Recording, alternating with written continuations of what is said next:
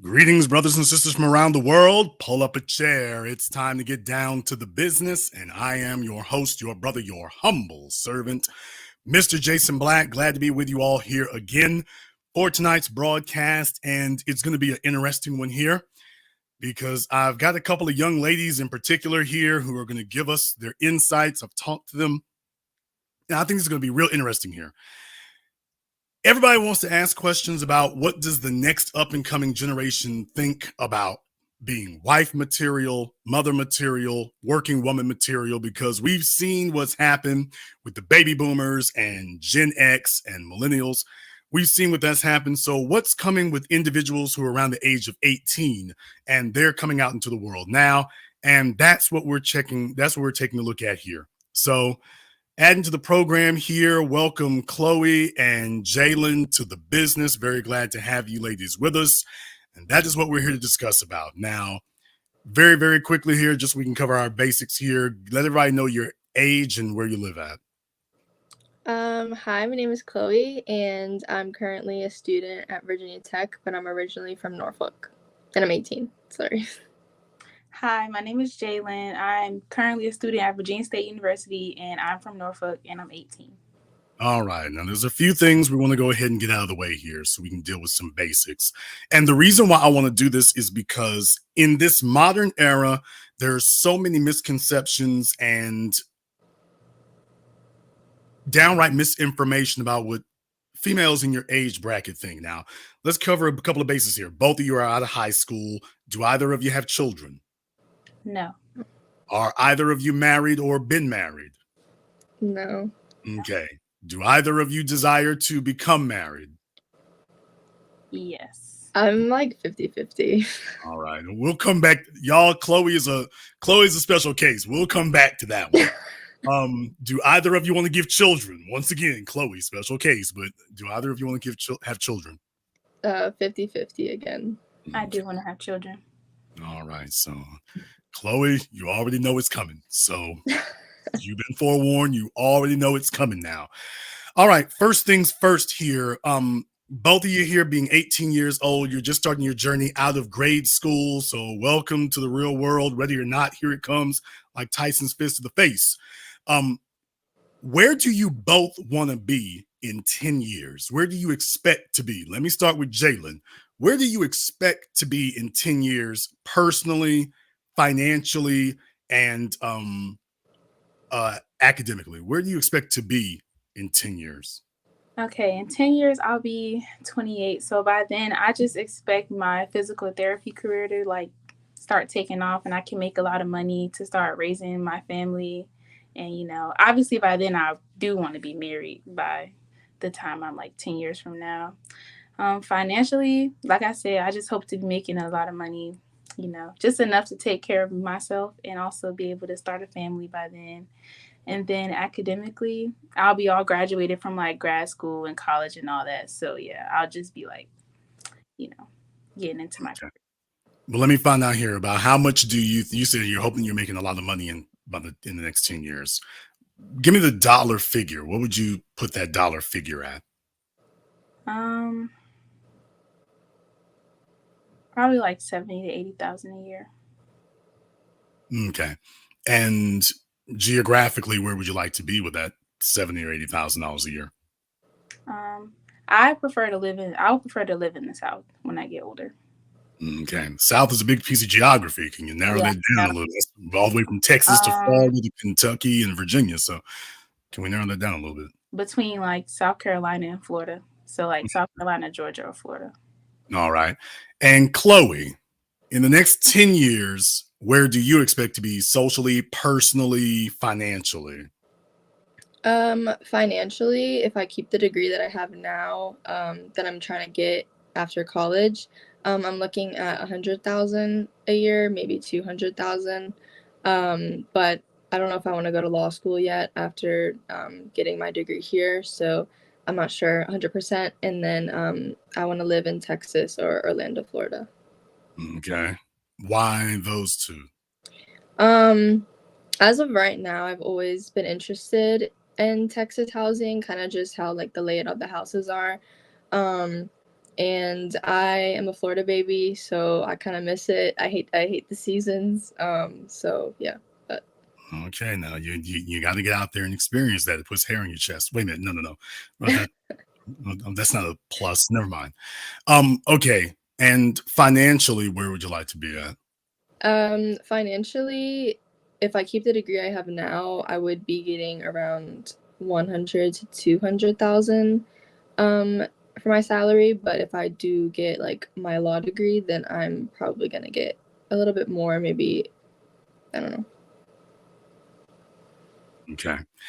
Well, let's go ahead and check on the next part of that because that's an important thing right here. As you two are moving out into the world, and I want to start with Chloe on this, as you're moving out into the world, do you find that your peers in your age group, do you think that they are as serious and focused about life as you are? No, I don't think so. Why do you say that? Ever since I was little, I've always had my career kind of set out for me. I knew what I wanted to do from young. I knew why I wanted to do it. And then when I meet people my age, they like just are still out there, still confused. No shame on them, but when I compare me to like my peers, I just don't think that we are the same. Okay. Well, what do you think is the key difference between you and them? Be honest. Um, I honestly just think that I was raised in a school household. Like I was always taught to get A's and B's. Always like try my hardest in school. And then when I came to high school in Norfolk, like the people around me, they just were planning on getting scholarships in sports and didn't really care about their grades or college even. They just kind of did it to get like a free scholarship. So yeah. Okay, we're going to come back to that in here in just a moment. Jalen, do you think that your peers in your age group are as serious as you are? Or are they as serious as you are? I feel like some of them are as serious as I am and some aren't. Like the friends that I have now, I feel like we're all set on our goals and set on what we want to do, set on our majors. So we can talk about like what we want to do with our lives and they'll be like, okay, like this is exactly what I want to do. And I knew I've been wanting to do this. But some of my other peers, like those are my friends in college. So my friends at home, they're kind of like not really set on what they want to do. They're kind of just like, oh, do I want to do this? Do I want to do that? And it's just like, yeah, I don't feel like they're kind of like that, but my college friends are. What do you think is the single biggest factor that will determine your quality of life? Because your 20s are going to set the tone for your life going into your 40s. If you do your 20s correctly, that's going to set the tone for the next 2 decades after that. If it's not done correctly, if the cards aren't played right, then it sets up a whole lot of struggling to happen after that. So, Jalen, what do you think is the single biggest factor in how well you will live in the next 10, 15 years? What do you think it is? I honestly think it'll just be like my dedication and how much that I actually want to do this career. So like as long as I just stay focused and continue on the path that I'm on, I feel like I'll set myself up good for life. But once I like stray off into like all the distractions and stuff like that, then that's when I feel like it'll like go left. Okay, so you think that how well you focus on your career will be the single biggest factor in how well of a life you live. Okay. Chloe, what do you think will be the single biggest factor in how well of a life you're going to live in the next 10, 15 years? I would say honestly the same thing, just my dedication. I'm in the STEM field. It's very competitive, very draining. That's all I can really say. You know, be dedicated, keep on pushing. It gets harder, but the outcome is more important than right now. Okay, because the real question, of course, is what we plan for our outcome to be. So hopefully we're making decisions now that will get us there, which is why I was asking the questions that I started off by asking at the beginning there. Financial goals are something that as an individual we can influence. However, life is what happens while we're making plans. The single biggest factor in a woman's life, the single most important decision she will make is the quality of man that she has or the quality of man that she does not have. Let me explain to you exactly why that is. The reason why that is let me ask you all a question here. About what percentage of women do you think make it in the top 1% off of their income alone? Not because of who they're married to.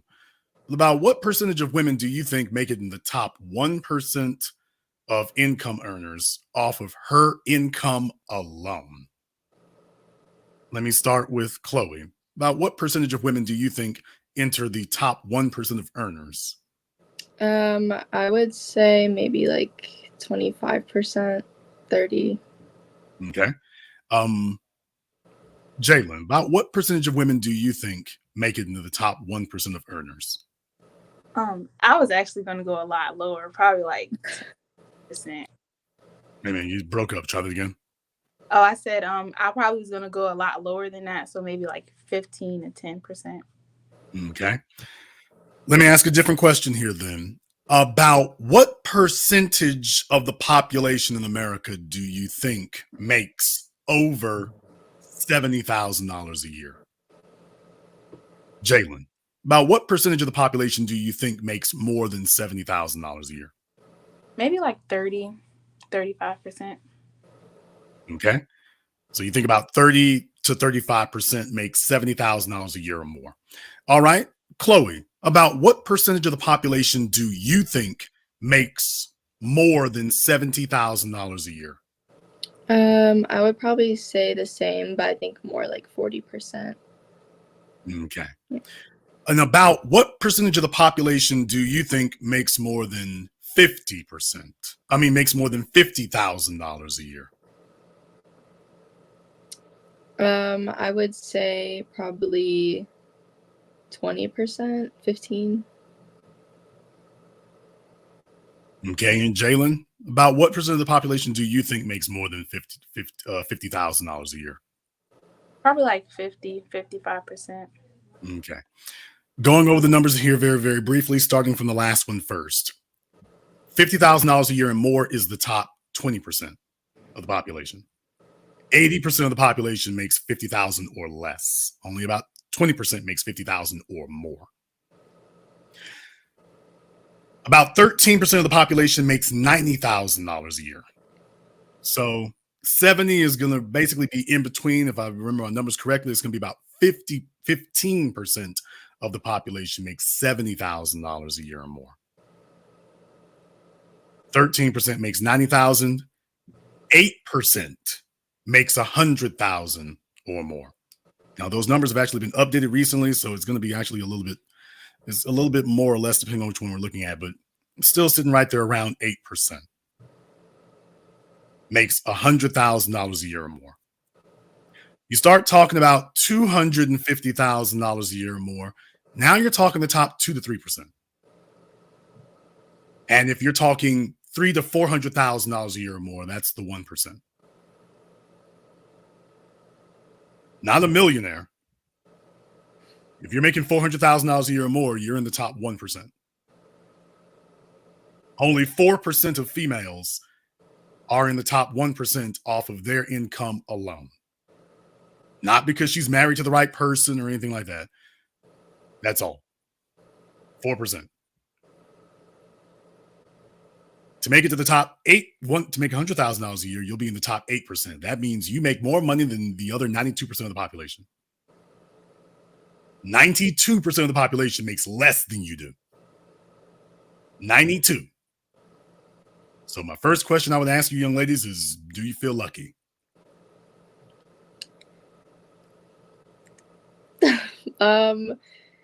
I feel lucky, yeah, but I also know that coming out of school, I'm going to be in debt. So it's kind of like, very good. How lucky am I, really? But well, about how much debt do you think you'll be in? Right now, with like the thing I'm using to kind of gauge my like the money I'm putting towards and like the money that I'm gonna have to pay getting out, I'm gonna have to pay what my salary would be getting out. So it'd be 100,000 or more. That's a pretty stiff amount of debt. That's a mortgage. Yeah, it's a lot, but like I said, it's gonna I'm be sorry, worth that's not even the mortgage anymore, and that's a car note. You can't get a house for $100,000 anymore. Forget about it. So yeah, that's a fancy car. So we'll come back to that in a moment. That's a very good point there. She's slouching down in her chair now, y'all. She was sitting up tall before. Now she's slouching But down. me? No. Yes, Sounds ma'am. like Yes, this. you. Yes, you are. And Jalen, same thing for you here. You feel lucky about that. To make 70,000, you would be basically making more than 85% of the population. You believe that's where you're headed? I mean, yeah, I guess you can say I kind of feel lucky. I do want to be making more, so like I feel like the further I go into my career, the more I will make. But like once I get out of college and stuff like that, and like maybe like 5 years after college, I feel like I would be pretty lucky to be making that much money. Okay. And about how much in student debt are you expecting to come out with? None, because I'm actually on. I have like I don't have student loans. I have like financial aids and grants from the government, and I also have a track scholarship that I have. So That is good. yeah. Because I'd like to take a moment to ask you all about this, because this dovetails back around to what I said here before about the single most important decision you make is the man that you partner with. And this will explain it to you, I hope, a little bit more succinctly. You want to be physical therapy for sports? Yeah. Okay. About how much does that particular discipline pay right now? As of right now, I haven't really looked into it, but I know when I did, it said like the highest physical therapists get paid like 80K to 100K a year. Okay. Let me ask you a question here. What type of life do you think you're going to live making? And I'm going to put you at the high side of that. Let's just say you can get the high side of that. $80,000 a year. What type of life do you think you'll be living? Probably like, I wouldn't be like the rich and expensive life, but I'll be like in the middle, kind of. Okay. You want to live the rich and expensive life. I'm not quite certain what that means. What does that mean? I don't. I actually want to live just like moderate middle class, you know. Okay. Give me an example of what your idea of, quote, moderate and middle class is. So like I wouldn't live in like $1 million mansion. I would live in like a a nice little like 3 or 4 bedroom house, 2.5 bathroom. Nothing too big. You know. Glad you say that. So where exactly would this nice 3 or 4 bedroom house be? Well, probably in like Georgia or South Carolina somewhere. Okay. Where in Georgia would you like for that to be? Definitely not Atlanta because that's too busy for me. But I Okay. don't really know a lot in Georgia, but I know I definitely would not live in Atlanta or like a busy city somewhere. That's fine, but where? I don't really know a lot of places in Georgia's a Georgia. gigantic. Georgia's a huge state. There's a reason why so many people circulate the population around the Atlanta area. There's a reason for that. So depending on where you're looking at there and whatnot, you're going to be at least looking at $300,000 to $400,000 trying to get a 3-bedroom house. Okay. So that on top of whatever else you're doing, you'd be looking at something closer to that. With the interest rates being what they currently are, after you spent 30 years paying on it, you will have spent somewhere in the neighborhood of $500,000 to $600,000, if not more. So the house might cost $300,000, but after interest and everything else, at the end of 30 years, you're probably going to pay somewhere around $500,000 to $600,000. I'm actually I'm being a little generous about that. Depending on the interest rate, you could be paying double the amount of the cost of the house, Wow. which is where interest rates are at right now. So you're saying I don't want to live in a mansion, but you could end up paying for a $600,000, $700,000 house anyway. Yeah. Not living in Atlanta, by the way, because if you could go live in Augusta and find that, Valdosta and find that. So you're nowhere near Atlanta, and you can find those prices very easily. So he does that for a reason. Chloe, all right, we can already tell she got gold highlights and everything. You know this. We know where this is going. So where exactly would you like? What do you think the cost is going to be for where you're going? In 10 years or now? Let's talk about 10 years from now. What do you think that's going to cost you? I would say about the same because right now I know that Texas, or at least where I want to where I'm interested in going, I saw a house that was like already 300,000. So I feel like in 10 years that's definitely gonna go up. So I'm probably looking at maybe 600 to 700.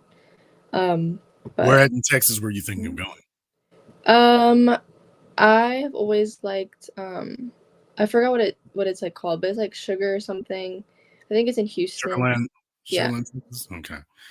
Um, yeah, certain type of chicks down there. So please watch yourself down there. They certain type of Instagram chick likes to go down there. So please watch the neighborhood. Okay. Here's the thing about that though. With that being in mind, then the next question becomes: what type of life are you expecting to live there? Um, I'm not fully sure what kind of life. I'm not the type that's like flashy or into materialistic stuff. So, um, I guess the same thing, just kind of choosing somewhere to settle down. Um, I don't know what kind of I life I'm don't. I don't want to set you out there. Was that somebody else's Benz I saw you in front of? Yeah, that was my mom's. Okay, but you've been raised around one, so I find it very difficult to believe that your ambition is to go from that to a Nissan Altima. For some reason, I find that hard to believe. I actually had a Nissan Altima for my first Uh, car. how'd you like it? I actually loved it. I got in a car accident, so it got totaled, but yeah. Yeah, she's so happy with it. She was glad it got totaled. Would No, you I like? wasn't. I wasn't. I'm just saying it Would was you my like first another car. one? Would you Huh? like another one? I mean, yeah, now I don't have a car, but it's fine. There's Okay. And which Nissan did you have? I think I actually had not an Ultima, but I think I had a Sentra. Sentra. Yeah, there you go. All right. Yeah. And in 10 years, would you like to still be driving your Sentra? I want a Honda, but yeah.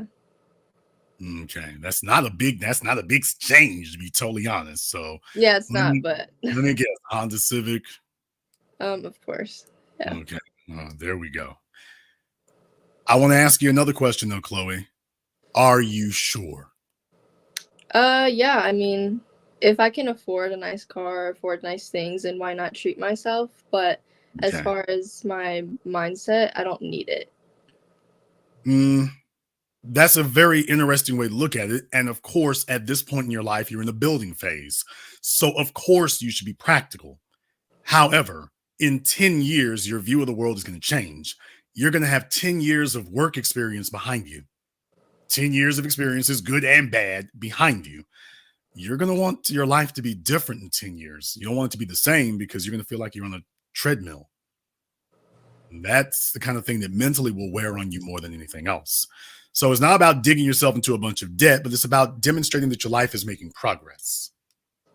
If you're driving the same car 10 years from now that you're driving today, that may or may not be a mark or an indicator that things are getting better. And if things are not getting better, what are we doing? What age did you two want to be at when you want to get married? For me, I don't even know if I want to be married, so yeah. Chloe. Y'all, I told you, problem child. Jalen, we're going to come back to you, Chloe. Jalen, how about you? I mean, I know I want to be married, but I don't think it'll be like no time soon. So probably like 30. Okay. You said 35? Okay. We'll come back to that here in just a moment. Folks, now I got to go ahead. We're about to get to the interesting part here in a moment. But before I do, if you like tonight's program because you know where we're going, give me a thumbs up in the chat room and hit the likes button. This is very important here because we spend a lot of time talking to baby boomers and Gen X, and they had their time. Everybody is still talking to them because they're more entertaining. I think it's a better investment to talk to the ones who are just starting out instead before they get so set in their ways or so far down the road that it's impossible to correct anything. Right now, you all think the most important decision that you're going to make is going to college and which vocation you're going to take, what degree you're going to get, what career path you're going to choose. And don't get me wrong, that has value. It absolutely does. But the most important decision you'll make is the quality of man, because that's going to determine whether or not any of those things work out for you.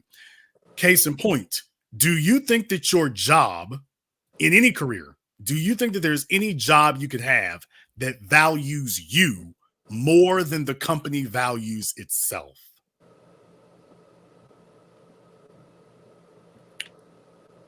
Now, that's not even something you have to think about right there. You too seriously think that there's an employer out there who thinks that you would be more important to the company than the company is to itself? No, never. No. Okay, Chloe's got to think it over. She's like, wait a minute, I look like Mariah Carey. I might be more important to them. Chloe, you thinking it over? Well, I wasn't really thinking of corporation when you asked that question. I was kind of thinking of like all around, like if someone was an entrepreneur, but they had other people around them helping them in their business. So, but overall, no, I would say that they wouldn't put me first. Okay, there is no job, employer, vocation, contractor anywhere on this planet that's going to put you ahead of them. They open their concern for the business of making money. As long as you are profitable to the business, you may stay. Problem, it doesn't matter how much they personally like you. If they can hire somebody cheaper to do the exact same thing you're doing, they'll do that. Hell, if they can hire somebody cheaper who does 80% of what you can do, they can't even do the whole 100%. If they can get 80%, yeah, well, we sure do like you, Jalen, but we got to give you this layoff, because it's mathematics. A company will never value you more than you value yourself. A company will never value you more than it values itself.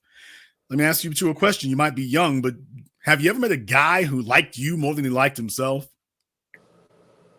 Even if you thought he was misguided, even if you thought he was a little square, you ever met that little fella who he was more into you than you were into him? Yes, I actually have. I have met Chloe is just difficult for the purposes of being difficult. How? It's because you know you have. Yeah, Has a guy ever liked me more than I've liked them? No. So, have you ever had a guy like you? Yeah, but I'm usually the one who likes them more than they like me, is what I'm getting at. There's a reason for that. There's actually a good reason for that. We'll come back to that in just a few moments. There's actually a good reason for that. I'm glad you said that. The purpose, though, is that as you're going forward here, if you're going to be having a life, you're going to be taking care of a car, you're going to be taking care of a house, you're going to be taking care of 2 or 3 kids. How much do you all think it costs to raise a child from birth to graduating high school? How much do you all think that costs? Now that the 2 of you have now exited high school and you're 18, how much do you think it costs to raise a child to the age you 2 are at now? a lot of money. Yeah. I can't even like put a price on it because you're constantly spending money on a child. Well, we can put a price on it. The average price is $310,000. That's not That's how much it costs to raise a child in America today. About $310,000. Now, previously, it was $250,000. That's not cheap either. Here's the problem. If you got 3 kids, even at $250,000, that's $750,000. That's almost $1 million. If you got 3 kids under the current metric of $310,000, you write it $1 million to raise your family. And unlike a mortgage usually runs for 30 years, though you can get a 20 or 10-year mortgage. But let's just say you get a regular 30-year mortgage. Your children are going to cost as much as a mortgage in 20 years, not 30. So we got and I'm taking it easy on you all here. You got a $300,000 house, as if. $300,000 a head for kids. You have a car. Chloe wants to relocate to Houston. Jalen wants to relocate to parts unknown. They make $100,000 a year as a single female. And I'm being nice to you, Jalen. I'm going to spot you that $30,000. know what? No, I'm not going to be nice. I'm going to knock both of you down. They both make $80,000 a year. What type of life do you think you'd have under those circumstances? You think it's going to be a bit of a struggle? Yeah. If I'm like living in a house and like house, apartment, doesn't really matter where you are. Yeah, I feel like it would be a little bit of a struggle. So with that being the case, there's a reason why I'm going over this, because for your generation, most people don't go over those numbers with you. You drive by the gas station. If you have a car, your biggest expense is putting gas in your car. But if you get to a point where you're going to have to take care of the roof over your head and the groceries and the car note and everything else that comes along with that, then what you're really going to find is that in America today, $70,000 is working class. $100,000 is working class. You would have to get to $200,000 to be middle class. Even for what you might think in your head of being a modest 3-bedroom home, you're really going to have your ducks lined up to be able to do that without having yourself so financially strapped you can't do anything else. In Chloe's case, it'll be even more strenuous because she's walking into the game $100,000 in student loan debt and a place to live and a car and eventually a couple of kids somewhere. What I'm saying is you're not going to pay off $100,000 in debt soon. And if you do try to get a house, that goes on top of that. This all got very, very expensive very, very quickly. $500,000 in debt like that. And you're trying to carry the freight on your own. There's a reason why 2/3 of people who have student loan debt are females. They're asking the president and Congress to forgive their student loan debts. Well, that's for the ones who've already racked it up. It won't help you. They're not going to just keep doing that. So the politicians can get some easy points, but for going forward, you're going to have to take care of it. In the case of Jalen, well, don't worry. I'm coming out of school with no debt. That's great. That's wonderful. Nice not to have that sitting on you there. That will not help you in the next 10 years. Makes it a little bit easier. But as far as your lifestyle, which is the whole reason you're supposed to be doing this, where are you going to live? What type of house will you be in? What kind of car will you drive? What type of handbags will you have? What type of shoes will you wear? It sounds rather mundane, but that's your whole reason for doing this. What type of life are you going to have? If you're going to have children, Jalen, where are they going to go to school at? Mm-hmm. Public school, private school, charter school, country, homeschool? What would you prefer? Public. Okay. Have you ever studied public schools to see which ones would be best, how to evaluate them? No, I have not. Okay. So would you like your kid in the school where the police are showing up every other day arresting someone? No. Okay. Would you like to put them in private school? No, I don't think I'll put my kids in private school. Why do you say that? Just because I grew up in a public school system, so I feel like it's good for children to, be in public school. Okay. Well, it could be good for them to be there, depending on the quality of the school. Yes, it could be. Chloe, we got to talk to Chloe, y'all. Chloe. Hello. Chloe, you are, I sense resistance to starting a family, having a man, making any type of commitments, and I'm concerned. Where did this come from? Well, no one said that I'm afraid to commit to anything. I'm saying you are afraid to commit, so I'm just curious where this came from. I'm not afraid to commit. If I think that I should be treated a certain way and I'm not being treated a certain way, why would I settle for less? Okay. What way do you think you should be treated? The first one that came to mind was just respect. I feel like a lot of people just, want to hit it and quit it, and I don't respect that. So, if they just want to, get some cheeks, I'm not for it. You can hit up another girl.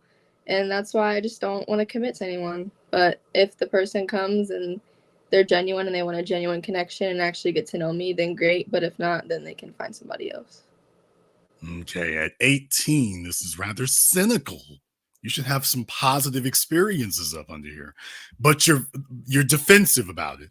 So, how do we end up defensive about it? I would just say it's not so much of I'm defensive. I would just say I like to protect my peace. That's the very definition of defensive, by the way. What is defensive? I like to protect. Defend and protect are literally the same thing. No, because for me, it's not that I don't want to be with somebody. It's just like if I get weird vibes from them, or if they're just negative vibes, then why would I want that around me? So I don't know. I just do me. Where have you been that you feel like you pick up weird vibes? 7'5". Yeah. 7'5". Those the boys in the 7'5'7", Lord Jesus, are horrible. Just bad. Really? Seriously? They're good homeboys, but I'll never. It's relationship material, not so much. Yeah. Nah. Everybody started it. I didn't start it. They did. Okay, I didn't start it. Chloe, what is it about you that you think attracts those kinds of guys? I don't know. Because they wouldn't be hitting you up if they didn't like something about you. So what is it about you that you think is causing them to be attracted to you? I don't know. If they find me attractive, then they hit me up, but then I just decline it. Okay. Do you approach guys or do guys approach you? Me? Yes, ma'am. You. I approach guys. You approach them. Yeah. You approach the guys. Yes. Yeah. Chloe. What? Chloe. Yeah. Huh? I mean, guys approach me, but like, if I'm interested in a guy and I see him from across the room, why wouldn't I walk up? True that. Okay. Do you see something wrong with this picture? Is the first thing I'm trying to ask. Do you see a problem with that? No. Because it's not like guys never walk up to me, but if a whole bunch of bums are walking up to me and I see someone particular I like, then I'm going to walk up to them. A whole bunch of bums. Yeah. Okay. Chloe, the guys that you've been approaching have left you very defensive and looking to protect yourself. And by your own admission, these guys are not very redeeming, certainly not redeemable material in this regard. Actually, how's this approaching them system working out? The guys that I'm referring to that are bums approached me. Okay, what about the ones you've approached? The ones I've approached, they've been relationships. Okay. How long have you been approaching men? Because you're only 18. Not for long. I mean, in high school, rizzed it up a little bit, and then that's it. How old were they? Well, they were the same age as me, so I was a freshman, sophomore, and then I stopped talking to people. I just didn't want a relationship, and then now I'm currently talking to someone, and I approached him, and we've been talking for 5 months. Okay. Well, I'm glad to hear she found somebody in the 757. At least I'm assuming they're in the 757. No, they're not in the 757 at all, are they? Not even close. Probably back in Florida. No. Oh, well, at least she stayed away from that. I was about to say, please don't say Miami. Nah. Okay. Here's the real question here. Point blank. Do you feel that you are serious relationship or wife material? Are you still asking me all these questions? I'm about to ask Jalen, but ma'am, you're the one who needs the most intensive care, so I'm starting with you. But go ahead. Oh, okay. Do I think I'm wifey material? Yeah, I would say so. Yeah. Okay. And what are the characteristics that you would describe or consider wife material? I'm genuine. Keep it 100. I don't know what else there is to say for real. Okay. So you believe that the wife is supposed to be genuine and keep it real. I mean, yeah. Okay. So you believe that those are the characteristics that a man looks for in a woman that he is going to take care of, protect, and provide for the rest of his days. I mean, am I a good caretaker? Am I caring and like stuff like that? Yeah, but like I said, if you're getting like to the kid aspect of that, I'm not sure if I want kids. So Not the child aspect, but just whether okay. you say that you're wife material is like me saying that I'm good employee material. If an employer asks me, okay, what do you think makes a good employee? Then, I would have to say, the characteristics I think embody what they would be looking for. Ultimately, though, what I'm trying to say is what he thinks a good employee is or what he's looking for. Um, Ostensibly, since he's the one who would have to determine that. Jalen, what to you would be the characteristics of wife material? Wife material to me, I'm just start by saying I feel like a lot of men kind of look for a woman who is just gonna be like submissive to them regardless of how they treat them. But me, I don't think so. I think wife material is like a woman who knows what she wants, you know. I feel like wife and husband material are people who can cook, clean, 50-50 on everything like that. Cause a lot of people just put that on the wives, but like if you're a working wife, you need to also your husband also needs to know how to cook, how to clean, because there's some days that you're gonna come home and you're gonna be like, you know, not you get what I'm trying to say? Like, yeah, I just feel like you need somebody who knows what they want to do, that can, be 50-50, open-minded, stuff like that. Okay. What do you think are the characteristics that men today expect from a woman they're going to invest in who they would consider wife material? Jalen, what do you think the characteristics are that the men are looking for? They want them to cook, clean, be respectful, submissive to them, basically bow down to them as a man, if that makes sense. Bow down to them as a man. So you think that men are looking for you to bow down to us? Yeah. Okay. Sit up, Chloe. I'm sitting. What do you mean? No, negative space. All right.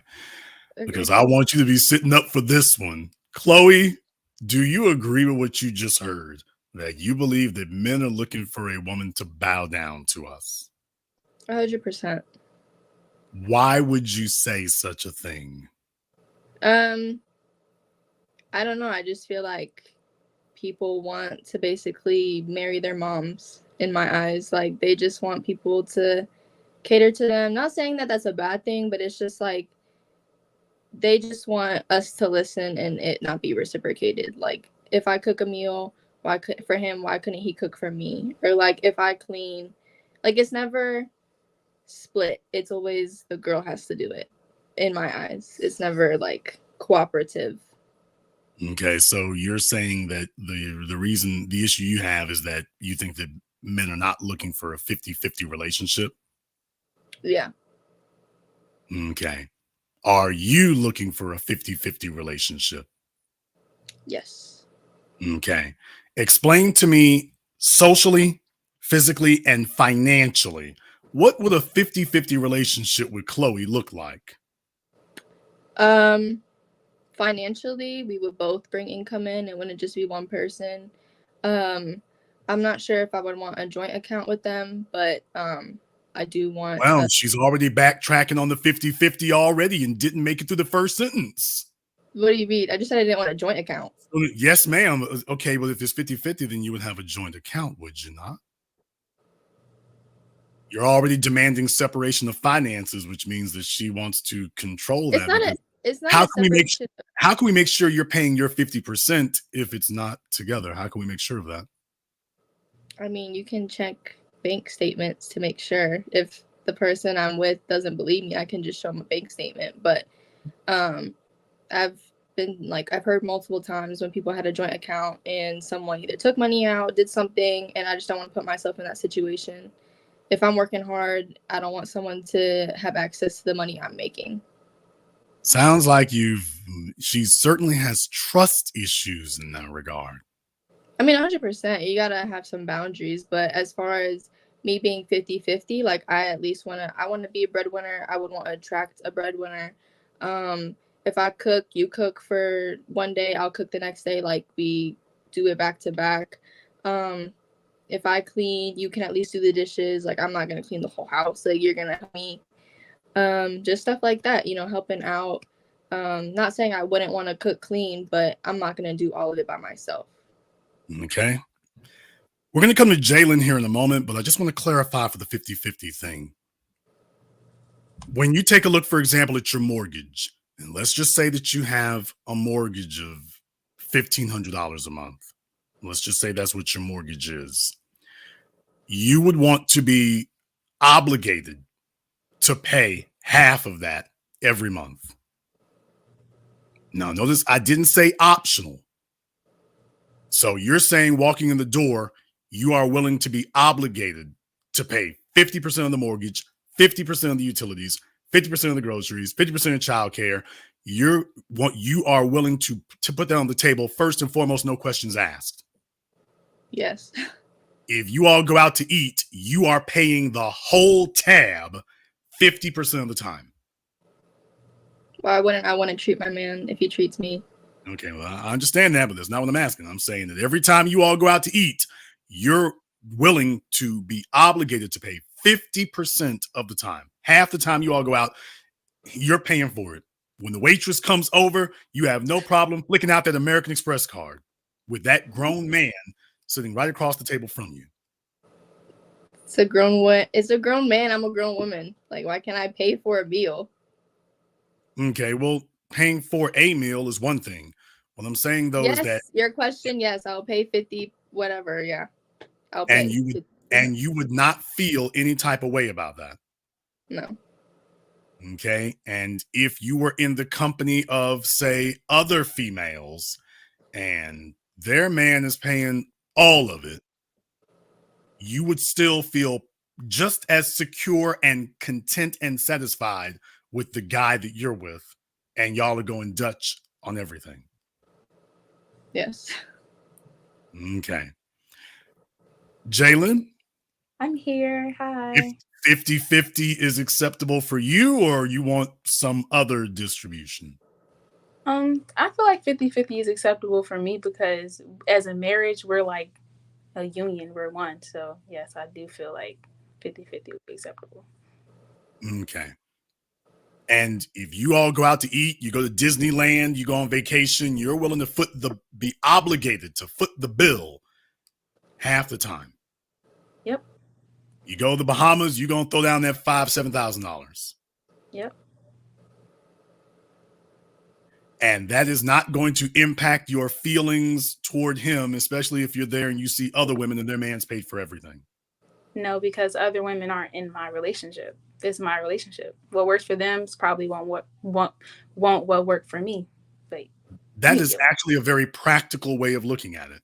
So right here, we have a big major difference between Gen X and the ones coming up here. So that's actually a very practical way of looking at it. By the way, one more thing. If you hear something go bump in the night downstairs and your man elbows you and says, "Hey, I checked last time," it's your turn to go see what that is. We're still going 50-50, Jalen? I'll go see him. It's not really a problem. Okay. You hear something go bump in the night and you hear voices downstairs. Your man elbows you and says, "Hey, Jalen, go see who that is talking down there. Because I checked last time." You're still going? What difference does it make? Okay, let me try this one more time. You heard voices downstairs. And your man says, "I want you to get up and go check on what that is." am I supposed to say no? Like, am I supposed to say No, no? you cannot be wrong. You cannot be incorrect in your answer on your opinion. I'm asking you in that scenario, because you have a 50-50 relationship. If your man told you to go downstairs and see what that is, you're going. Yeah. If I was doing everything I could do before you, I can do it when I'm with you. So paying bills, doing stuff like that. I don't have to change my ways just because I'm with you. We can split. Chloe, if you heard voices coming from downstairs and your man elbowed you and said, "Hey, Chloe, go see who that is talking down there." Chloe is going to put on her house slippers and go see what that is making noise in her house downstairs. If it's just a noise, I'll check by myself. But if I hear multiple people, I would want someone to come with me, so it could be a fair fight and not just me going down there. That's my point, though. So when I say you hear something go bump in the night, I'm talking about like somebody kicks your door in.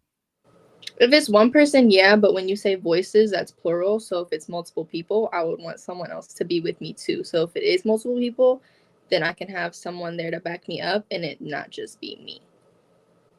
Wait.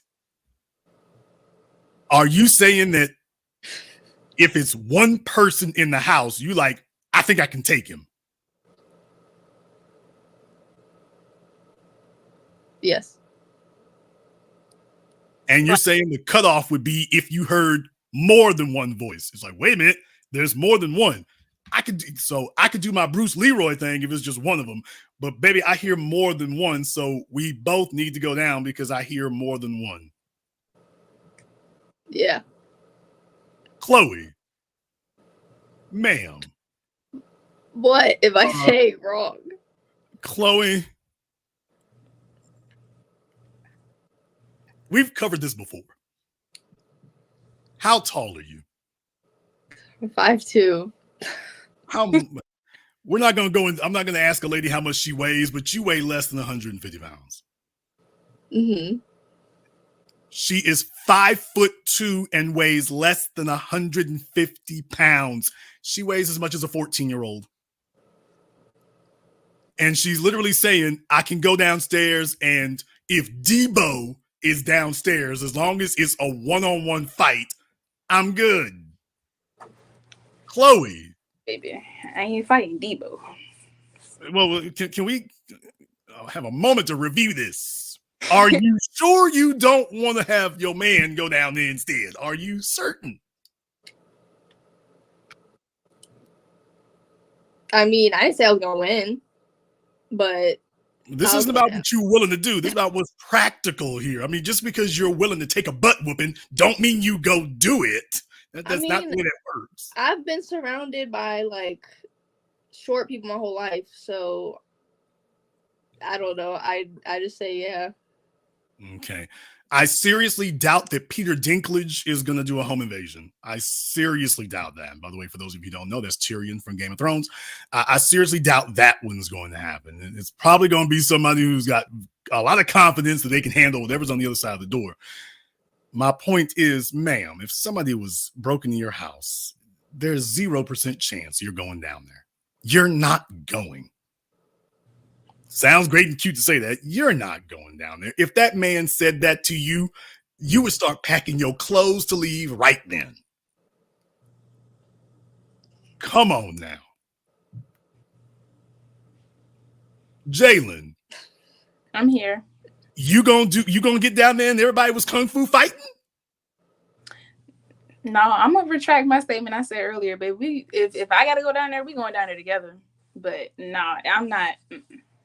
Okay, think about this for a moment. If your man's even suggested that you should go, you still gonna be his woman? If he suggested that I go by myself, no. Because why would you? If he suggested that you go at all. I mean, yeah, we can fight together. You feel me? Like, as long as you're going with me, that's okay. Well, but she does have a chest tattoo, so she probably about that life. But my point is, Jalen, ma'am, There's no way on this side of Southwest hell that you are going to have a fella send you down into a dangerous situation or ask you to accompany him, and you're going to feel the same way about him. How does that compute? Okay, let me try this a different way. You're saying that you would feel equally as confident and satisfied with that man after he said you need to go down there with him. You don't feel that detracts from his manhood at all. I mean, like, do I think it detracts from his manhood because he didn't want to go down there by himself? Or like, would it detract from my womanhood if I didn't want to go by myself? No, just about his manhood, the way you feel about him as a masculine being. You're saying that would be satisfactory to you, that his masculinity is intact if he says, number one, you go down there because he went down last time, or number two, okay, I went down last time, but I'll go down this time if Jalen goes with me. You would not feel any differently about him as a masculine being. I mean, no, because you went down there, so. And Chloe, of course, would not feel any differently at all. Nah. Chloe, would that type of man qualify as one of the bums that you referenced earlier? No. Okay, let's say you're with a man, he makes $250,000 a year. He drives an Audi A8. You live in a $400,000 house. You hear something go bump in the night. He nudges you and says, hey, you and me need to go down there and check that out. Everything's still fine. Yeah, we're going. Bonnie and Clyde. Fellas? Bonnie and Clyde. Step right up. Okay. But in all seriousness, can you see where that would be a problem, though? I mean, not really. I mean, I feel like who's watching the children while you're doing that? Like I said, I don't know if I want kids, so I'm not even thinking about kids in any of these situations, to be honest. All right. Let's just say that the both of you do go downstairs, and let's just say that it's a dangerous situation and somebody is armed. You do realize that by the both of you going down there, you're both going to encounter whatever it is at the same time. So instead of there being one casualty, we've now taken out the whole family. I mean, that's the reason that militaries don't do operations like that. Police don't do raids like that. That's a tactical deficiency. You don't ever send all of your forces in at once. You don't ever do that because you don't actually know what you're encountering. You don't know what their capacity is, their capability. And instead of you having one person, regrettably, having one casualty, we've now just lost the whole family. I mean, in people's vows, you say in life and death, right? So, right, but well. I mean, and that's a nice thing and everything. But do you think your man wants you to die for him? It wouldn't be a sense of dying for him. It would just be a sense of we're in this marriage together. We're together. We're gonna protect each other. I think that is a fantastic sentiment. I think that is an incredibly honorable sentiment. I really, really do. The only thing is, do you think that you do well as a protector and provider for a family? I would say so, yeah. Do you think that enhances your femininity? Yeah. You think that you being a protector and provider would actually enhance your femininity? Yes. Jalen, do you think that you being protector and provider would enhance your femininity? Like being protected and you being the protector and provider would make you a more feminine woman. I mean, yeah, I guess so. Okay. Let me try this a little bit differently here. Jalen, what type of man do you think expects his woman to physically defend his life? I mean, I'm gonna be honest. Yes, be honest. A weak man, yeah, somebody who doesn't want to like do anything for themselves, if that makes sense. Like they're just not strong-minded, if you get what I'm trying to say. Chloe, what type of man since you said it would be okay if he did that, it wouldn't impact your opinion of him. What type of man do you think would ask you to do something like that?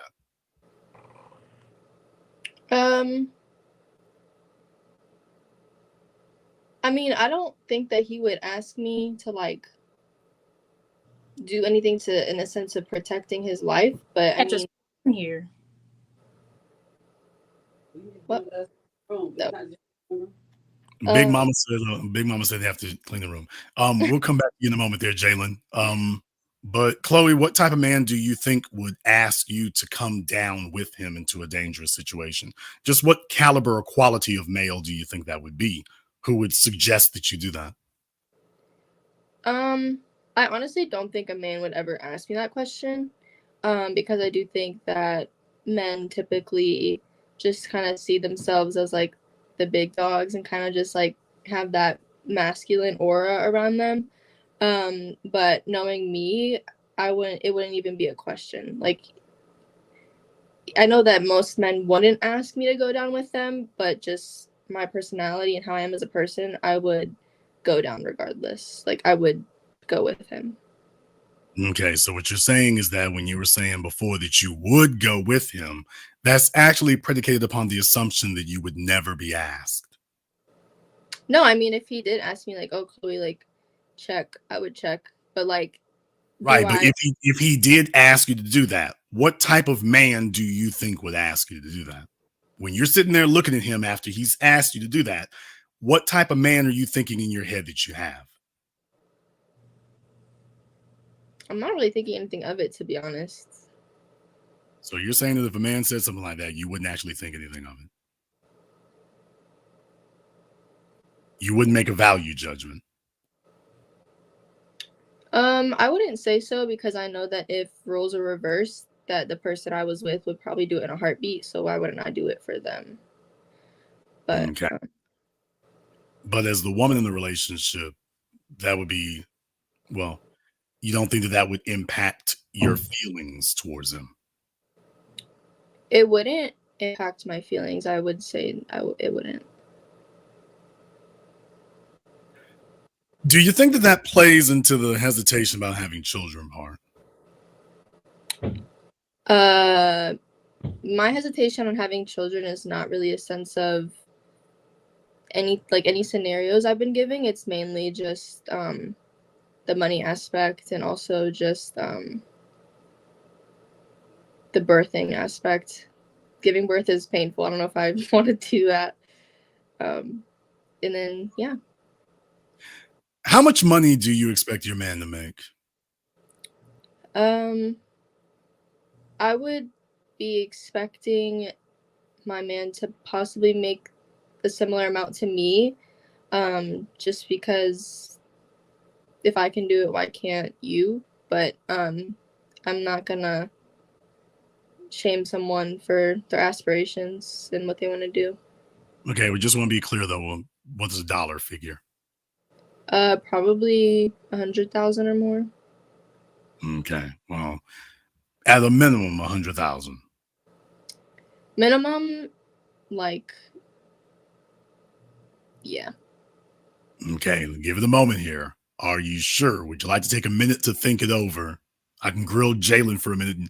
Would you like to have a minute to think that number over? No. Okay, so is it 100,000?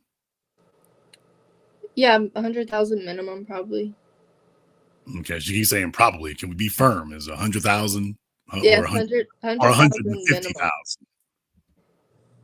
The minimum that I would like my partner to make would be 100,000. Okay, Jalen, how much money would you like for the man that you're with to make? Yeah, I would say about the same, 100,000. Okay. So your household income would be about 170,000 and her household income would be about 180,000. Mine? Yes, ma'am, yours. I put your income at 80,000.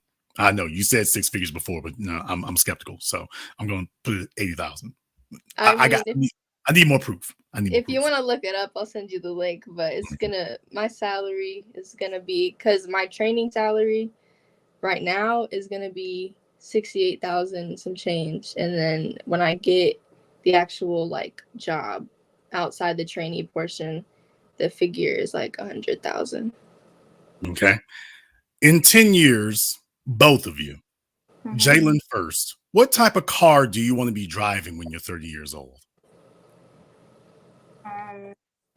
Honestly, I haven't really looked into like the type of cars that I want, but I, like she said earlier, I kind of do want like a or like a Nissan or something. Okay. What type of handbag stores do you want to be shopping at by the time you're 30? I'm not a materialistic person, so That's not materialistic. I just the same handbag, getting the handbag from wherever I can, That's what I do. And what shoe store would you like to be shopping at when you're 30? Same ones, Foot Locker, Champs, online, Go, StockX, all of that. These are exactly the answers I would expect from an 18-year-old. Exactly the answers I would expect. And that's actually a good thing. We're going to come back to that in a moment. Chloe, now that we get you out of that Sentra by hook or by crook, what type of car would you like to be driving by the time you're 30? Am I doing unrealistic or realistic? You're doing what you prefer. So probably realistic. No, what you would like to have. I would like to have a Tesla, but that's me shooting for the stars. Which one? Probably the X. I would like the SUV looking one, the one with the wings. I forgot. Is that the X? Yeah. Yeah. So she's looking for somewhere around $100,000 is what she's looking for. So all right. Yeah. I mean, you said what I want. I would want a Tesla. Absolutely. But, no, you can't be wrong. You can't be wrong about what you want. So go ahead. And then, yeah, that's the kind of car. And where would you like to be shopping for your handbags at? I've actually never owned a purse, so I don't know you've never owned a purse. Okay, and where would you like to shop for your shoes at? Probably the same thing. Probably like Nike, Converse. Yeah. Okay. That basically brings me to the end of most of my questions here. And now, if I get to give a commentary on something, it would sound something more like this. I want all the women, and it might seem that the questions I've asked tonight have been rather dry, but this has actually been the kind of thing I wanted to point out here. The better part of the last 3 years have been wasted in large portion because your so-called Black male advocates have been spending their time simply having shout shows and doing dumb things. There's a reason why individuals like the ones I have here and the ones I've had for the last couple of weeks, there's a reason why the energy is so much different. I gave you all a set of standards years ago that clearly explained why it is we say what we say. On your screen right now, this is the deposits and withdrawals from the female bank of value. These are the things that men look for. These are the things that add to your value on the deposit side, the things that take away from it on the withdrawal side. Youth. And you all are hearing why men value youth so much between these two. Looks. Being a clean slate. A good attitude and coachability. Now, some of you may have taken what they said the wrong way. When you ask them about what kind of car they want to drive, what type of shoes they want to have, what kind of handbag they want to have, they're giving you answers that somebody out of high school would give you. They're giving you answers that somebody starting out would give you. In other words, they have not been pre-programmed and assimilated into the Instagram, TikTok chamber just yet. That happens in the next 24 months. But right now, at this point right now at 18, they're giving you clean slate answers. They're not coming to the table with their list of demands. They're not coming to the table telling you what a man owes them. They're actually more along the lines of saying what they need to do as opposed to what they're looking for somebody else to drop off to them.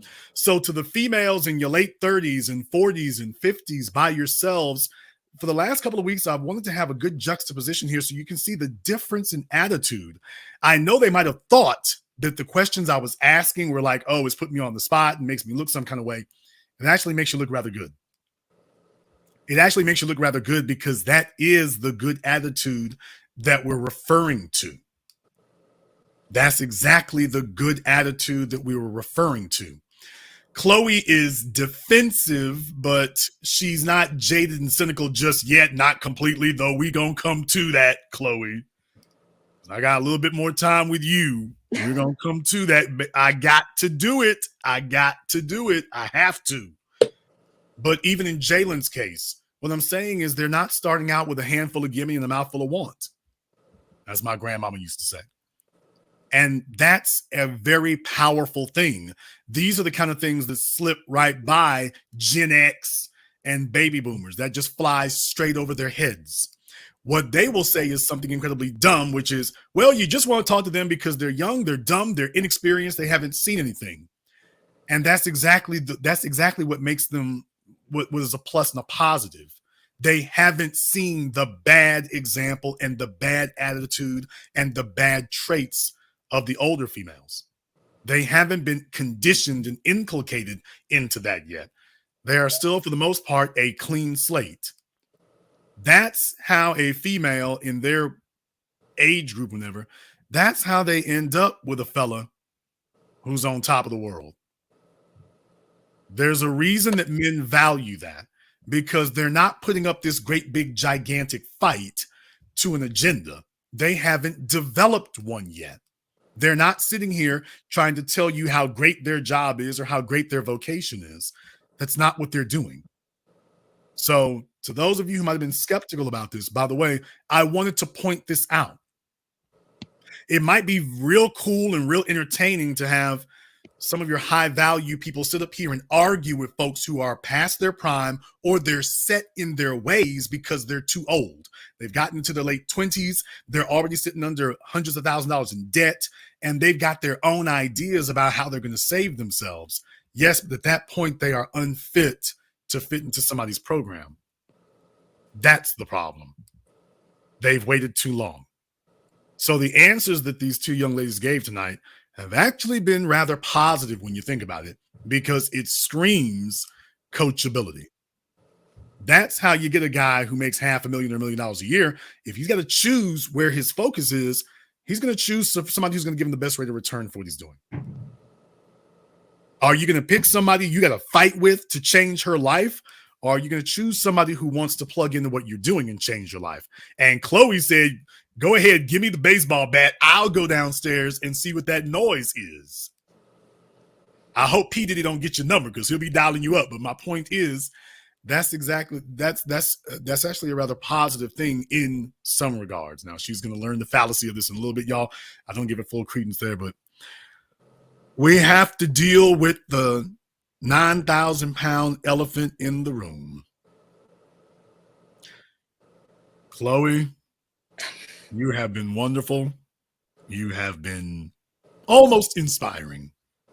But Chloe, a young lady so fresh and vibrant and cynical, we have got to turn this around. We have got to. So now we get into the lightning round. I'm going to start with Jalen first because Chloe knows where this is going. But I'm going to start with Jalen first. Okay. Jalen, how important do you think it is to a man for you to be the mother of his children? How important to a relationship do you think that will be in 10 years?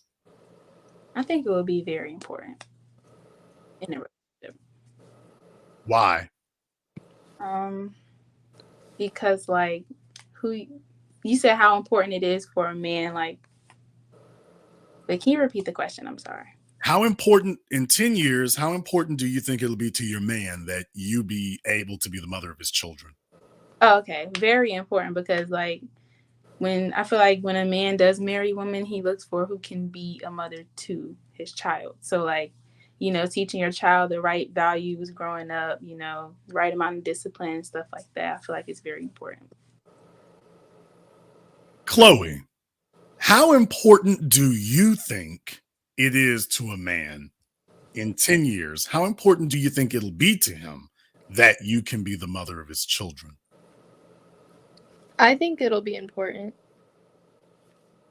How important? I would say like 70%, maybe. So you think this has very high importance. Yeah. Why do you think it has such high importance?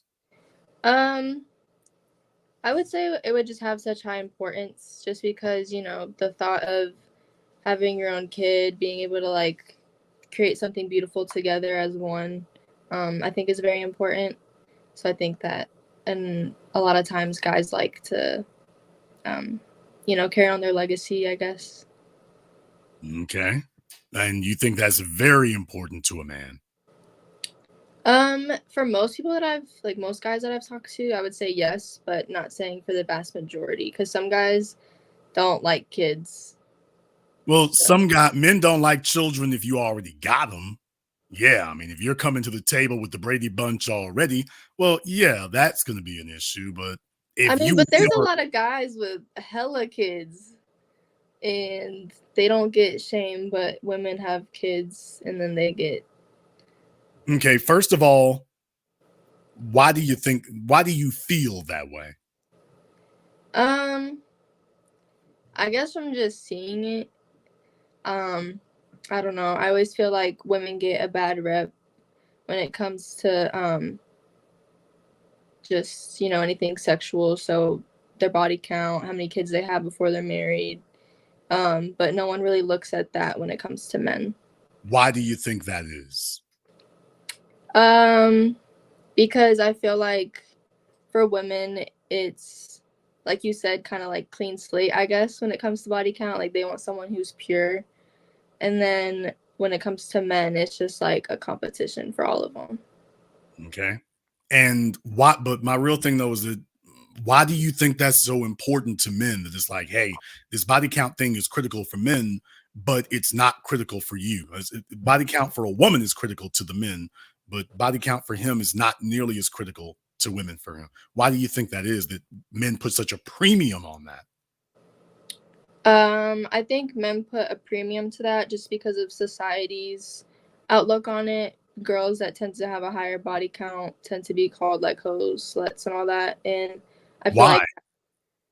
like someone in high school told me this saying, and I didn't know how to react to it, but it was basically like a girl is like a lock, and if there's multiple keys that can unlock that lock, then like, is it a shitty lock or is it just a master key? And I didn't know how to respond to that.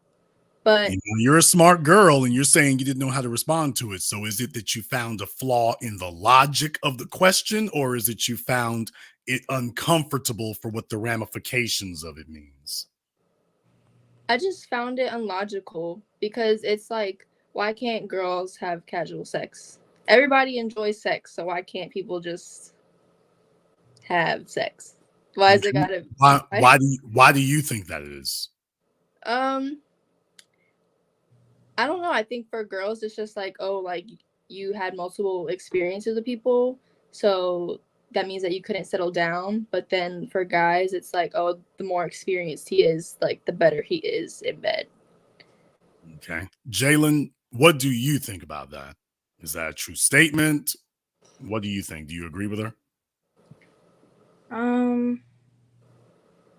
What was the statement again? I'm sorry. Okay, well, she's saying that body count matters. Mm-hmm. So, and she thinks it's a double standard, that women are held to a double standard versus men when it comes to that. Do you agree with her? Oh yeah, I definitely agree that men and women are a double standard when it comes to body count, stuff like that. I feel like that because it's like women are expected from the day they're born to respect themselves, not let everybody get a hold of them. But it's like she said, in society, they don't hold men to the same standards. So it's like men can do whatever they want. And it's looked at like, oh, it's okay, he's fine. But let a woman go out there, have a body count of like 20. They're like, oh, you're so nasty. You don't respect yourself. But like when a man does it, it's just like, oh, Okay. Do you think it makes logical sense? Chloe says it doesn't make logical sense. All right. do you think it makes logical sense? I don't think it does, because I feel like even as a human in general, you should just respect yourself, man or woman. Okay. Do you believe that men and women are the same? No. Chloe, do you think that men and women are the same?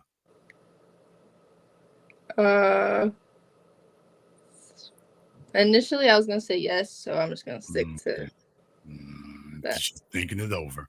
Chloe, do you think that men and women are the same? I would say no, actually. Okay.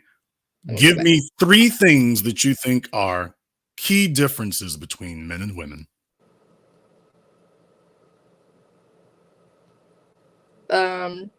First one that popped into my mind, I think that women have a more emotional understanding than men do. Men obviously have a more physical, strengthness, or what is it? What's the word I'm looking for? I can't think of it, but that's one. That's another one. And then third, I would say is that you said the differences, right? Yes.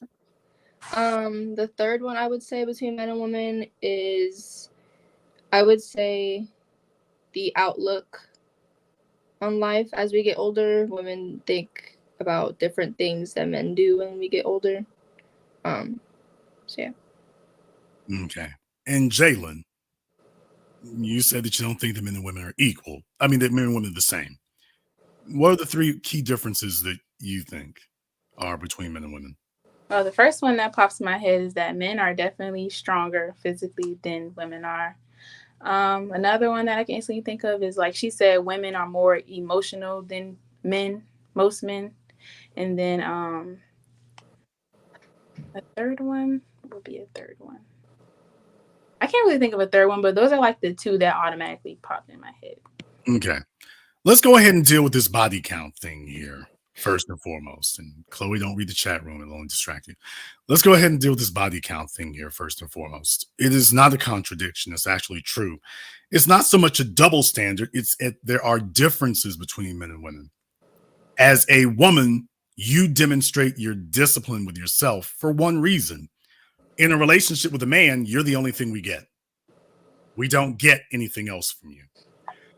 Despite Chloe's conviction that she's going to be 50-50 in a relationship, the bottom line is, if she gets married and she gets a guy with $1 million, she is not going to go to court and say, Your Honor, I would like to get divorced and take only my income. He can keep everything he's got. She's going to be like, if the judge says she can get half, she's going to take half of what he's got. She's going to. And so will you, Jalen. But the point is, men and women in a relationship, we only get you. That's all we get. We don't get your income. We don't get your protection, despite Chloe's demand that she's going to go down there and Anderson Silva everybody. For some reason, we're just skeptical. But we don't get your protection and provision. We don't get your income. We don't get your social status. You might be the best physical therapist east of the Mississippi, but we don't get any value from that. So all we get is you, which is why we're giving the point about youth and looks and the clean slate and coachability. Those are all things that are you. Notice it didn't say income. We don't get any of the benefit from that. You get that from us. We don't get that from you. So in other words, if all we get is you, then the upkeep that you have done, the care you've taken of yourself, all of that is what gives your value to a man. The other things you're talking about gives value to an employer. Well, that's great, but as we discussed before, your employer doesn't give you intrinsic value. A man will value you more than you value him. Your employer will never value you more than you value them. Never. So when you have demonstrated through your actions that you do not have as much regard for your physical being as another woman does, men have to make decisions, because how you do one thing is how you do all things.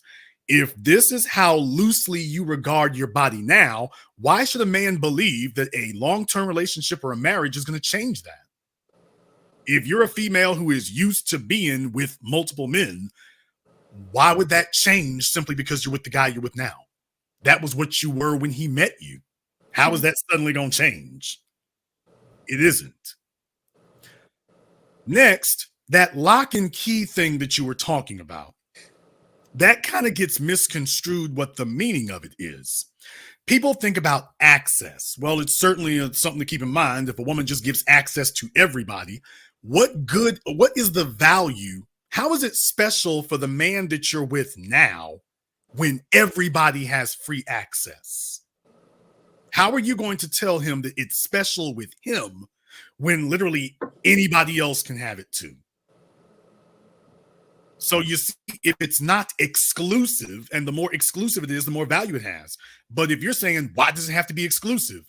How are you going to turn around later and say, oh, but it's got high value to it? Do you see the point? If everybody has the same access to you, how are you going to tell the man you're with now that it should be special for him? I'm asking, Chloe. Oh, I'm clarifying the lock and key question.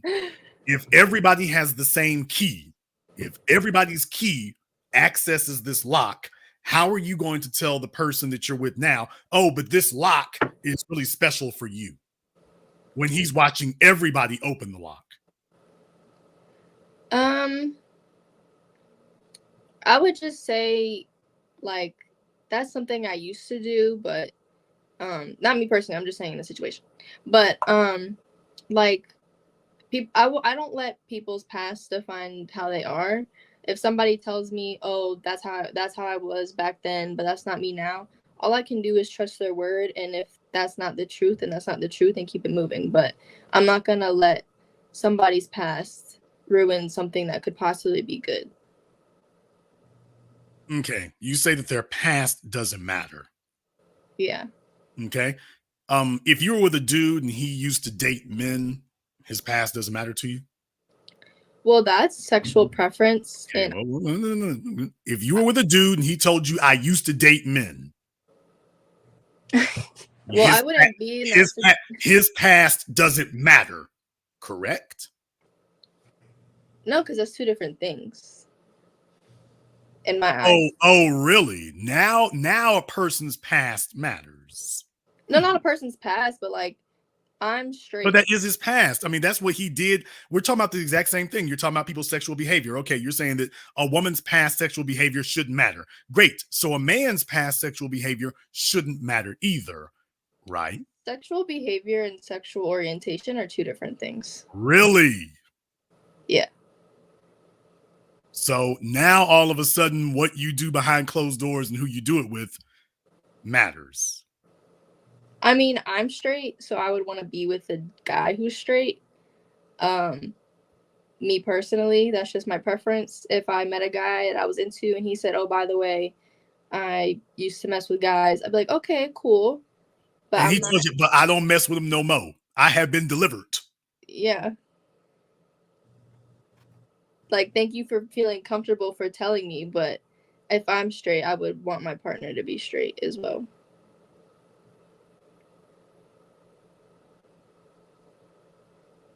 I want to ask the question differently, but I won't do that. Just However, the question differently. Does it make sense about the lock thing now? If everybody's got the same level of access, look, do you want your interactions with your man to be special? Do you think your interactions with your man are special?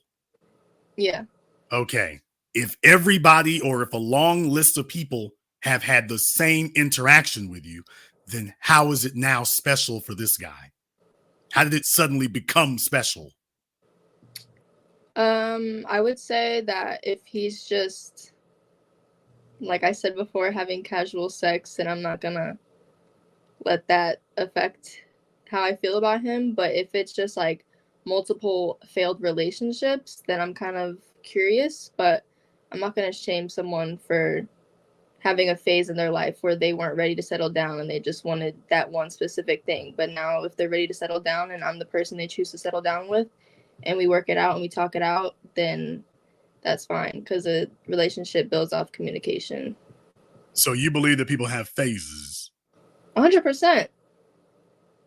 Y'all, she believes in the phase thing. She's 18. She's got time to learn about that. Man, let me give you a pro tip. No such thing as a phase. Pro tip. We'll come back to that. Jalen. I'm here. Okay. Body count matters. Yeah. How much does it matter?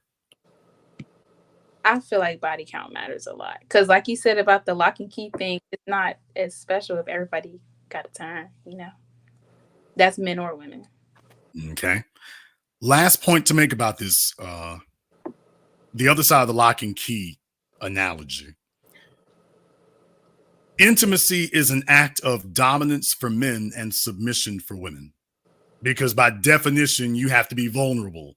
You have to allow somebody to do something, which means you're choosing to be in a submissive, vulnerable position to them, because literally they could do something very physical and bad to you if they wanted to. So you're kind of submitting to make yourself very vulnerable.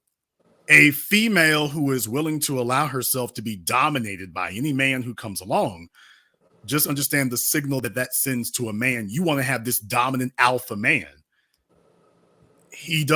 How can an alpha man be with a female who doesn't distinguish between men? Do you see what I mean? Yeah. If he's not highly select, you can't have a big body count and then say, but I'm highly selective. It doesn't work that way. Right. If you're highly selective and the quality of the person matters, then by definition, that number is going to be low. And thus you're telling men how to value you, because he knows, hey, you got to put in work to be with her. So you don't have to tell him what your value is. You've demonstrated it. Inversely, you've also communicated what your value is. If you think every man is an alpha, if you think every man is equally deserving, or if you think just a good number of them, if you don't have stern standards, then what are you telling the man that you ultimately want to say, oh, but I really like you and I really value you? How is he going to believe that? Now, let me flip this in a way that you'll understand better. Now that we told you what you give to the men, let's talk about what the men give you. Let's just say that you're with a man and he goes around protecting every female he sees. Doesn't matter if she's at the housing project, homeless. He's 4 hours late coming home from work because he was telling you he was helping every little old lady in town across the street. How would you feel about that? Would you feel that he was a very caring individual, or would you feel he's kind of foolish?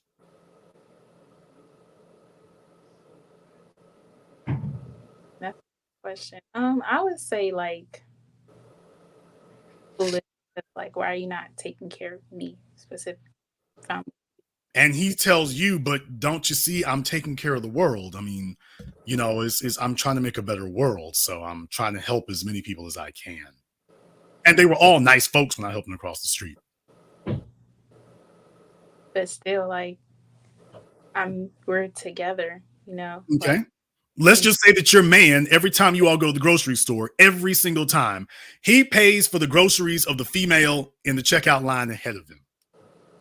Every single time. Why though?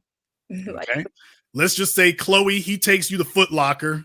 Don't worry, y'all. We're going to get her to Prada here in a minute. But for right now, he takes you to Foot Locker and he buys the shoes for the female in front of you at the cash register. There's a woman in front of y'all. And when they give her ring up her total, he steps in and swipes his credit card to pay for her shoes. Now, he still pays for yours, but he swipes the credit card to pay for her shoes. And you think, well, okay, that happened.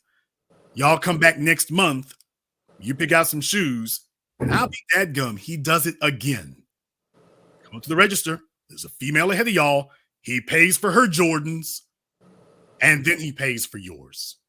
Random female, don't know her, never seen her before. Well, this wonderful, good salt of the earth man you have, every time he goes up to that register, if there's a female in front of y'all, out comes the credit card. No questions asked. He wants her to have a great day. And then he pays for your shoes. How do you feel about him? I don't feel any type of way, personally.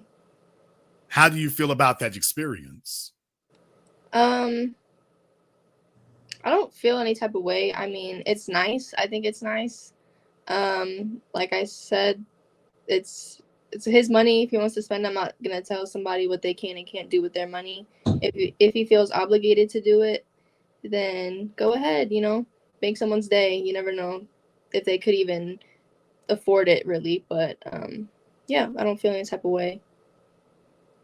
So you are okay if your man is financially spending on other women?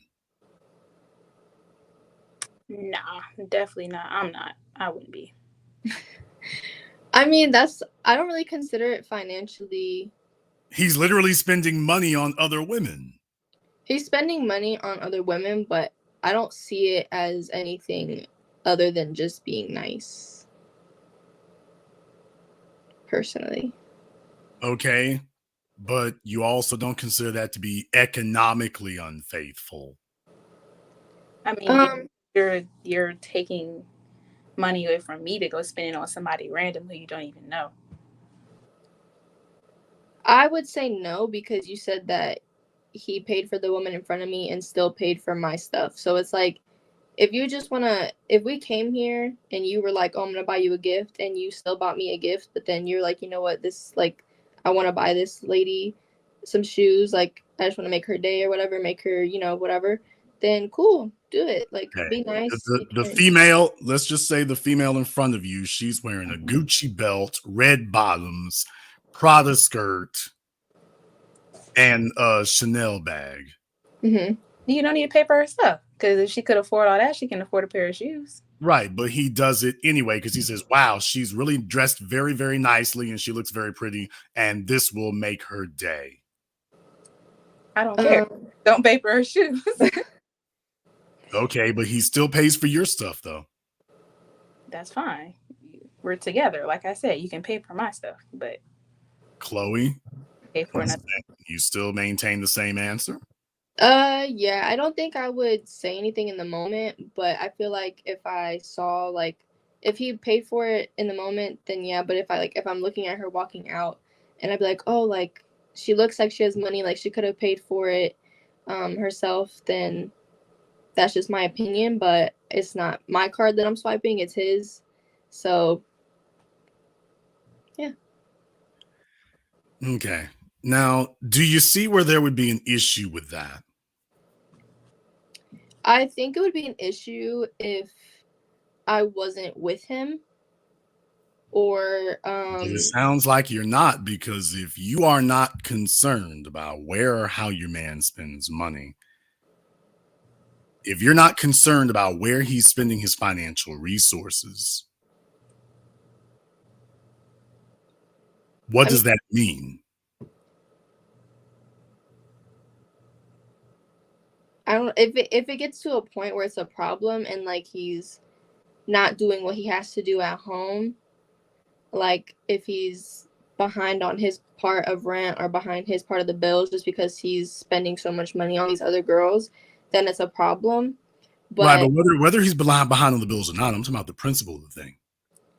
I don't see it as a problem, because if I see somebody that's struggling with something and I have some extra change, like I would do the same stuff. Okay, we ain't talking about people struggling, ma'am. I made that very clear. No, they are not struggling. No, ma'am.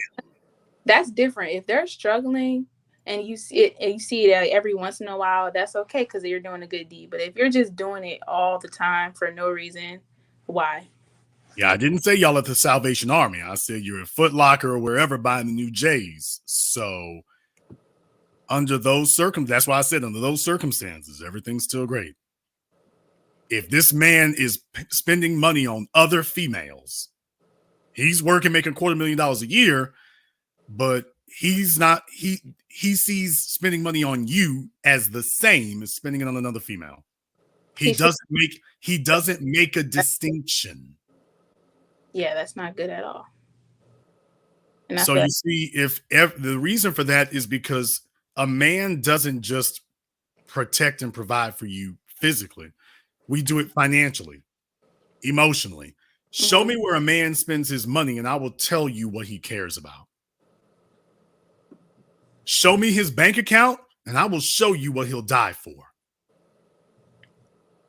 Show me the person other than himself that he spent the most money on, and I will show you what he will die for. Now, that's not up for debate. That's just an empirical fact. Show me what a man, he gets up for work every day and tolerates the stressors and all the problems of doing that. Where does he take all that money that he's earned? That's what he cares about. Wherever he's going next, that's what he cares about. That's what he's going to fight, live, kill, and die for. So if you're a man, that's how we show fidelity to you. Mm-hmm. Other chicks are out here struggling. We show fidelity to you by liberating you from that. When we spend money, it means something. I think you two, like you all probably not. I don't know if you might not be old enough for this yet because you just got out of high school. Might not be old enough for this, but you'll probably talk to some older women who will tell you, don't let no man pay for nothing for you, because if he does, then he feels like he owns you. Jalen, I know you heard that. I heard Big Mama back there. I know you heard that about 3 or 4 times. Well, guess what? It's a true statement. If we pay for something, then yes, we feel like you owe us. If we pay for something, yes, that's a gesture of ownership. We're not going to pay for something that we don't own. I'm not going to protect something that doesn't belong to me. All right. I'm not going to do it. Something go bump in the night at my house and you're there, I'm going to protect you. Something goes bump in the night at my neighbor's house, I'm going to call 911 for him. All right. Yeah. Hey, y'all come over there and protect and provide for him. Looks like he about to get messed up. Yeah, I get what you're saying. So that's not a symbolic thing. That's physical. That's tangible. And if a man refuses to do that for you, that tells you what kind of connection you have to him and what kind of relationship you're in. That's the point. Mm-hmm. If that man taps you on the shoulder and says, hey, something going, making some noise downstairs, why don't you go see who that is that just came in our house? Right. He's showing you what your value is. And by the way, Chloe knows this. If a man is out there spending money on another female, you know he's showing you what your value is. That's an outrageous gesture, but that's the reason why I bring it up, because, well, what Chloe is counting on is, well, that man would never ask me to go downstairs and do that, and he would never do something like that at the cash register. You're right. Most men would never even think to do such a thing, because if he did, then that shows you what your value is to him. And you know, if every woman's got access to his bank account, then there's no way he could be committed to you. There's no way. He can't be. That's just common sense. Yeah, I get it. So at this point right now, I'm glad you all understand those things. And those are good core principles to have and to accept and adopt at this point. But at some point here in the next 10 years, you two are going to leave where you are. You're going to start leaving. You're going to start traveling. You're going to start going places. Hope you don't get flued out. But you're going to start going and seeing things. And that's going to markedly change the way you view the world. Because eventually you're going to want to stop being window shoppers and you're going to want to start having things. You're not going to want to be doing all this work and getting nothing out of it. But you're also not going to want to do it. Because the first time you get pregnant, you are going to want to exit the workforce. Because you stopped the world of taking care of yourself and you now wish to switch over to motherhood so that you can care and nurture for your offspring. That's going to be solely determined by the quality of man you have, whether you can enter that next stage of life. Some of you have some liberal parents. I'm glad to see y'all can sit around the table and have esoteric conversations. Mama gonna be on your backside here within the next 7 or 8 years about, so when my grandchildren gonna be here? Because you see, despite all the talk they've given you, she has every assumption that her bloodline is not gonna end with you. So she's gonna want to make sure that that's been taken care of before she leaves this world. You give her very clear signs that you're not interested in that, she's gonna have a crisis. I don't care what y'all been saying before now. Very soon, you're going to get this, so where my grandchildren talk. Yeah. And if you demonstrate that you are not able or ready or interested in that, she's going to feel like a failure. She's going to be like, I must have done something wrong. I've made a daughter who is not interested in perpetuating our bloodline. Maybe she doesn't see very much value in our family. I must have done something wrong. That's the conversation that will start happening here. And from where you all are at right now, about 7 years, when you get around 25, 26. They're going to want to see something going in that direction. Otherwise, they're going to assume, oh boy, this ain't going to happen. Some of the things that you all have discussed with them, they're just going to assume, oh, that's a phase. They'll grow out of it. In many cases, you will. But if you get 23, 24, and you're still with the, I don't know if I want to have children discussion, folks are going to start panicking. No, they're not. I'm not saying they're going to be running around the house screaming and yelling and throwing their handkerchiefs around, but they're going to become very concerned. Otherwise, what were they doing all this raising for? Mm-hmm. We made her capable and intelligent. She can go to college. She can get a good degree. She can get a job. But that's for the purposes of making sure you can take on that next step of life. Making you an employee was not your parents' goal. Right. They can go hire somebody for DoorDash for that. Your job is perpetuating the bloodline, as for all of us. And the quality of person you have with you will determine if you can. That will also determine what kind of options you have. Case in point, question for both of you at the same time, Chloe. Do you think your parents want you to have the same life they have or a better one? Better. A better one. Do you think they're right for that? Yeah. Yeah. So you think your parents are right for wanting you to have a better life than they did? Mm-hmm. Okay. Then in other words, they want you to have an easier life. They want you to have all the things they didn't have, and all the things they had, and it's all the things they didn't have. Yeah. And most of all, they do not want to see you out here struggling. Yeah. Right now, you're learning the struggles you have are training. They don't want to see you get past that point, 30 years old, and your finances are messed up, and the dude you with is marginally employed, and everything's just toe up. Mm-hmm. That's the problem.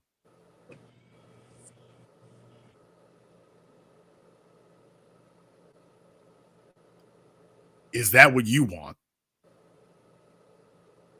Like for myself, to be just not struggling, have a good dude, stuff like that. Would you like to have a better life than your parents did? Yeah, definitely. Chloe, would you like to have a better life than your parents? I would say yeah. Okay. Then how would you feel, Jalen? Then we're going to ask Chloe. How would you feel if the fella you're with in 10 years, he says, well, what were you driving when you were 20 years old? Well, that should be good enough for you. What were the shoes you were wearing at 20? What were the clothes you were wearing at 20? What was the hair you had at 20? That should be good enough for you at 30 and 32. Yeah, that would just make me feel like, oh, why are you even with me? Because as humans, we grow. So the older I get, the better I want my things to be. Like, when I'm 30, I don't want to be doing the same things I was when I was 20, wearing the same things. Because a lot of things I do now, I can admit are very childish. So when I'm 30, I don't want to be doing stuff like that. Or wearing stuff like that, you know. Folks, that is what we just heard is the definition of introspection. Let me go ahead and put her center stage here while Chloe has some can reflect for a moment. What you all just heard was called introspection. Here's the difference. She's introspective at the beginning of her womanhood. She didn't wait till she's 35 and 38 to have a light bulb. That epiphany phase that Rolo likes to try to talk about. She's having it at 18. This is when you're supposed to have your epiphany. You're not supposed to wait till you're 29 and 30 and you've aged out the game and body count looks like a ticker tape, a receipt from Walmart, and then talking about, okay, I want a producer. Okay, I want a man who's going to take care of me. Ooh, my feet show he's hurting from all this working. carrying 3 or 4 kids from 3 or 4 other dudes. That's the difference. She's having introspection now, right here, when it matters. That's the difference. For the females in y'all's 30s, 40s, and 50s who listen to me, I want you to understand the difference. It isn't that she's saying different than you all are saying. It's that she's saying it while it still matters and can still make a difference. Speaking of which, Chloe over there. Hi. Chloe is over there yawning. She's like, she knows it all. Go ahead, Chloe. I've been patient with Chloe. They all think Jason's gonna rip her. No, not yet. Well, I'm still debating. Go ahead, Chloe. If someone said that to me, I would find it as disrespectful.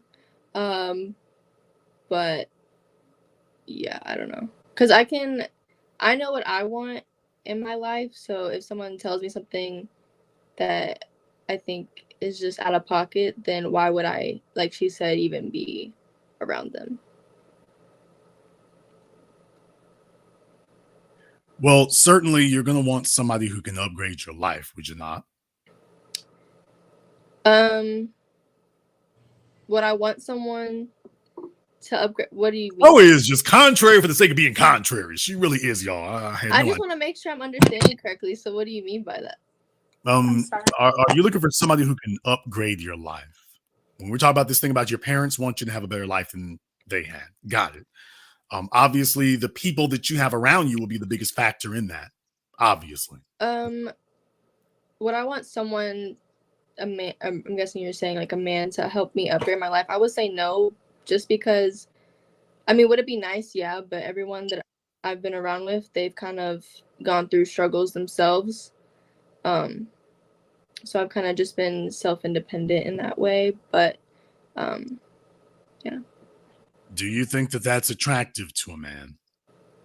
I would say that independence for a man would be no. Independence. You being strong and independent. Do you think that's attractive to a man? I would say yeah. What type of man do you think that's attractive to?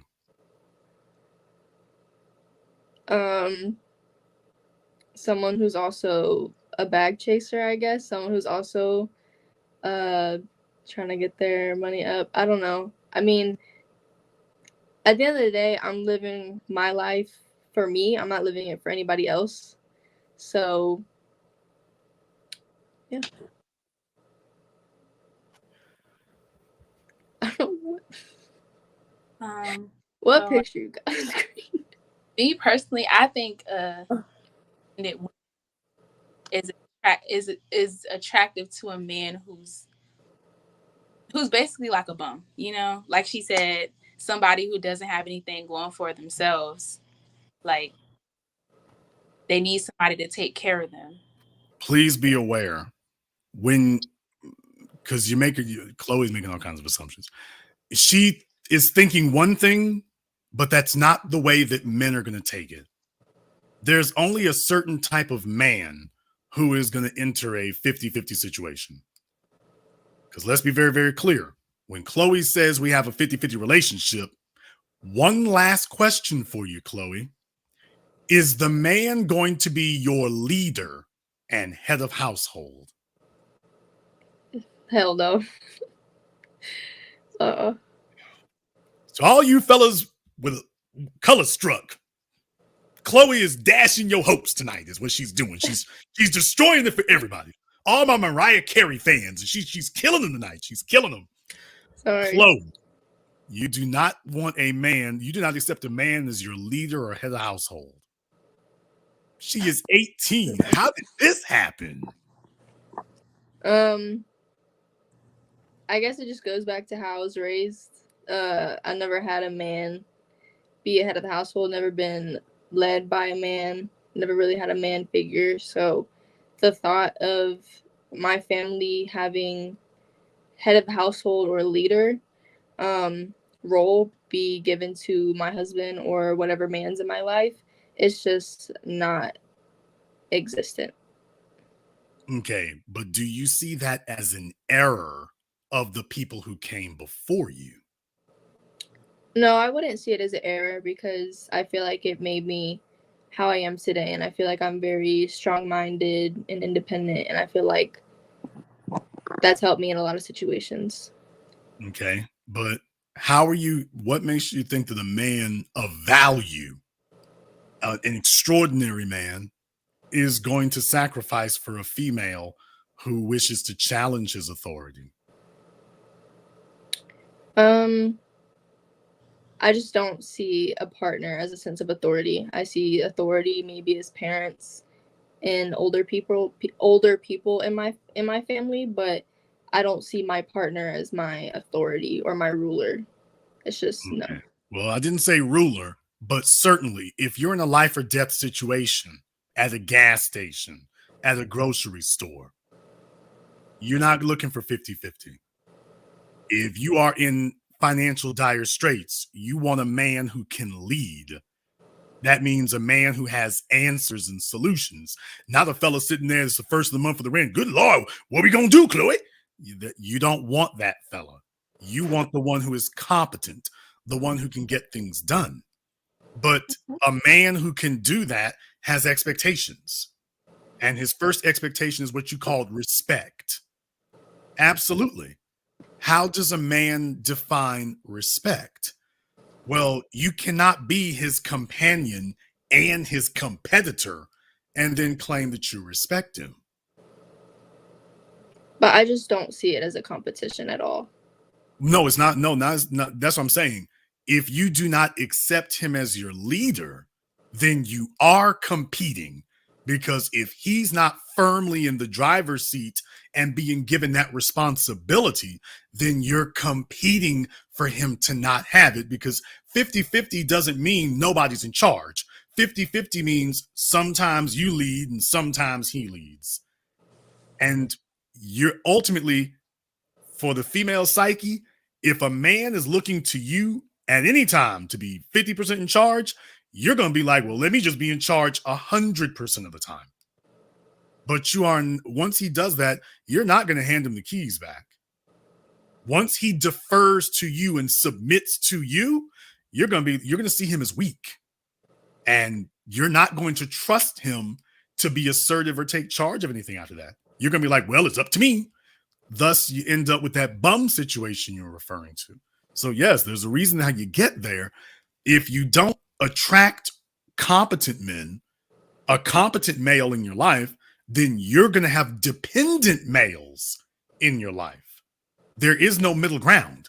He's either leading, or you're either dependent on him and he's leading, or he's depending on you and you're leading. Mm-hmm. But there is no middle ground. 50-50. Sometimes I lead, sometimes you lead. It won't work that way. It can't work that way. I disagree. Okay. But by your own statement there, you have not seen a man actually lead. I mean, I've seen traditional households where there is a man as the leader. Did you live with them? No. Okay. That's the critical key step. But why would if you have not lived, if all you've done is been an outside observer in somebody else's home, you're saying what you guess or you assume is going on over there. But if you have not lived in a home with a man 24 hours a day, from the time that he gets up to the time that he goes to sleep, to see how he operates, how he moves, and like as Malcolm X said in his autobiography, he was taught to be the first one up in the home. That as the man, he is the leader. He's the one who wakes up first. The mother, the wife, wakes up second. The children are up third. By the time the children get out of bed, dad is supposed to be dressed. Mom's supposed to be making cereal and coffee and everything else. Dad's supposed to be out the door and before the kids are going out. If mom is still there, she sees them out the door. But you notice the situation there is the man is leading, and the children observe this the entire time. When it's time for the rent to be paid or the mortgage to be paid, the children are witnessing this. If you don't grow up watching this every day to see how a man moves, how a man talks, how he responds to the woman he's with, the responsibilities he invites. Leadership can be summed up in 3 words. I've taught everybody this for over a decade. Leadership is summed up in 3 words. Call me first. When there is a problem, he's the one you call. The sink is stopped up. The car's got a flat tire. The kids are squealing, rent paid. That's what a leader is. And by him doing that, what does he do? He frees you up to fulfill your femininity. And you can't be a competent mother without your femininity. You have to have that. You can't nurture. Babies need nurturing. That's what the soft feminine side is for. Babies don't need that masculinity thing. It's nice to have a man, but if he does, he's just going to do an imitation of nurturing. Women are supposed to be naturally soft and feminine. But if you're out here in the workforce throwing elbows and head kicks to people to try to make some money on your own, you're sacrificing your femininity. You have to. You can't be a competitor and feminine. Now, you can be a competitor and be masculine, but you cannot compete in the workforce and simultaneously be feminine. You can't do it. It demands too much. It separates you from everything else. It demands it. You don't have a choice in the matter. Chloe is over there shaking her head. Chloe, I like you. I like you personally. I like you personally. Baby, I got to ask you this question. Do you regard yourself as more feminine or more tomboyish? I would say I'm more tomboyish.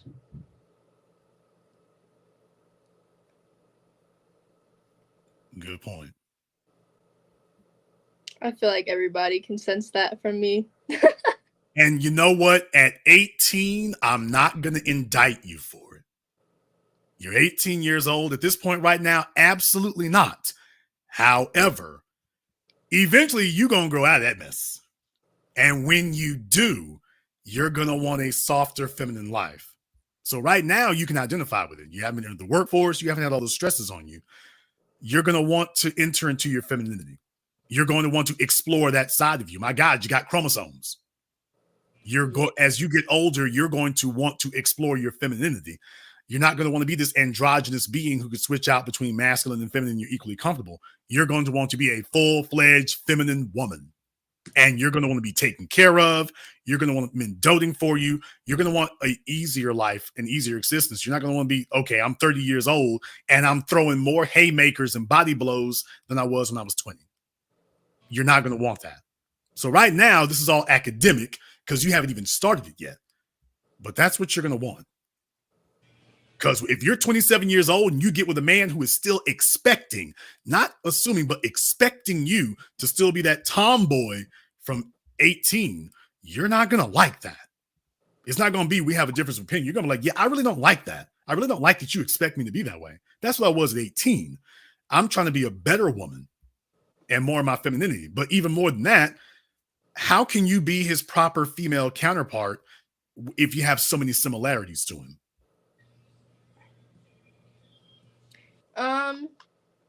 I would just say that me being independent and very dominant does not differ from my feminine aspects. So you think that a feminine being can be, she just said the word dominant. So you think that a feminine being can also be dominant? Yes. Give me an example of somebody who men consider to be very feminine who is also dominant.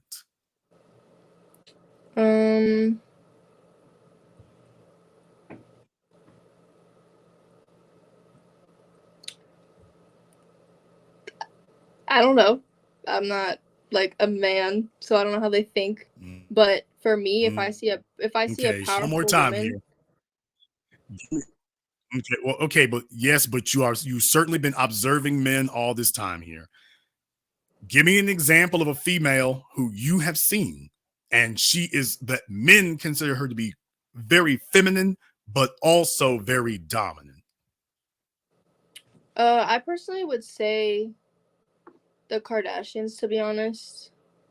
Okay, you consider the Kardashians to be feminine, but at the same time dominant.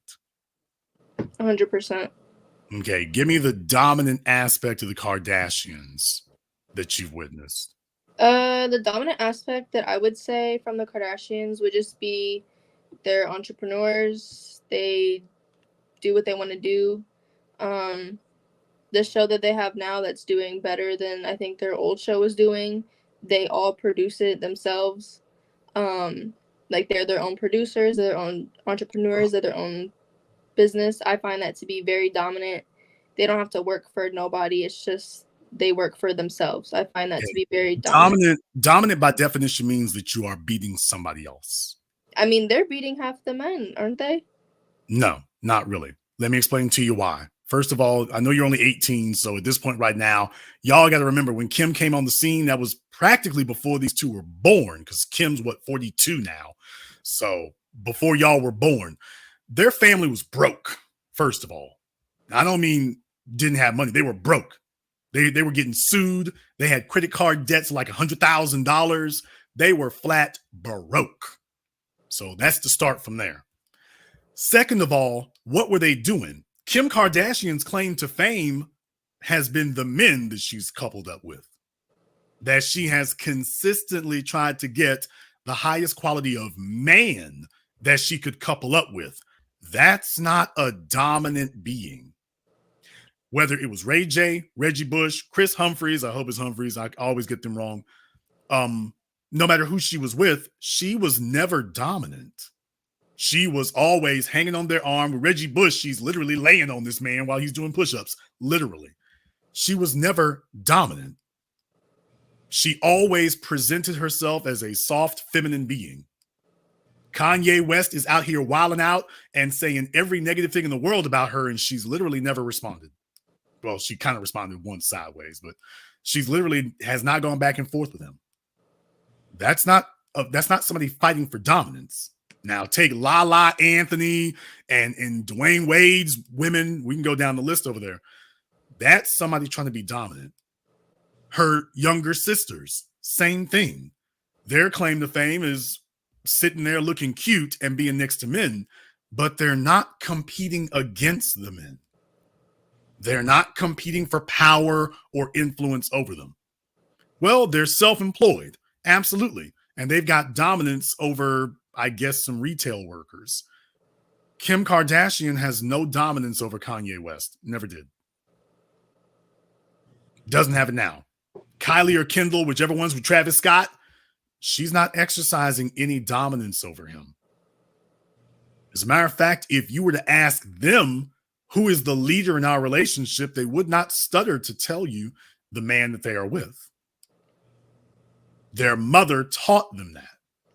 So by the way, even if you asked Kim and Kylie and Kendall, they would tell you the man they're with is the leader. And they would call him that. They have always been very good for that. So that's that feminine thing you were referring to. So you're absolutely right.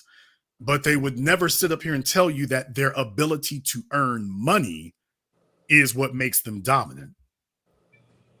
That their income gives them some extra value.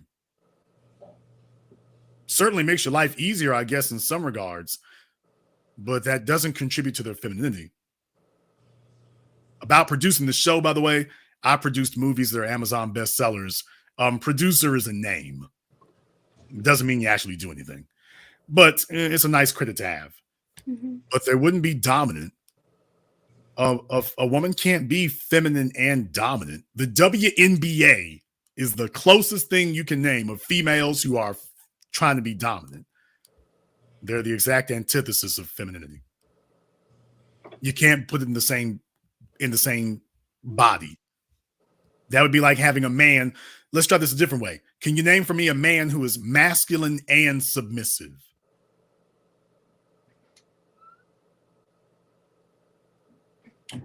Masculine and submissive.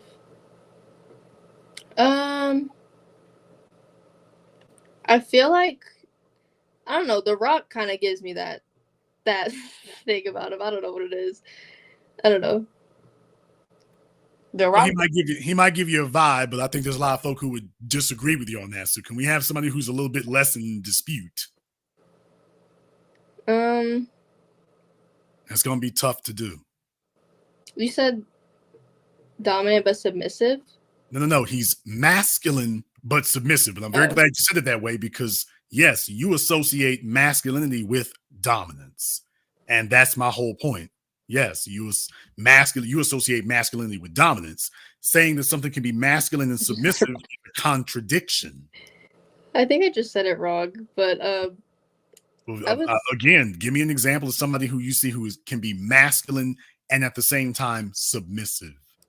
I would say Jason Momoa. Jason Momoa strikes you as submissive as his primary character trait? For me, yeah. Okay, what part of Jason Momoa is submissive? I don't know. I just feel like he would be like. Okay, there you go again. All right. I feel like it. Okay, can you tell me what Well, you I don't know see? him, so I can't be like he's submissive. But like when I see him with his wife or his ex-wife, I don't know if they're still married or whatever. But Zoe Kravitz's mom, when they were together, he like I feel like he would like get on his hands and knees for her. When I would see them their interaction, I feel like the wife was definitely the dominant one in my eyes.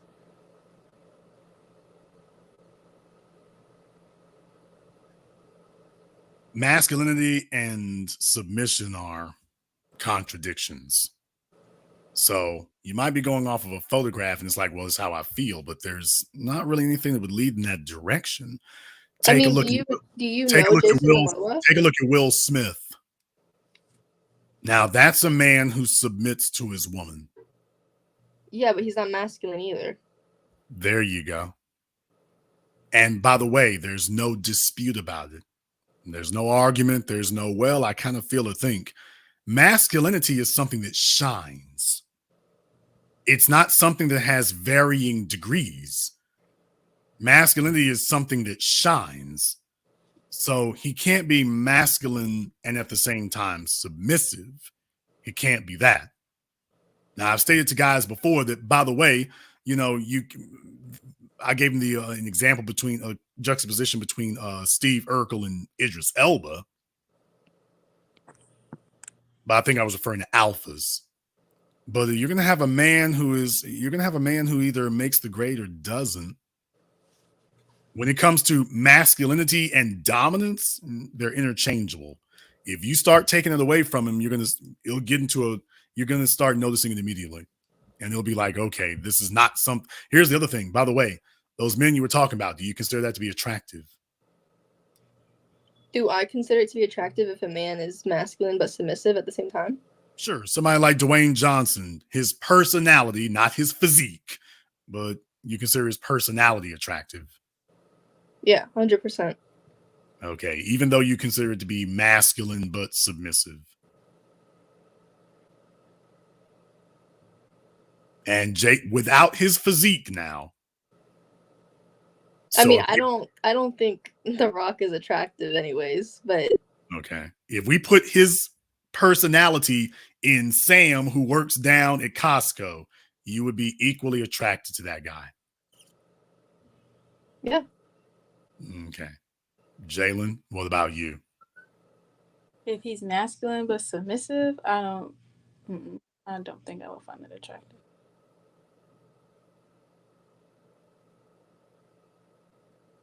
But I just think it's like different because it's like, for me, I've grown up in the household where the man is dominant in the relationship. Like, I'm not trying to say that's like knock your family or anything. No, you're fine. I am. But, no, like me I live with my mom and my stepdad's always been the more dominant one. And even when I go to my dad's house, my dad's always been the more dominant one. Like the thing you said earlier about the getting up, getting ready, leaving the house before the kids even eat breakfast, like my dad does that, my stepdad does that. So it's like different, I guess. Okay. Well, me not being a smart aleck, me being a smart aleck to the side. Definitely, I'm glad to have a good juxtaposition of views about this kind of thing, because that's very, very important to have. I did this program here tonight because so many people talk about your generation without actually talking to your generation to see exactly what you actually think. So to have two young ladies here, they're both in college, they both have their whole lives ahead of them. Your views and your expectations now are going to set the tone for the next 10 years. The next 10 years are going to set the tone for everything that happens for the next 2 decades after that. So this is a very, very important time for you.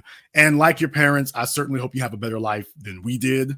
If we accomplish that, then we did We served our time here well. If we fail at it, oh hell.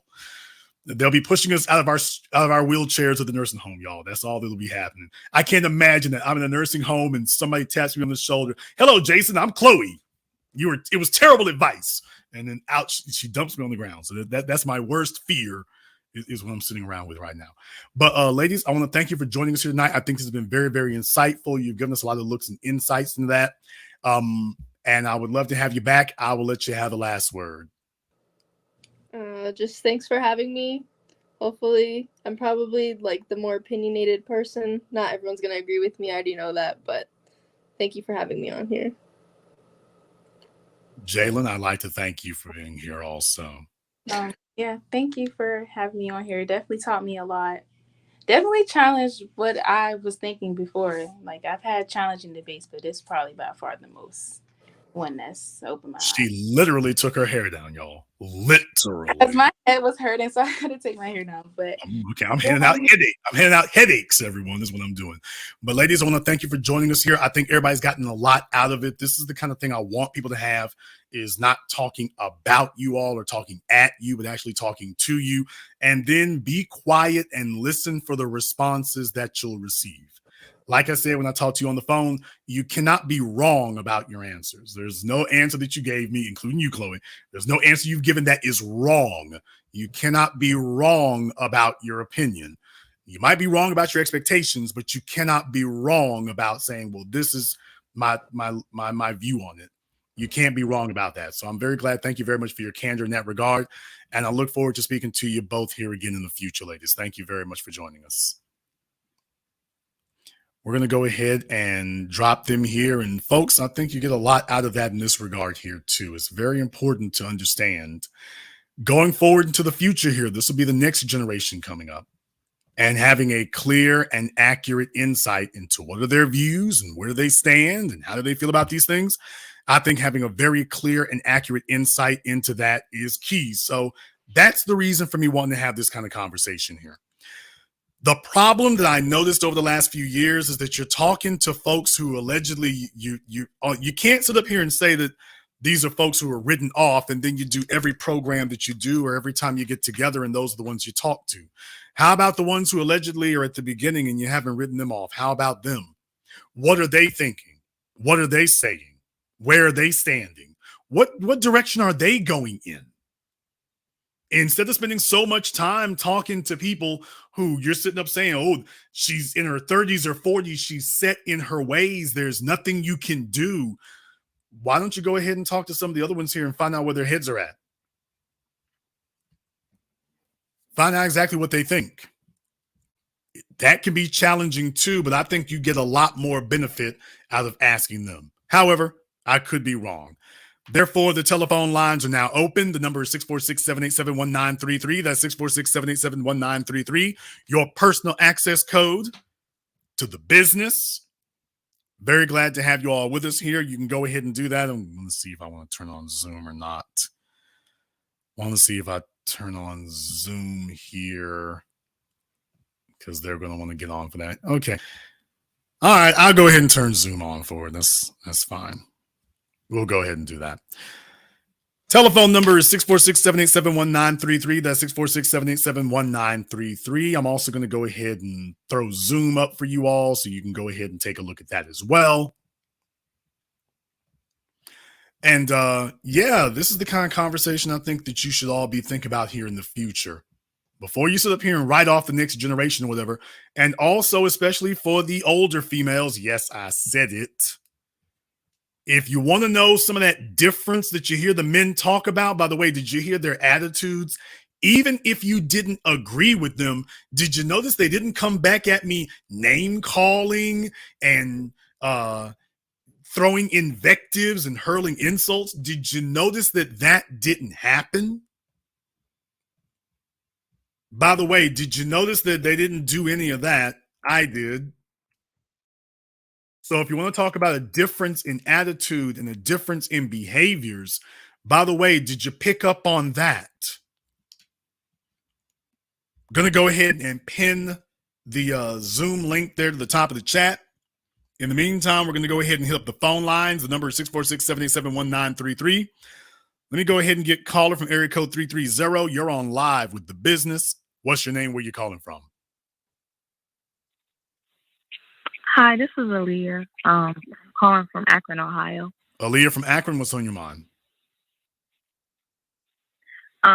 First, I just want to say, thank you so much for holding this program and just, explaining this to the young women. I wish I had someone to talk to me like that at their age. But I really just want to know, where do I stand in all that sometimes, too? Because I think there's a lot of things that we don't really know as, women that are in Generation Z. I didn't even know I was in Generation Z. So, but just saying, where do we do the turnaround so that we can just make sure that we're not making bad mistakes? Because I see that they definitely don't understand, maybe because they didn't have a father in their life. I had a father in my life. He was in a household. My parents were married, but I also don't really know, where do you go when you're 24, 25 years old? You do want to be married. You are a traditional woman, but okay, well, first of all here, it certainly helps if you have a father in the home. That definitely helps. Although in this generation right here, you got a lot of beta fathers out there too. So sometimes I have some questions about that. But definitely if you're at the age of 24, 25, just understand you're getting a little long in the tooth at that point. That's the whole reason why I do things totally different here. I'm not trying to replicate these failed forums of the past where you just get together to be entertained. I don't think it does a lot of good to bring on a bunch of 30-year-olds and 40-year-olds to tell them about their foibles so you can hear them give you all of their misconceptions and misinformation that got them messed up in the first place. I don't think that does people any good. I don't think that gives any benefit. But if you're going to be 24 or 25 years old, like I say, here's the problem. At a certain point, you're not moldable like that anymore. At a certain point, men realize, okay, what we see in front of us, this is what we got to deal with. So you're not just this clay that can just stick around forever.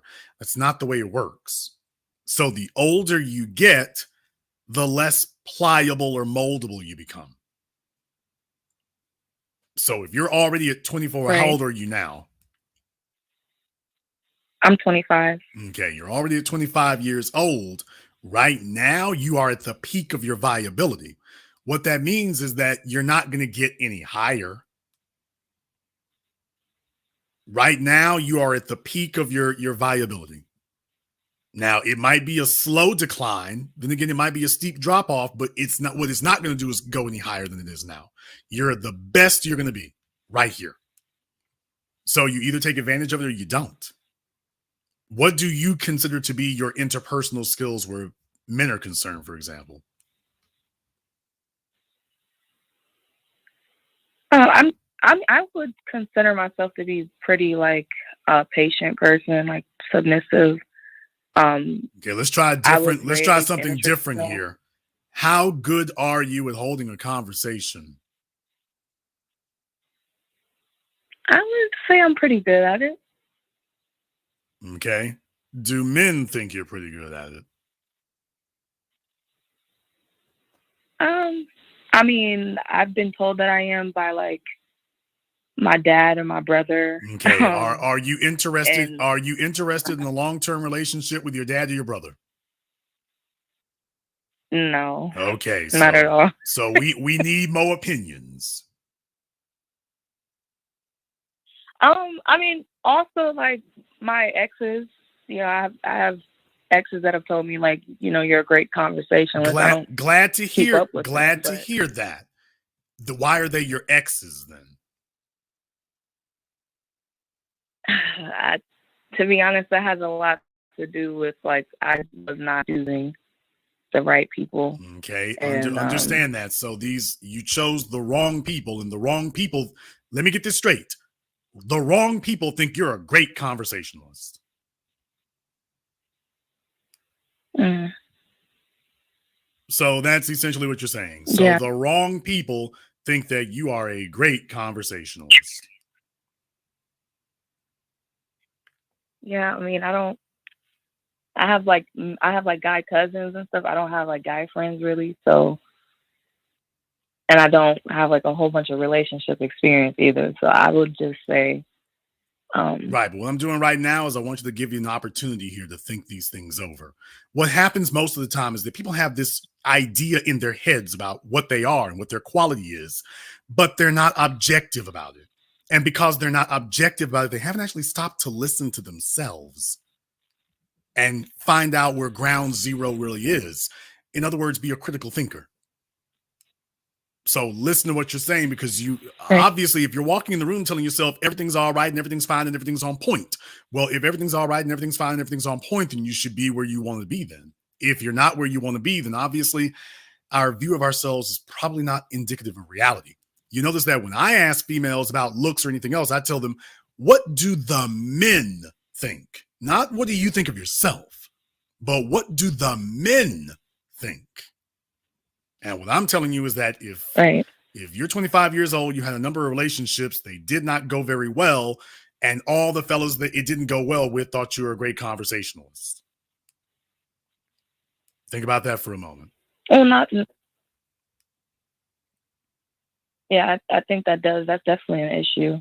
I guess it's just like I would like to know, like, where do I go to gain some introspection on that? Because first of all, you're in the right place for that now. First of all, because this is a place where I don't just get people together and tell them book a session or something, novel and futile. You actually hear what you need to be doing there. At 24, 25 years old, let me just be very, very clear with you. I've mentioned this before. Men are looking for a 25-year-old with the maturity of a 35-year-old. That's what they're looking for, ideally. You've got the youth part of it, and it sounds like a contradiction, but it really isn't. They want you to be mature before you get run through and ragged out and get a bunch of road miles and become jaded and cynical. So ideally, that's what men are looking for. They want you to acquire these character traits that make you valuable while you're still young and still a clean slate and haven't had a bunch of people's paws on you. That ideally is what men are looking for. Ideally. And if you can convince the man that you are his best option, then it goes from there. It goes from there. But first and foremost, you need to be mature. Now, that can be a daunting task if you have a bunch of immature women around you. That can be a daunting task. But you need to be around mature women. Mm-hmm. I give people some ideas and examples, especially if you have no frame of reference. Now, you say you're in Akron? Okay. Nothing's going to happen for you in Akron. Nothing at all. Okay, there's nothing to see. The whole state of Ohio, that's not really a place where you're going to get seasoned like that. So what you're going to have to be is in a place where you can observe women who are in the company of the kind of men that you would want to be with. I can't think of a 5-star anything in Ohio. I can't think of a 5-star anything. What I'm saying is that you need to be in a place where you're seeing sophisticated females who are being taken care of, sophisticated females who are in the position that you aspire to be in. That's where you want to be. So I'm trying to get you to a 5-star hotel, prestigious stores. I'm trying to get you to a place where you can see these women, 5-star restaurants. You can see these women come in with their handbags and start observing and be a student. You will learn more sitting outside of a Gucci store than you will walking into one. Let me say that again. You will learn more sitting outside of a Gucci store than you will walking into one. You will learn more sitting outside of a Prada store than you will walking into one. You'll learn more. You'll learn more at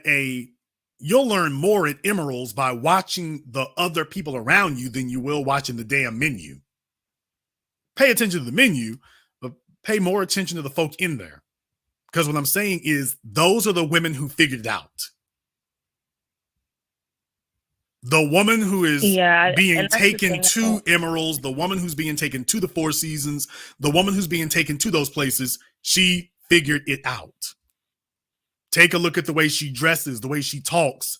Take a look at that. You don't have to reinvent the wheel. She figured out the prototype. So if you don't have that in your family, you can learn by observing. See, that's how men learn to be hustlers.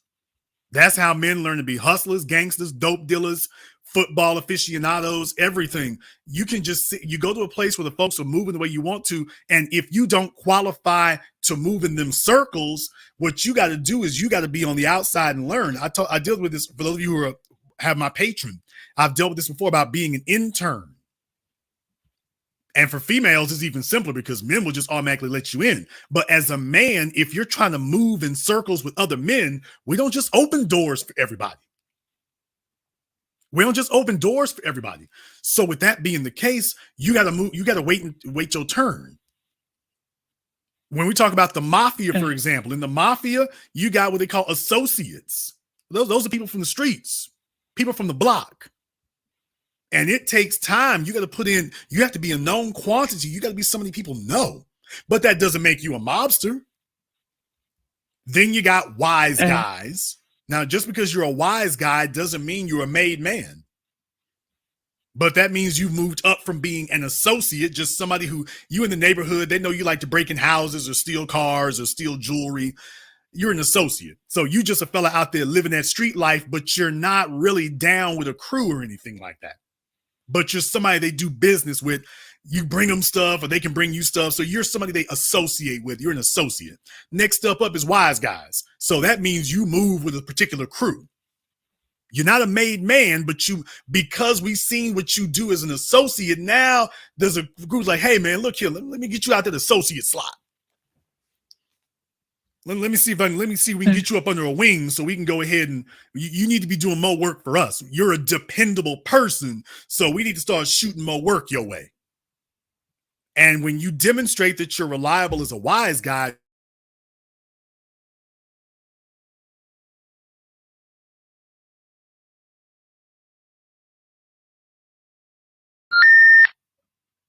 okay, that was not exactly what I was looking for.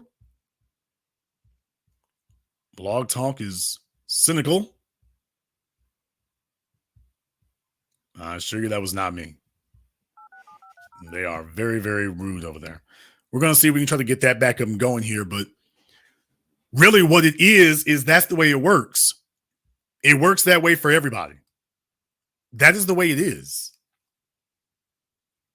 That's the way it is.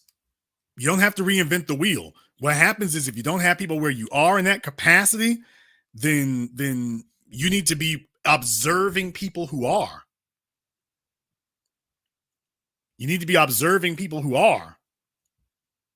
Just because you don't have them in your family, you need to go to them places where that. See, that's what fellas understand. If you want to learn basketball, do you sit in your house?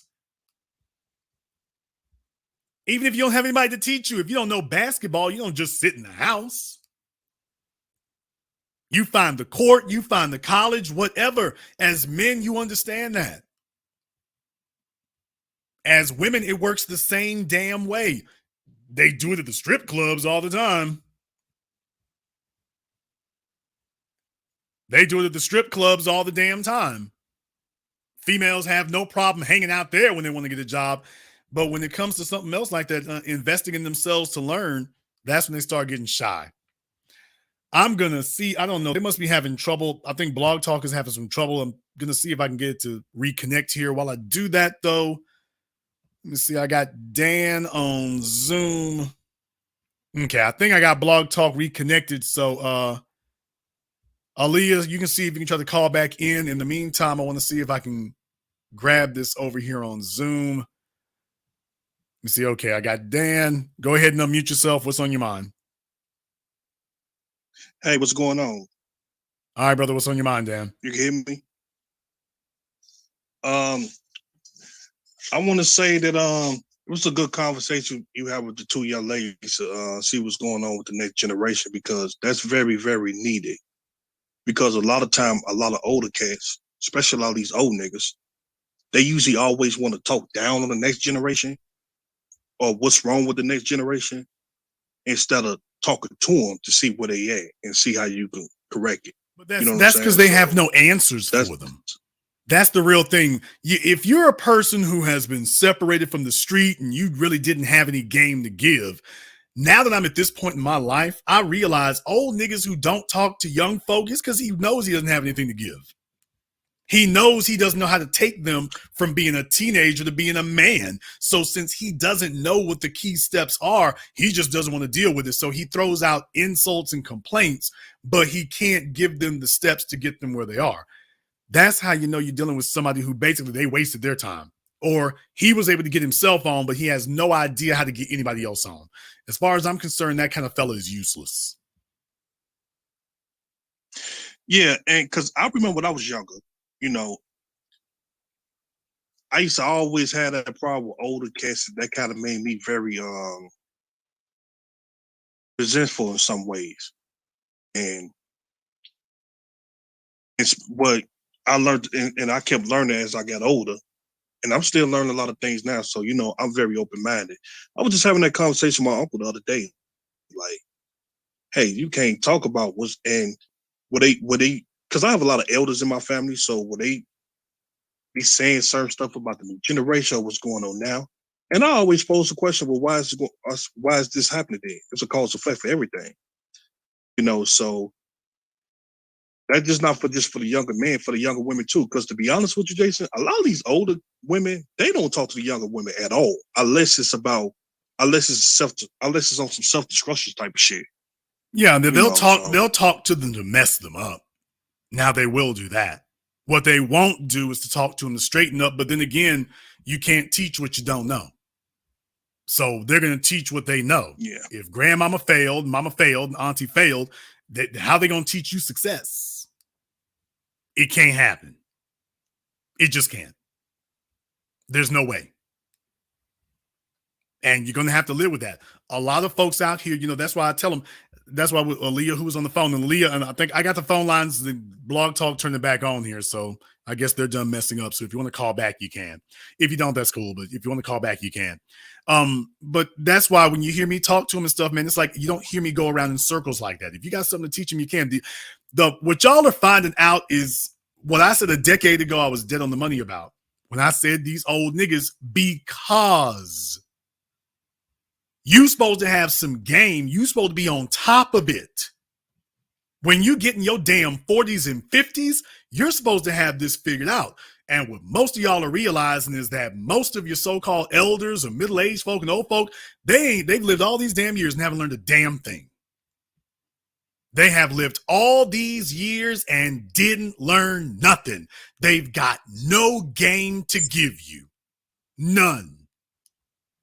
All they can do is just sit around and complain, usually about a mess that they created, by the way. I don't sit up here and talk to the young folk about, well, if you could have did this and could have done that. I'm like, okay, let's see about getting you where you need to be. But then again, I can do that. These old folks out here, they don't have anything to give you. And what y'all are finding out is that most of these folks here today are not qualified to help you, teach you, or anything. And it's a horrifically sad commentary, but that's what's really going on.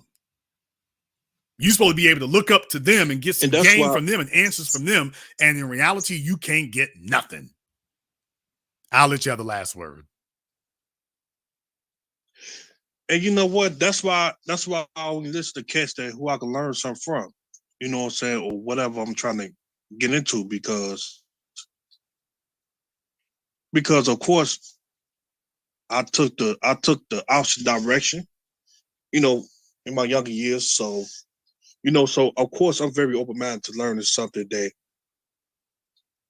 cats like yourself could, could give that I could utilize in my own personal life and benefit from it. You know what I'm saying? Because I know you went through a lot of it to get where you at. And I'm still haven't got there yet. So, so I really needed that though. So well, I'm glad to hear that. And my thing is, I like to think I learned something from my experiences. Thank you very much for giving us a call. I like to think I learned something from my experiences, and that can be a hard thing for folks to accept. You lived all these decades. Did you actually learn anything? And y'all go to talk to them, and then you find out they don't actually know anything.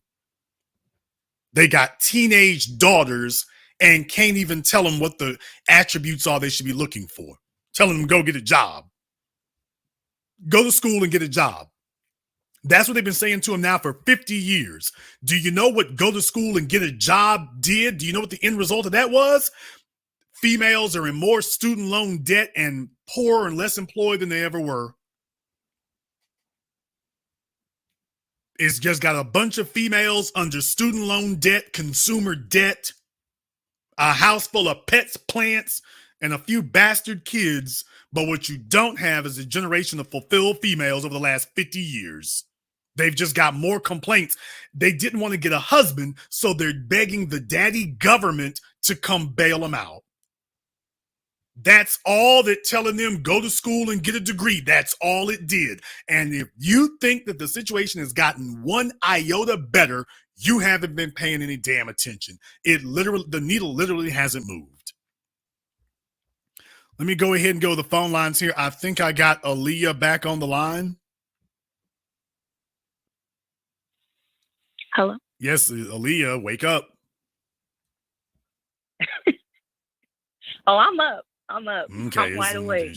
Clearly she isn't. It's taking her a second to respond. In any case, what I was saying there is that even if you don't have those types of females in your family, you might not necessarily have those type of sophisticated females in your family. That's okay. You need to do what the men do. So you can find other sources, but you got to go to the right places for it. So as men, like I was saying, if you want to join the mob, you got to go to the speakeasies and the hangout spot. If you want to learn basketball, you got to go to the place where they're playing ball at. If you want to go to those places and learn, that's what you have to do. So in your case, if you don't have females around you in your family who are dependable in that way, and you don't trust their judgment, then you're going to have to go where you can.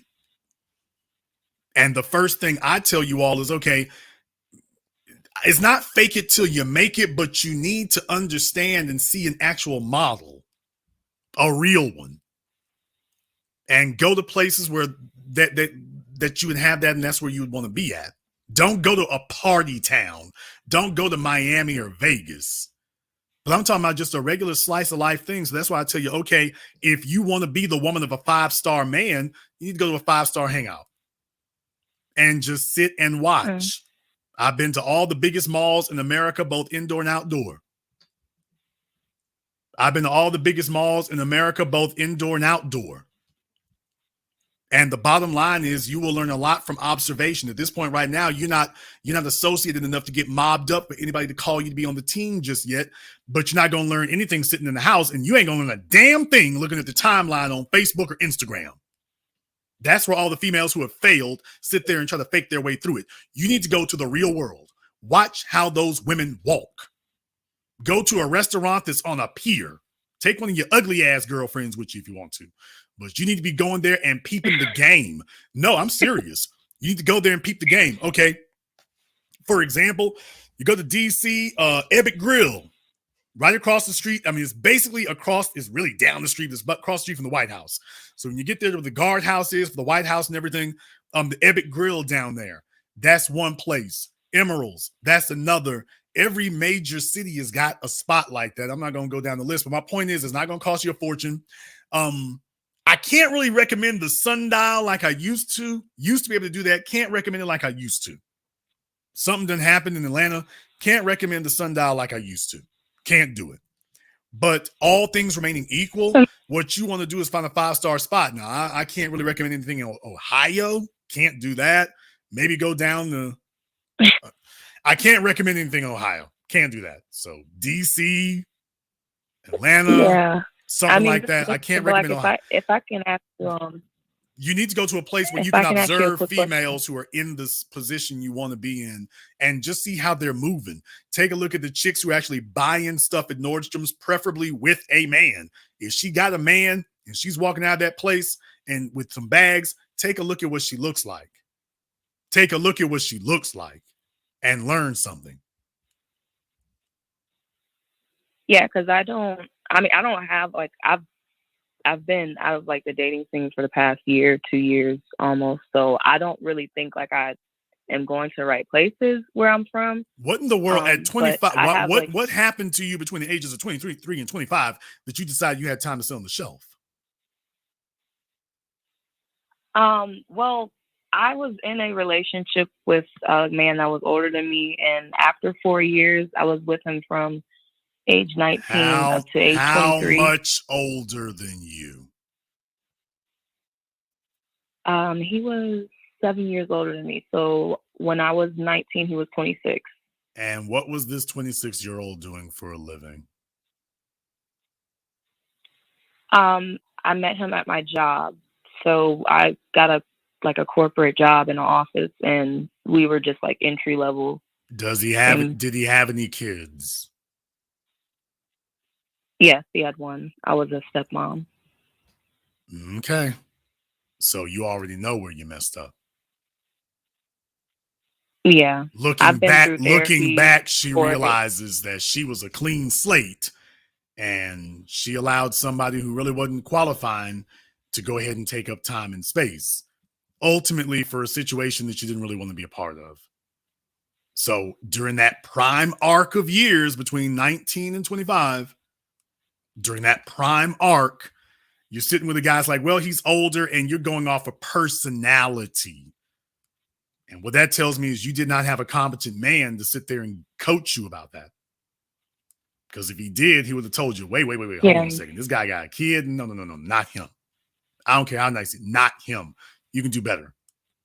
Jailbirds and baby daddies? No. Jailbirds and baby daddies? No. You're in your early 20s, no jailbirds, no baby daddies.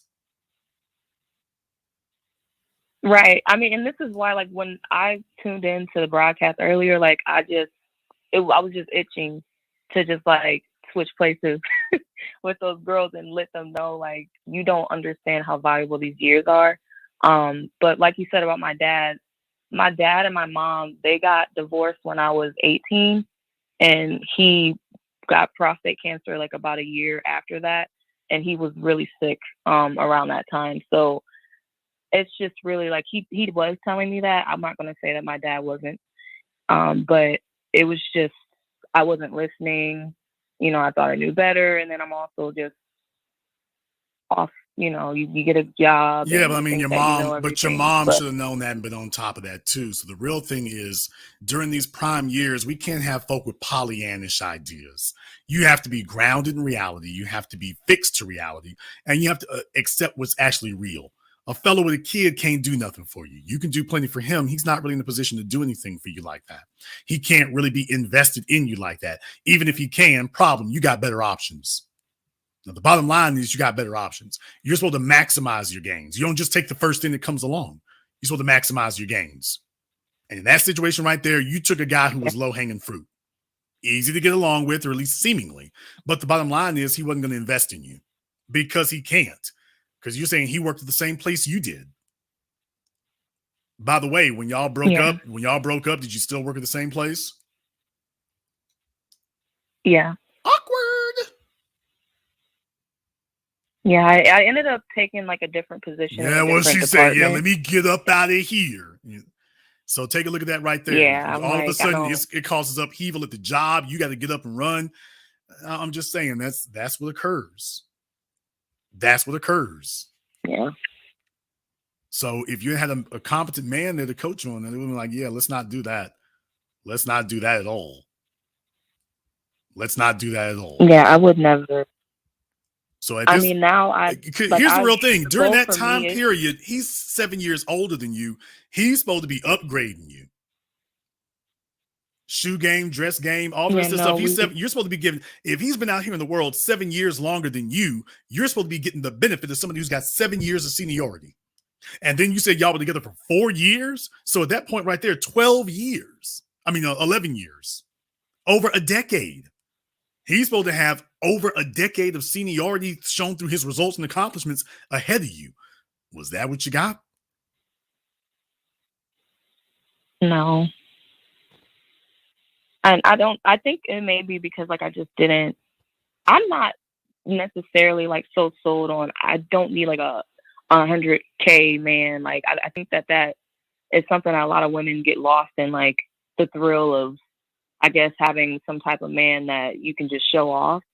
But like I wasn't looking for that at that point, you know.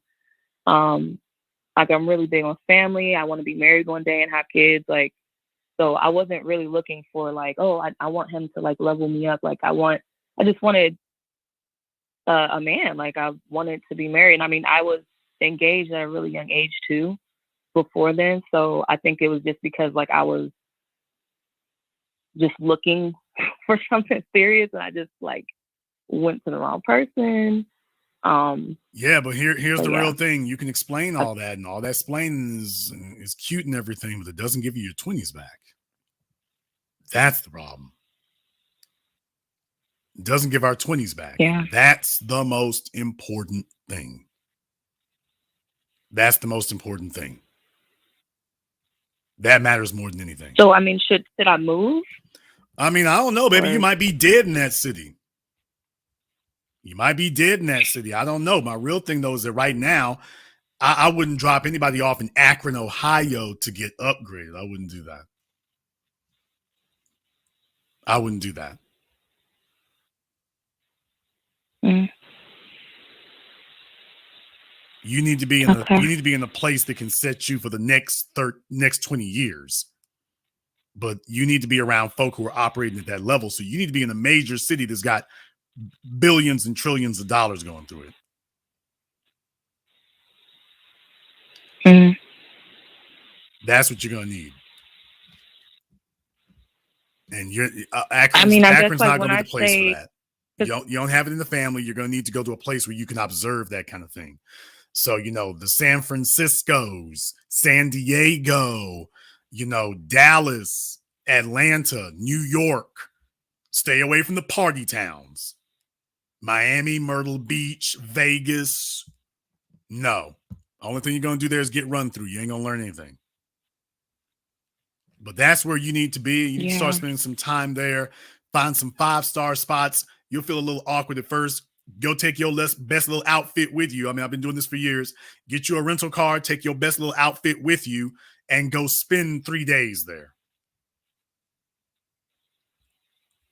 Go spend 3 days there. Ma'am, you can go take one of your friends with you if you want to. That's an option for you as well, but you need to go and observe, because you haven't been able. What should have happened was you should have spent the last 20 years observing the women in your family and observing how they dealt with their husbands or their fiancés or their boyfriends, men of quality and caliber. So you can see, this is how my mama dressed. These are the perfumes my mama bought. For example, I'll tell you right now, I've never had to drink alcohol in my life, but you know what I know? I know that you don't go to rappers to find out what to drink. You don't go to rappers, and you don't go to pool halls. Now, anybody and everybody who's listening to me right now, I don't even have to ask y'all. You all know it's the truth. You don't find out if you want alcohol or whatever. If you're gonna live that life, you don't listen to rappers and you don't listen to folk at pool halls. You ain't gonna do that. We're not doing that. Yeah. So what I'm saying is, folk who drink understand it's not a reliable source to go to. We start talking about perfumes. So I don't want to diss anybody. Do what you do. When you're in high school, we can take you over there to Calgon, the Calgon section. You can do your little body sense thing over there. Or you can go get Fenty. Remember what was that, Rebel? When Rihanna was doing her thing where they were selling Rebel at Walmart. Not dissing nobody. What I'm saying is there's levels to this thing. So yeah, if you're in high school, we can get you your Calgon. When you're in college, you can get your Rebel. Okay. If you rolling and moving with a producer, man, look here. That's the last time you're gonna see that. At the least, as far as I'm concerned, the ground floor is Tom Ford and Bond. That's the ground floor. That's the floor. That isn't even close to the ceiling. That's not even close. I mean, I'm a little bit. I'm not really. I mean, I guess like. Okay, but stop. You're doing a bunch of talking. You can't learn if you're talking. I'm explaining that to you because I want you to understand. If you didn't grow up with your mother showing you through her example and women in your family showing you through their example of what they wore, where they bought their drawers, where they got their perfumes, they do this for men. What a woman wears, the scent she wears, how she does her hair, where she shops, these all communicate to men. All of it. And what you're telling me is that you have not had an example that you can follow to be able to do that. So now, since you can't get it from the family, baby, you're going to have to go out in the wild. Since you don't have it in the family and you don't have a female that you rely on to mentor you, you're going to have to go out into the wild and get it yourself. That's what's going to have to happen. Ain't going to be no other way. You've already told me you don't do that. So if you're not going to go to church or something like that, freaking out. Well, if you're not going to go to church or something like that, you're going to have to go do that. Baby, you too old to be freaking out. You too old for that. I mean, well, and that's why I'm freaking out, because I do go to church, but I'm not, like, I do see the hypocrisy in that. I do see the things that are wrong with that, so I don't want that to be, like, my sole place that I go to. But, like, I don't know. I guess it's just kind of like, I don't know. What, do I just get up and go? Like, I don't know anybody. Yes, get up. My whole life. Get up and go. Yes, that is exactly what you do. Get up off of your ass and go. This is like a man trying to get a job. You trying to get a job sitting at the house. Get up and go. You're a grown woman. You don't need anybody's permission to do this. Hey, mom, dad, I'm flying down to Atlanta. Where? Jason recommended I go to the Westin. Jason recommended I go to the W. Jason recommended I go to the Omni. The Marriott. You're not going to learn anything sitting where you are. You're not going to learn anything. You need to go to a place where you can go and observe. You need to go to a place where you can go and observe. Maybe you ain't got time like this to be sitting around. You don't have anybody else showing you anything.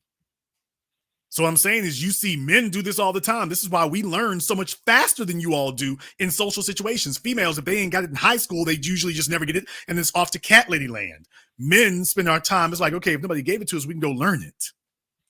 This is why you have whole communities of men talking about pickup game and red pill. But this is men trying to game up other men. Women don't do that. If women don't get it, they're just lost. Get up and go get it. You're a grown woman. There's no reason you can't take a weekend off and go see something new. If nothing else, become somebody who's used to going to go do new things. Get out of your damn comfort zone. You laid up under that dude during your most formative, vulnerable years when you were youngest. And you stayed with him for a long time. You said you was a stepmom and you got married to him? No. Okay, but my point is, the thing is, you stayed up under him for so long. You was laid up under him for all those years.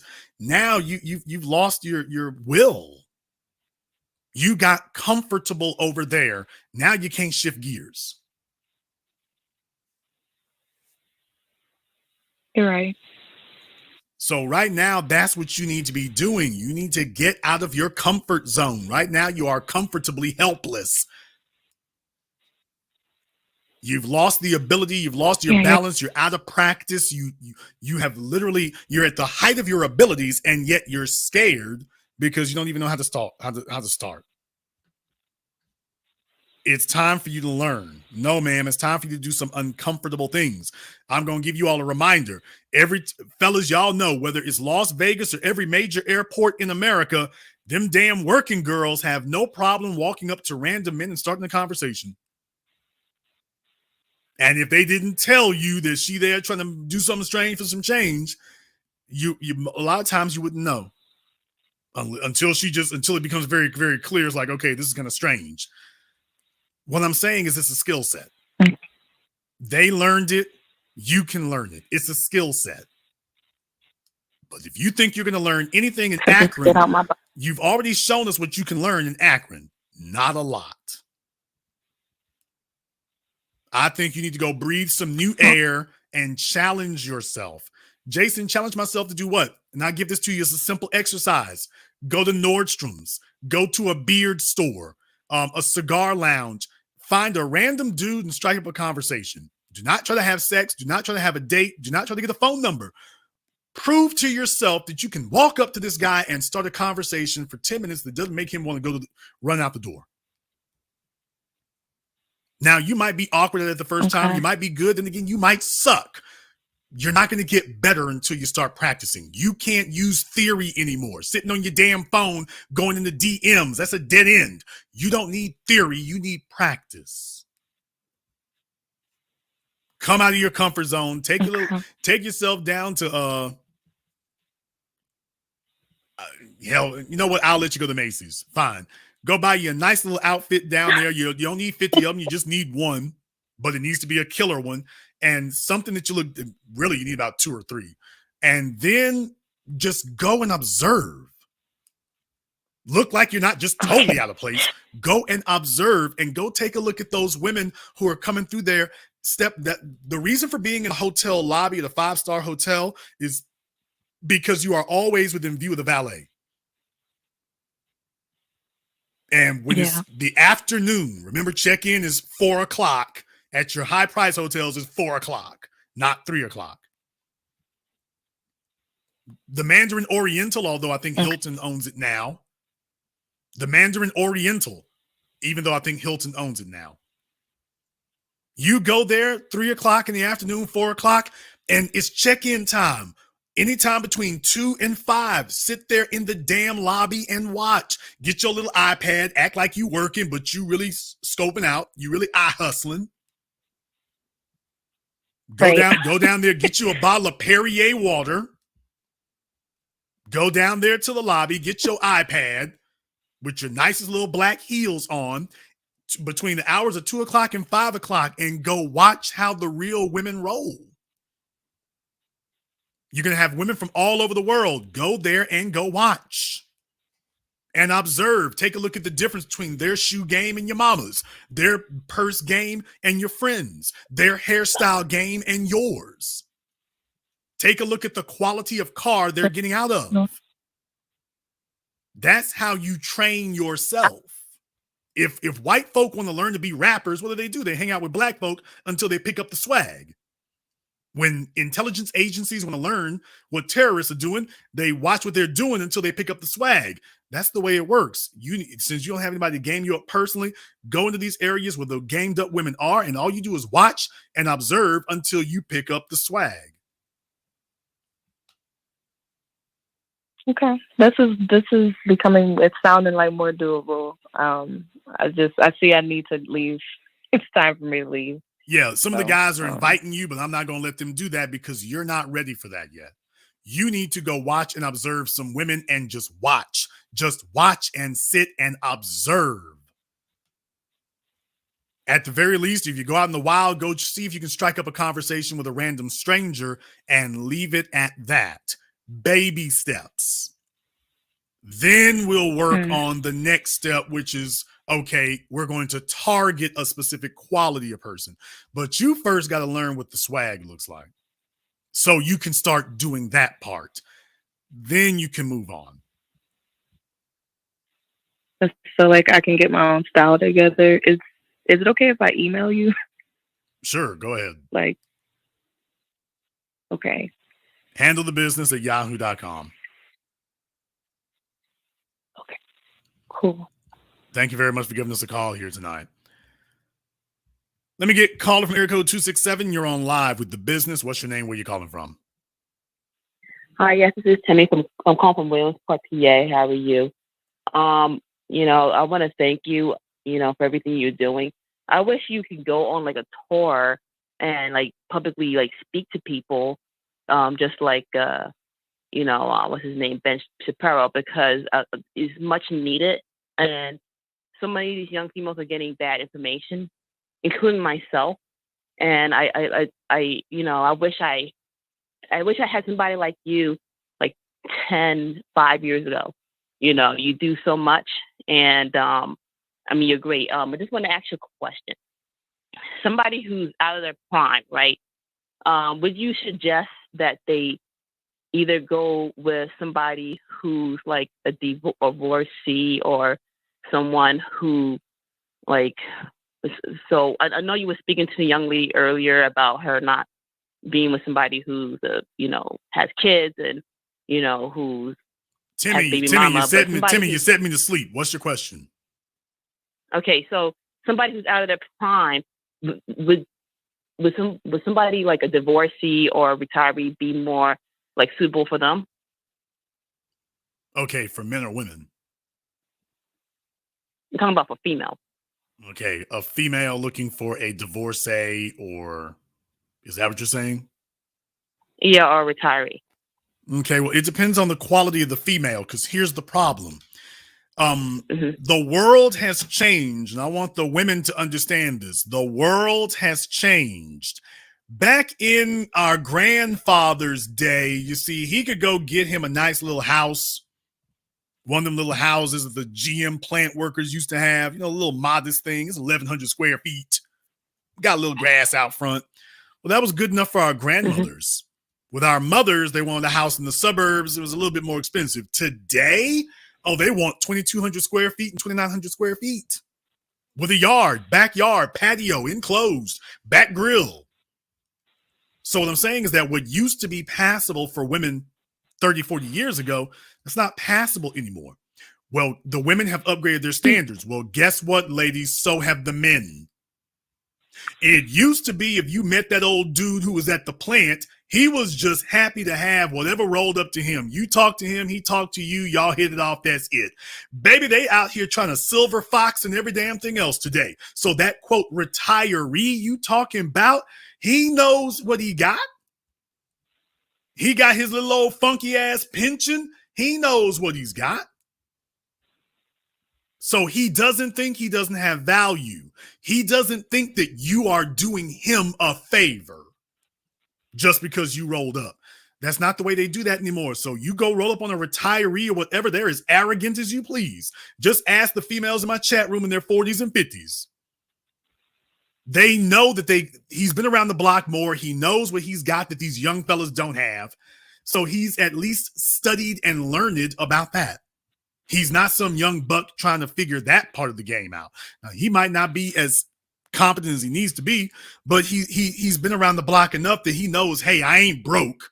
Especially if he's a divorcee, his woman already taught him every bad thing about females you can imagine. You think he's letting you walk in the door and you a clean slate? Hell no. He is on guard when you walk in.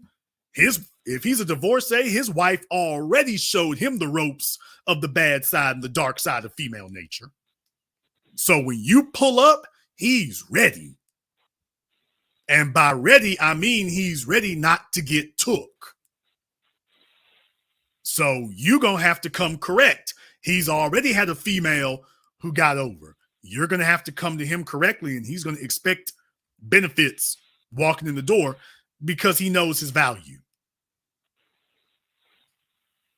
Of course. So in many ways, it's going to be more difficult.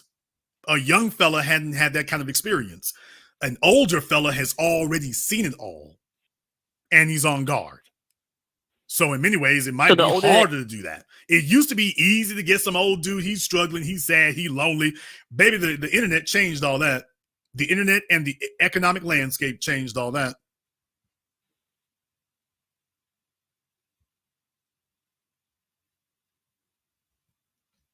Okay. Thank you very much for giving us a call. Let me get caller area code 708. You're on live with The Business. What's your name? Where you calling from? Okay, I guess he had to go jump and change that smoke alarm. That damn thing was chirping as soon as he picked up the phone. Beep. As soon as he answered the phone, he knew it. By the way, I want to thank everyone who has contributed to support tonight's program here on PayPal, CashApp, Super Chat, so Project Leroy, everybody else here, thank you very much for your support. My man GL, thank you very much as well here. We're making it do what we do out here right now. Let me get caller from area code 281. You're on live with The Business. What's your name? Where you calling from?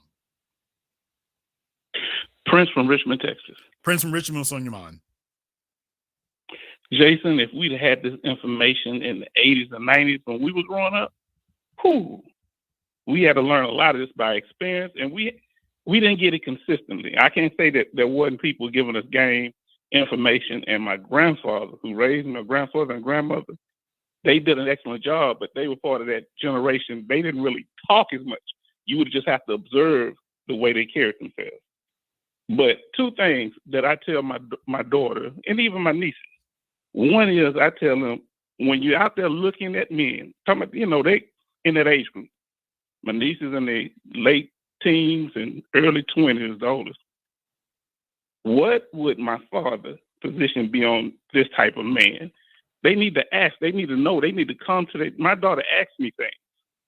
She's never been afraid to talk about, I like that type of guy. I like guys that play this and that. She talks.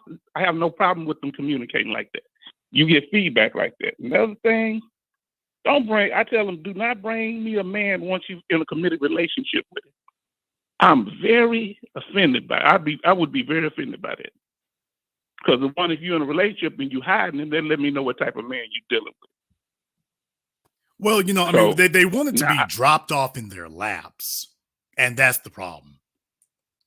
It's not going to be dropped off in your lap.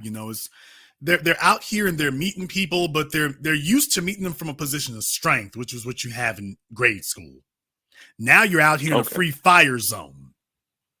These are not those young, naive boys you were in grade school with.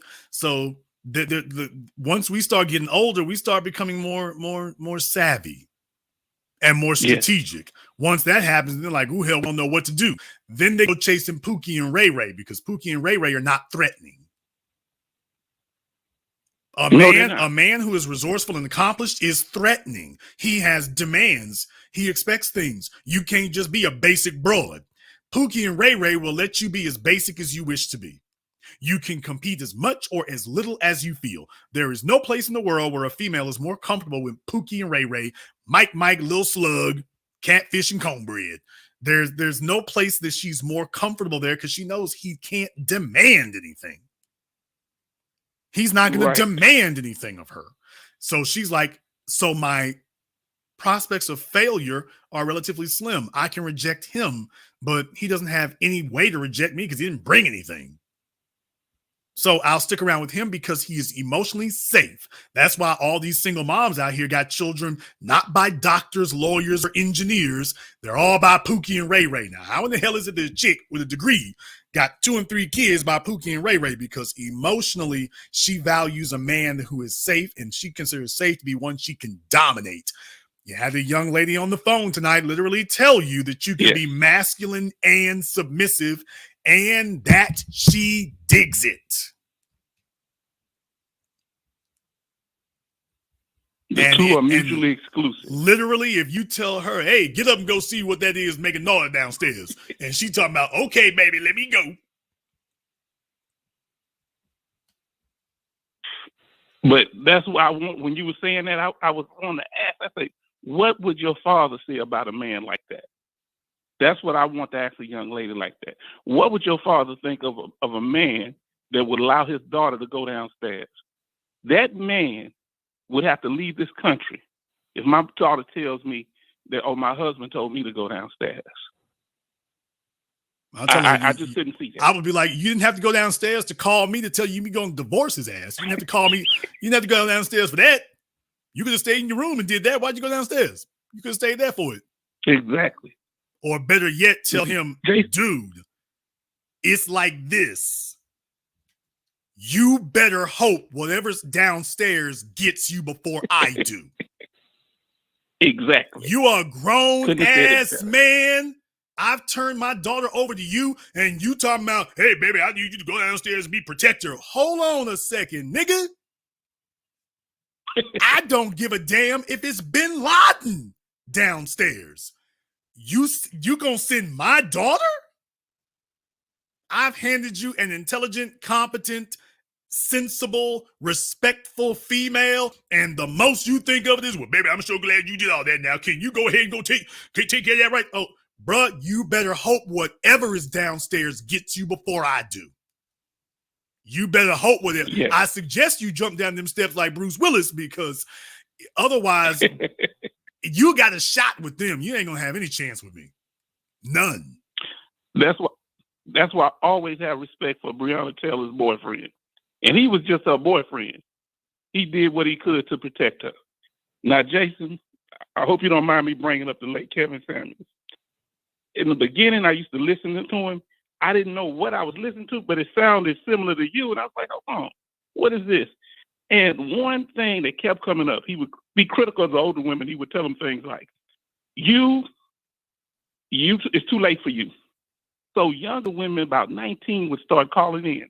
At first, he would say, oh, you're too young for me to talk to. Then one of them said to him, listen, you told me it's too late for them. Why do you want to wait? Tell me what I need to do now. Well, you need to talk to your father and your brothers. He had no answers for him. You understand? And what was embarrassing for me, what was embarrassing is that people just played along as if they didn't hear that. You just heard him say he doesn't actually have any answers. He just demonstrated that. He said it. And people literally just kept playing along. So 2 years later, it's like the emperor with no clothes, and everybody's talking about, look at that Armani suit. There was no suit. And yes, what you're saying is correct. He will tell you that if you're over the age of 25, it's too late.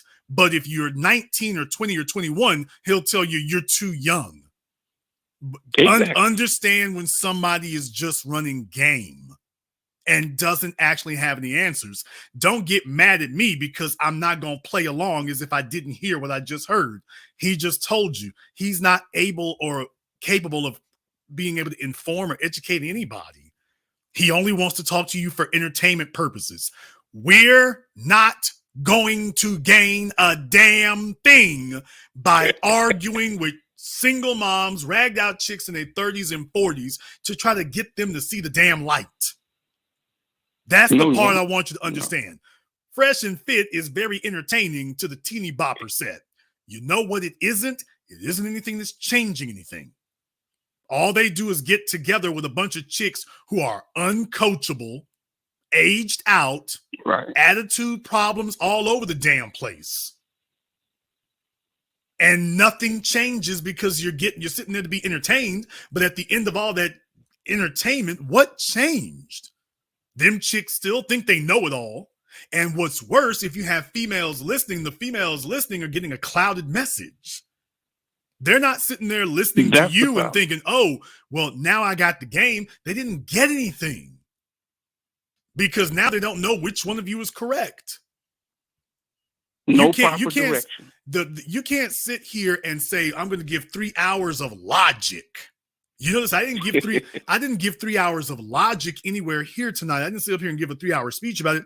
I said, let me just hit you with some questions and some scenarios. And what they're really doing is telling you how they feel about it. Okay. Remember I did that before. What do you value most? Faithful. He needs to be faithful. Okay. And something goes bump in the night. He's perfectly faithful. He tells you got to go downstairs. What I'm saying is that no, you want a man who's a protector and provider. You put a value on that above anything else. And that I give them the scenarios which force them to actually put it not into theory, but into practice. Okay. And when a woman actually has to put her values into practice, all that those intangibles go out the damn window.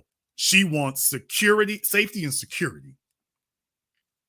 That's what she wants. More than anything. When you actually make her make a live fire decision in the real world, she don't go for faithful and sensitive and hold my hand. She goes for, I need safety and security.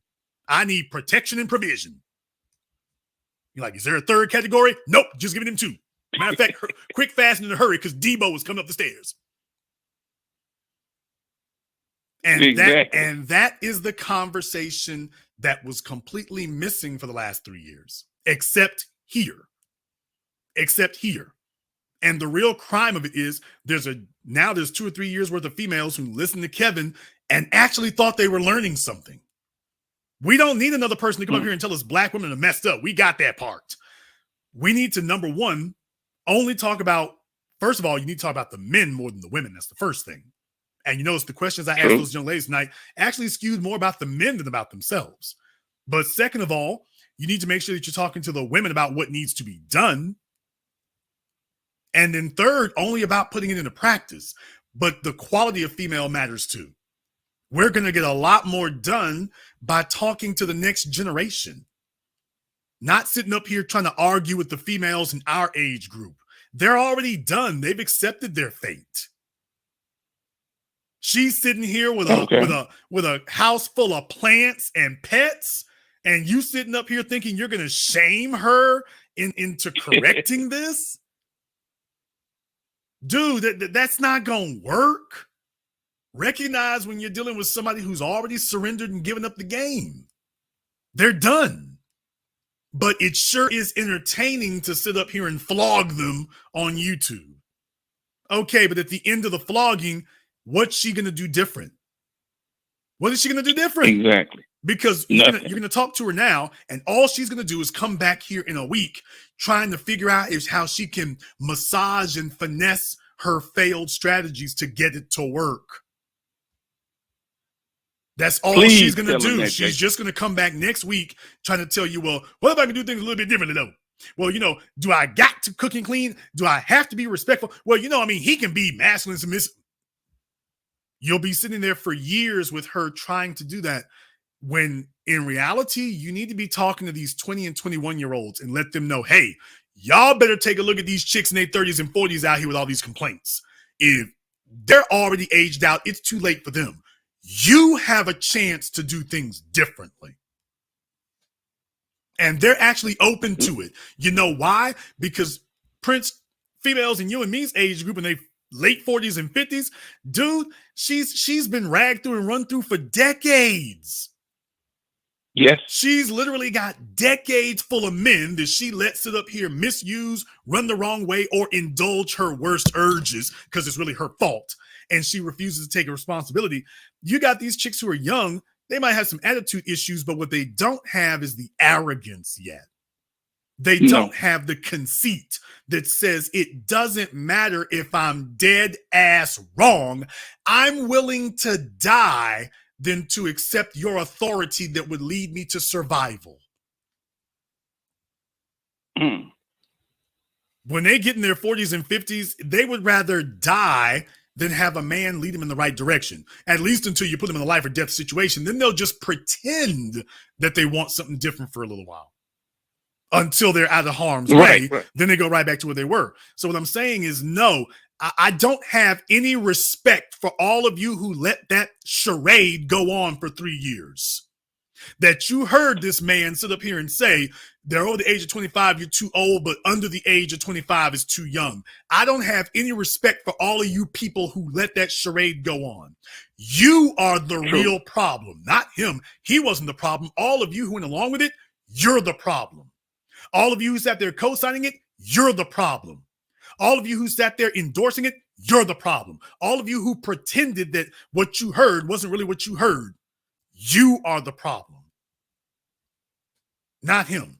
He wasn't the real problem. All of you who had a taste and an appetite for that, you're the problem. Imagine the headway we could have made in the last 3 years if everybody held it to a damn standard and said, hey, these college chicks, you need to have them on all the time because they're the ones that actually something can be done for. But then again, if you're a man who doesn't know how to build high value women, no wonder you can't.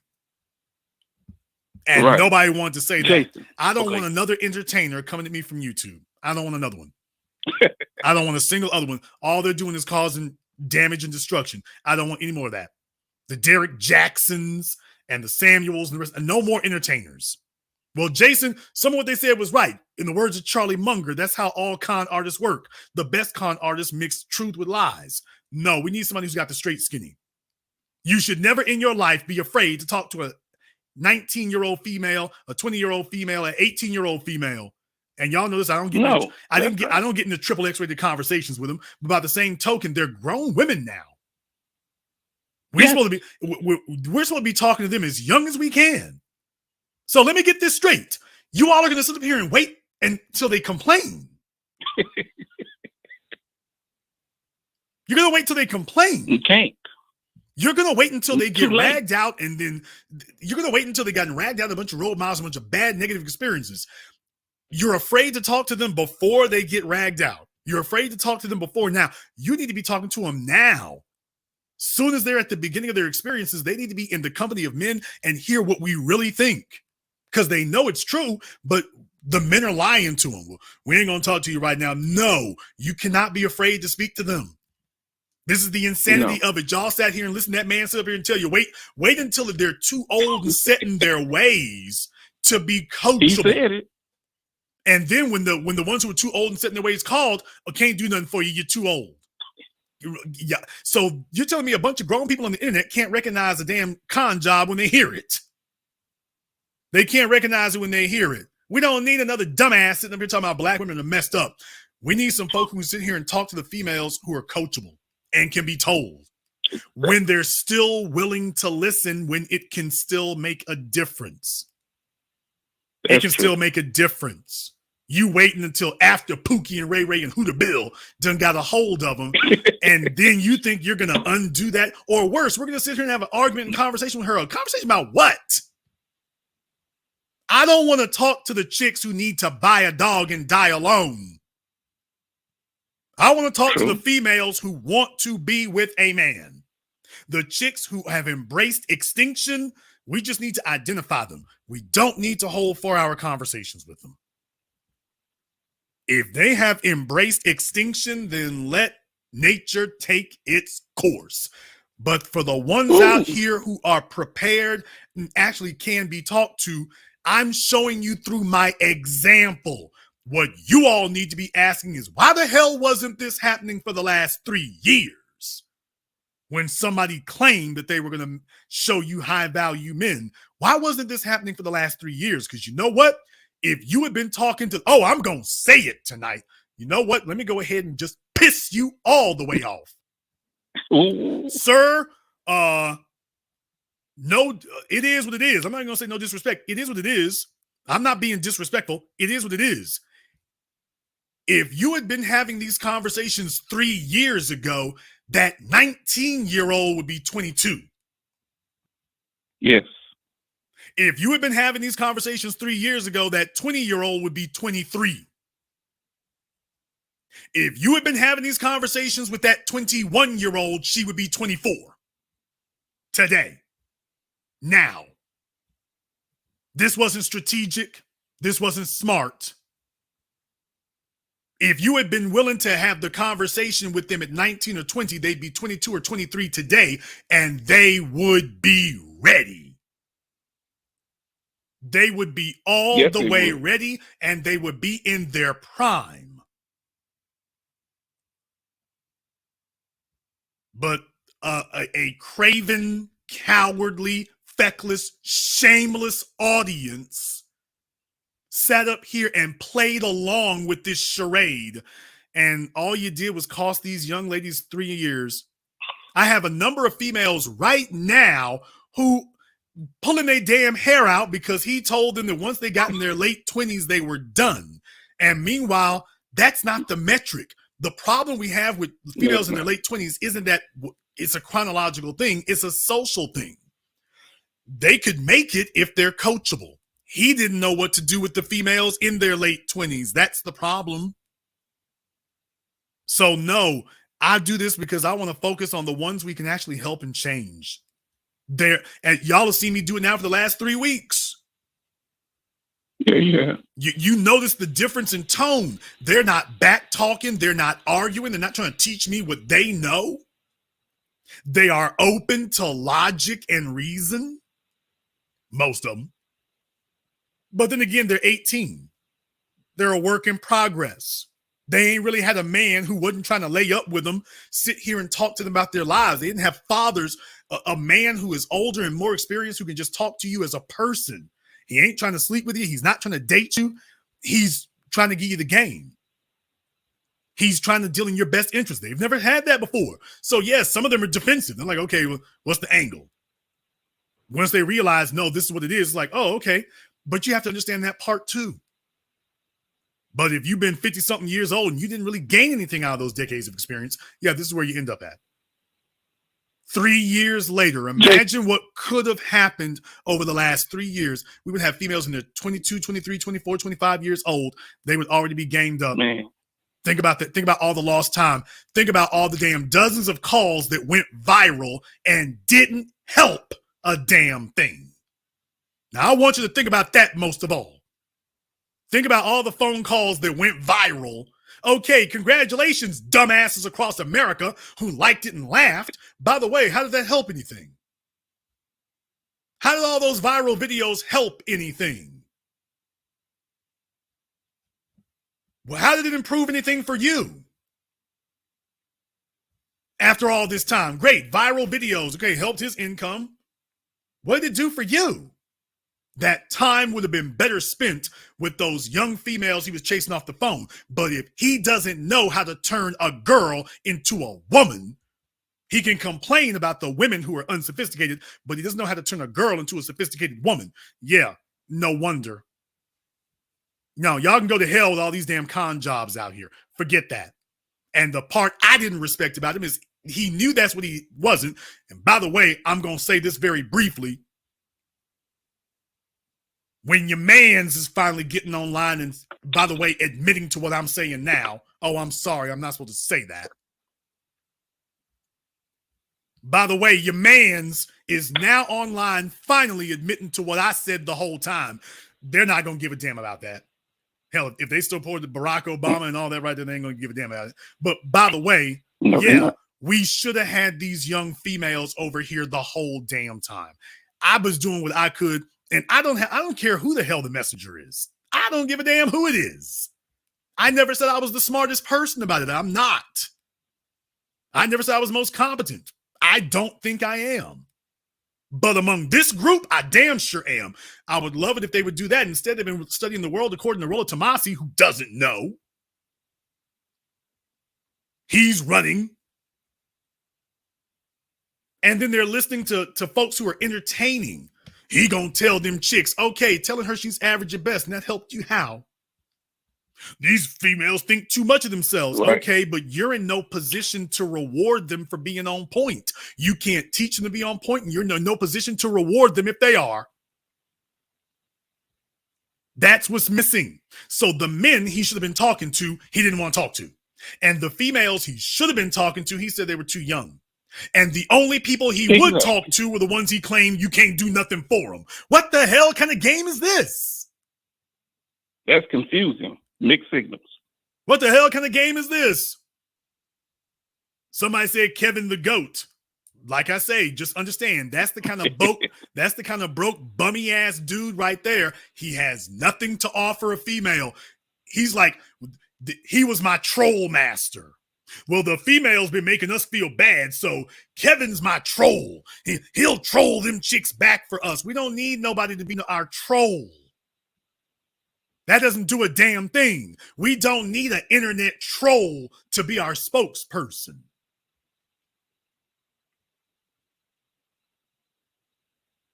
Jason, I know you remember that Scared Straight program that they used to have in the 70s and 80s. Now, I'm just asking your opinion. Do you think there's any benefit to have the 18-year-old and the 19 and 20 years old on the same panel as the older 30-year-old women? No. You know, trying to say. No. I'm listening. Okay. That's my the only thing that the older woman can be on the panel for is if she agrees with our perspective on it. But as far as just having an open forum, hell no. They got an open forum now.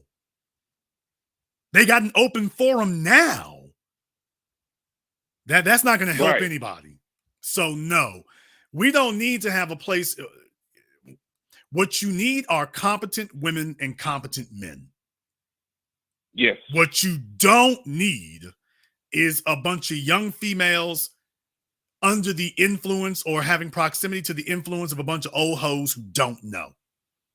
As men, what we're supposed to do as men is we organize a forum, yeah, but these old chicks who failed, we're supposed to keep them out. See, it's supposed to be like a club, brother. You got the rope line. Okay, you take the rope down for the young chicks who are impressionable. Okay, y'all come on in. Or the old chick, back up, Vivica. Oh, no. No, we ain't doing this.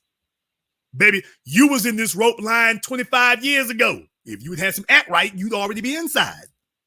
So what I'm saying is the old chicks who don't know, and then they want to try to bum rush the door 30 years later, brother, they had their chance. If they had anything of value to give, they'd have given it 30 years ago. They had their chance. No. The only thing these old chicks can do for these young chicks is sit back and be quiet and learn they damn selves. There you go. Thank you, Jason. That's all they can do. Thank you very much for giving us a call here tonight. Y'all got to understand, failures respect other failures. So the broken bummy dudes, they taking offense right now. They salty and they're mad at what I said because, yeah, they realize it's the truth. They want a forum where you shame what they thought was going to happen. I got some haters in the chat room still trying to deny reality and facts because now they don't have anybody to defend their bumminess anymore. They don't have anybody to ignore it anymore. See, you thought for 2 years you had somebody who would take the focus off of it. Now the focus is back on it. Notice they were completely quiet when I was talking to the females earlier about protecting and providing. Notice they were completely dead quiet. They didn't say anything then. Yeah, because you know you're not fit for it. So we see you sitting over there angry. You sitting over there angry and mad, you bummy and busted, and 3 years later, and the chicks ain't digging you any more today than they were then. Your life hasn't changed or improved one bit more. Your life is exactly where it was then, only now you don't have a troll anymore. But guess what? You're just as lonely and desperate and undesirable today as you were then. You're just as sorry and pathetic now as you were then. See, you got to understand, when failures have lost a leader that they could hide behind, they're like, damn, we're just totally exposed. Yeah, you really are. You know, if you had spent the last 3 years a bit better, you wouldn't be sitting here all mad and salty in my chat room. You would be sitting laid up with 2 or 3 chicks telling me about how old boy helped you upgrade yourself. In reality, you've just dead-ended. Furthermore, it doesn't do you any good to sit here and be big mad. 2 plus 2 still equals 4. You can't change reality by arguing about it.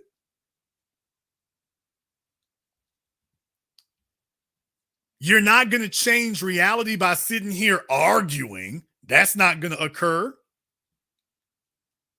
Be mad as you want to. You're still a failure. We argue enough. You know, you sound like them females you're so upset about. You sound like them chicks you're so upset about. You had 3 years to get your damn act together too. Why haven't you done it? Caller from area code 561. You're on live with The Business. What's your name? Where you calling from? David, Pompano Beach. Dave from Pompano Beach. What's on your mind? Hello, sir. Speaking from a professional in training currently, what's a man to do in an environment where women don't really see themselves, or at least they give the false impression that they are wife material?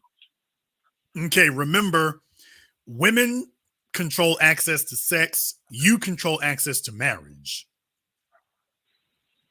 What does that mean? That means your opinion is the only one that counts. Doesn't matter if she sees herself as wife material. If you give her the thumbs down, it's the thumbs down. That's it. She can hope and wish and fantasize that she's Ronald McDonald. They're not going to bring her to come open these stores. So they can fantasize all they want to. You're the one who signs off or doesn't. But once again, this depends on the value of you. So if you're a man who is resourceful and you're a producer and all the chips are in place, all the bricks are in place and everything is in place like it should be, and you give the no, then that's what matters. So they can think whatever they want to. Understand something. When females have gotten the thumbs down from a productive, resourceful man, when they've gotten the thumbs down from a producer, brother, they heard that. They heard that. Women are painfully aware of the difference between Pookie and Ray Ray and a winner. They are painfully aware of it. Pookie and Ray Rays. Well, your job is to... Ray Rays get a lot of... Okay, go ahead and say what you're wrong, but go ahead and say what you're going to say, sir. Well, forgive me. I live in Atlanta, and I do see a lot of the Pookie and Ray Ray archetypes that, frequent the Atlanta area. So it just seems that, people who are on their grind and who are doing it, I guess, the quote unquote proper way, I wouldn't say finish last, but they don't really get the first bite at the table, if that makes sense. Okay, let me find out a question here. Would you consider yourself to be one of those individuals? Well, I would say currently I almost there. I am a physician in training, in residency, so I can't really say that I'm there right now, but I am in proximity. So you say that, and yet you're trying to give out judgments. So what you're saying is that you are not qualified to make the judgment, but you got judgment to give out. I would say preconceived judgments, yes, sir. Yeah, you can't condemn Pookie and Ray Ray until you become Pookie and Ray Ray's superior. Fair enough. Now, I will tell you something else here. Now, you might not like this, but brother, you got this low in the voice, sad sack routine going on the phone, bro. You sound real shy and meek. Chicks are not, I don't care how much money you make. That's not something that attracts females. So you got a real soft, understood. You have a real soft personality about you. So yeah, you gonna lose to Pookie and Ray Ray.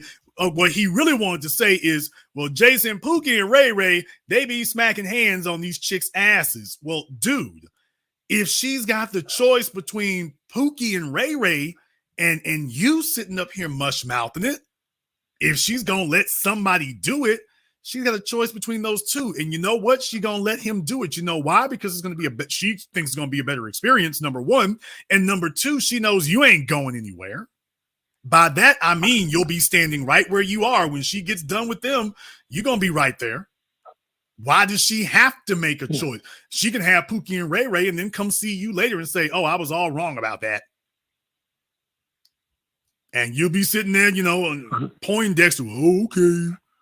All right, well, she got some egg right there. Bruh, I'm just saying this is not leadership and assertiveness I hear on the phone. So strictly from a personality perspective, you're not going to win. So if it's your personality, which right now is coming across as soft and meek, which females are going to call beta, and then she comes up against a dude who at least has some confidence about him, and it shows in the way he speaks, the volume of his voice, bruh, that's not choice. It's not choice. I'm in Atlanta. Dude, I come through Atlanta all the time. What are you talking about? I come through Atlanta all the time. The females are for the taking. The females are for the taking in Atlanta. I'm talking about soon as my feet touch ground, the females are for the taking in Atlanta. Dude. All up and down Peachtree, all up and down Ted Turner. What are you talking about? They're for the taking, man.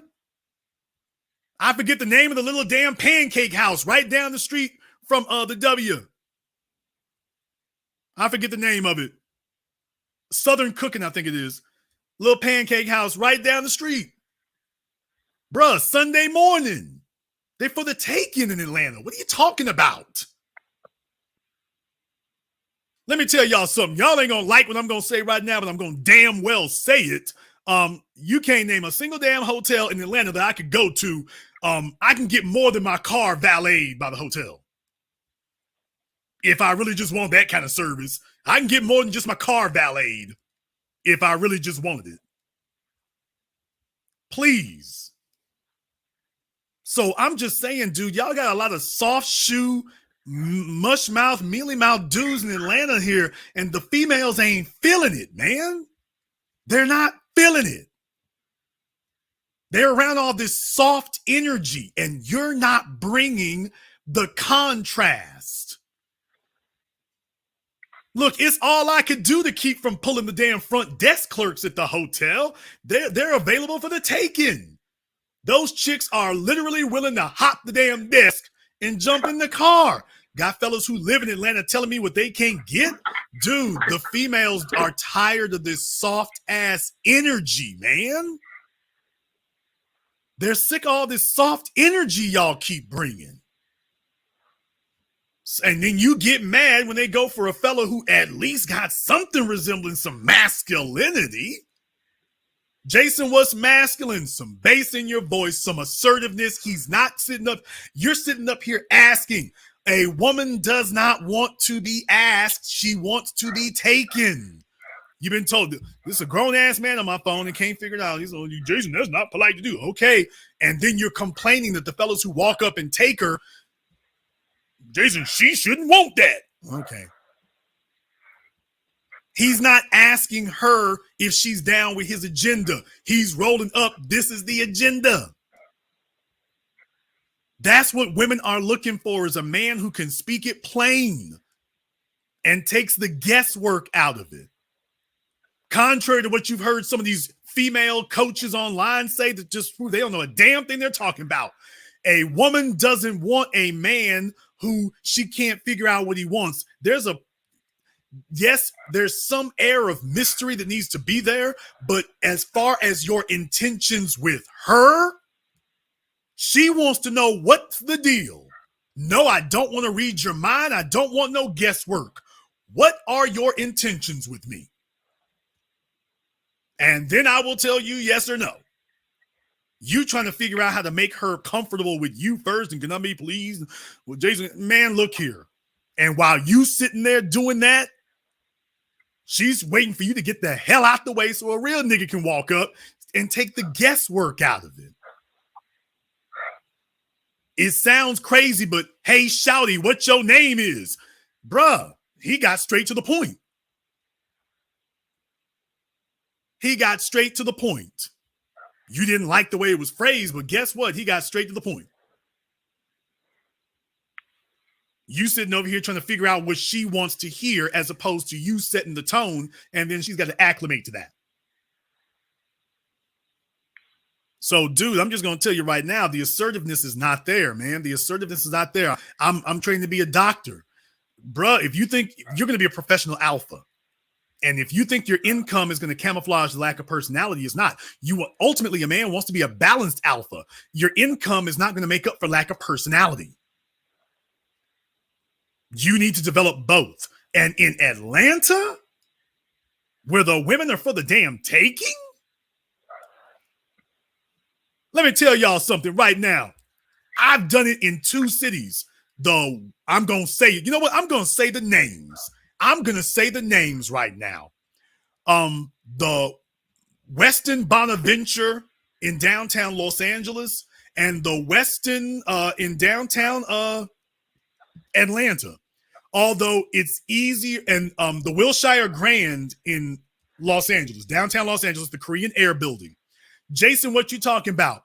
Because it literally is going to take you about a minute. You can be in that elevator for literally a minute to a minute and a half. If you're on the upper floor to get down or on the lobby to go up, you'll literally be on the elevator for like a minute, minute and a half. That is more than enough time to strike up a conversation with a female, and I've done it. Did it at the Westin in downtown Los Angeles. Did it at the Wilshire Grand. That's a slog. Dude, if a female gets on the elevator, you should, if she's by herself, now they get on there with the family and the kids, forget about that. If a female gets on there by herself, man, look here, that's your sign right there. A woman who is with a man in one of those cities does not get on the elevator by herself. I'm trying to game you up in Atlanta. Dude, a female does not get on the elevator by herself if she got a man. She's not going to do that. So if she gets on the elevator by herself, she by herself. A female is not going to go to the lobby by herself. If she gets on there by herself, she by herself. And I'm telling you, there's not a one of these cities that I have not been able to strike up a very accommodating conversation in. Not a single one. Now, I never took them up on their offer because they robbing niggas out here. So I never took them up on their offer. But dude, I'm a visitor. I'm a visitor in your city. How the hell is a visitor from Shreveport, Louisiana got more pull and you a resident? Tell me how that works. Are you asking me? That I don't ask rhetorical questions. Tell me how that works. Well, I'm a new resident, but in speaking in relation to myself personally, I was not really asking in regards to like I guess meeting women. It's more or less like thinking about marriage in regards to my original question. But I understand where you're coming from. I guess, bro, every marriage starts with a conversation, man. And what I'm saying is, that your complaints, those complaints you're given, that's not a male who's really a female's preferred option for husband material. That's what I'm trying to tell you. So once you veer off into Pookie and Ray Ray and what they doing and stuff, I'm like, bro, you're not seeing yourself accurately in this regard. The other thing is, what's up with all this mouth? What's up with all this mouth breathing on my phone? Oh, excuse me. I apologize. Okay, he's apologizing, he's apologizing, but he's not explaining why that's occurring. I had you on my my headset, so it's kind of very sensitive. Okay, but sir, here's my point. Leave the headset where it is. You're mouth breathing. I assure you, I'm not mouth breathing, but I guess it's due to the headset. Okay. It certainly sounds like you are. And I'm like, if this is the way you sound in front of females, that's a problem. Okay. If you're standing in front of a female and it's sounding the way it does on my phone right now, I'm like, oh, that's going to be an issue.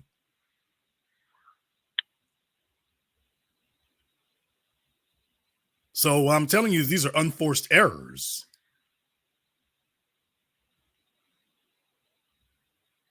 Duly noted. So I would tell you first and foremost, start there. The confidence game is not where it needs to be. The assertiveness game is not where it needs to be. And if a female has to think about which one of these dudes do I want to have a memory of, she's gonna make an emotional decision. But she'll also make a practical one because she'll be like, well, hey, look here. Poindexter here will be back. He'll be waiting here when me and Pookie are done. I mean, it's not like he's got a bunch of females knocking themselves over. He'll be here. And what I'm saying is the females that you're criticizing, saying, well, what they think they're wife material and they're not. My problem is the wife material shooting at you the way you want?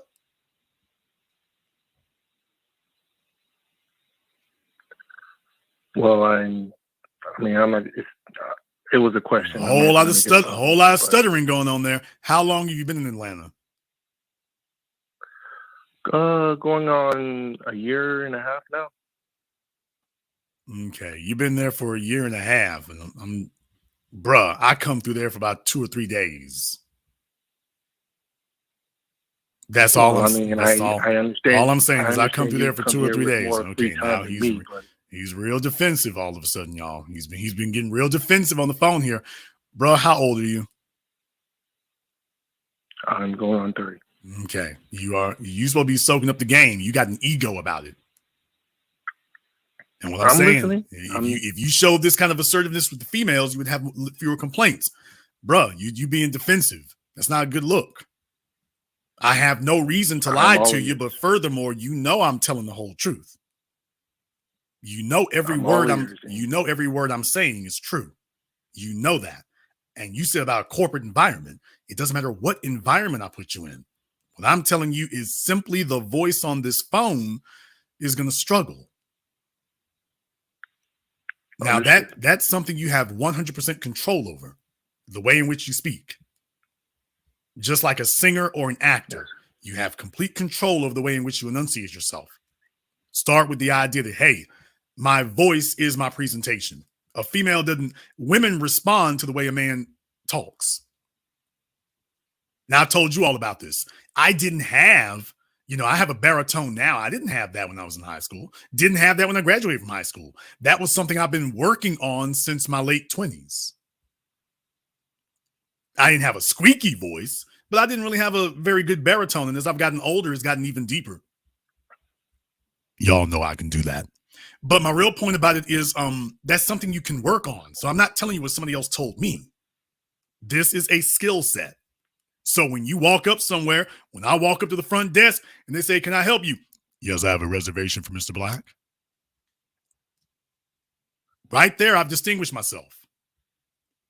Now, it helps when you got a bald head and a beard. Well, yeah, it certainly helps. But my point is, when you put all of it together, that's proper presentation. That's why I said you need to be a balanced alpha. Just focusing on being a bookworm and let me get my income up, that's not balance. That's one dimensional. Work on those other things. You're going to find that there's a lot more wife.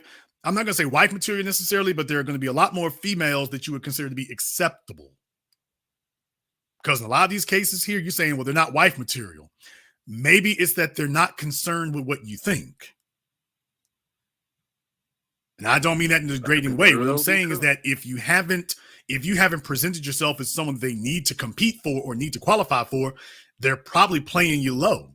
It's just like, okay, well, I don't have to really worry about him. As opposed to being somebody that's like, hey, I got to worry about him. I'm concerned about what he thinks. Does that make sense?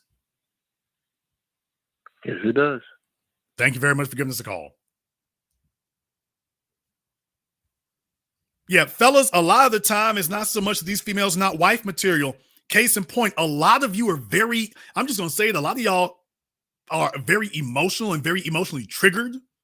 You don't have any patience to even find out what's going on. For the last few weeks here, I've had females who are 18 years old, between the ages of 18 and 25. Between the ages of 18 and 25, prime real estate, and got grown men in my chat room the second that they said something. Y'all been hanging out with the Kevin Samuels failed crowd for so long. The second that the female said something that you halfway disagreed with or whatever, oh man, they ain't no good, they dumb, this, that, and other. Dude, you can't lead anybody like that. You can't lead a female when you hear an error and you aren't equipped to correct it. Now, there are females who don't want to be taught anything, but for the ones who are available, you can't recognize a female who's coachable when you meet one. You can't recognize that when you meet one. That's a bad sign. If you can't recognize coachability and all the pieces are in place to be able to do that when you meet it, that's a bad sign. There's too many fellas out here who can't lead, and their answer to everything is the females are messed up. That's their answer to everything. Any female you bring them, any question you ask them, anything you show them, the answer to everything is the females are messed up. And then when I sit here and talk to them, and then after a little bit, you realize, like, hey, Jason got them to come around. Yeah, you could have done the same thing. If you had a different attitude about it and were equipped with the right questions and skills, you could have done the same thing. I didn't do anything you couldn't do. It's not magic. It's not alchemy. But the truth of the matter is, even if I dropped, just because a female is coachable doesn't mean that she agrees with you right off the bat, nigga. He's saying nigga again. I sure did. Just because a female is coachable, that doesn't mean she's going to just agree with you right off the bat. She just met your ass. And by the way, agreeing with you doesn't necessarily mean she's coachable.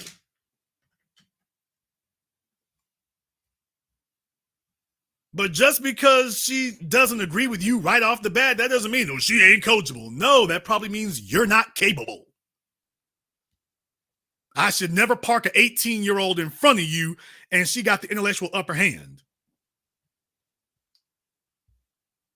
Caller from area code 347, you're on live with The Business. What's your name? Where you calling from?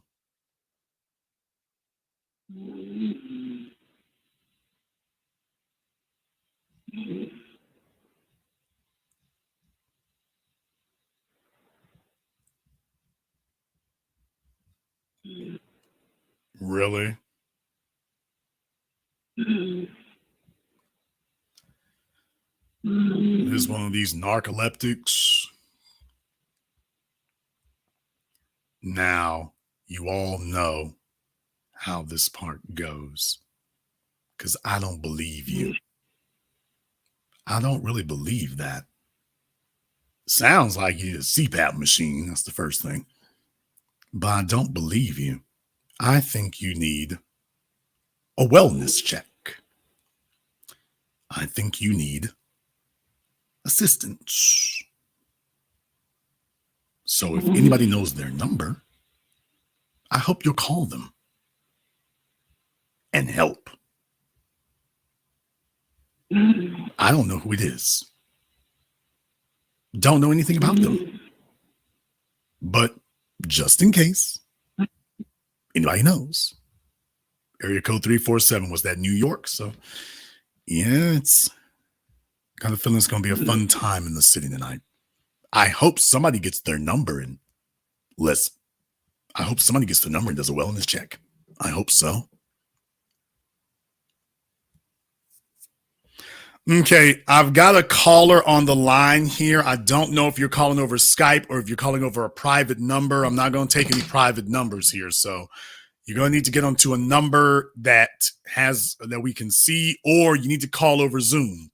So if you're on Blog Talk right now, if your call drops right now, it's because I cannot see your number. So you need to either call from a number that's not blocked or call over Zoom, one or the other. Let me get caller from area code 708. You're on live with The Business. What's your name? Where you calling from? Hi, this is Kay from Chicago. Kay from Chicago. How old are you, Kay? I'm 20 years old. Okay. And she sounds like it too, by the way. All right. What's on your mind, Kay? Wait a minute. By the way, Kay, south side or west side? South side. Of course. All right. What's on your mind? Yes, the conversation you had with the two ladies was a really good call. I just started hearing this information when I was 19, so I think that they're at a pretty good spot. But I was calling because you guys mentioned a good point about body count, and I'm actually a virgin, so I just wanted to know if I'm on the right track with holding on to my virginity at this point in time and just waiting for someone that I find of value to lose it to. I just wanted a male perspective on that. Okay, the first question is, you are holding on to your virginity for what exactly? I'm really just working on myself in regards to fitness, schooling, and I never really saw the point in dating and having sex until I got ready, like at my peak value, and I feel like I'm not at my peak value just yet. Okay, that's all well and good. I understand that. But the real question is now, are you saying that you have never had any type of sexual relations with a man ever?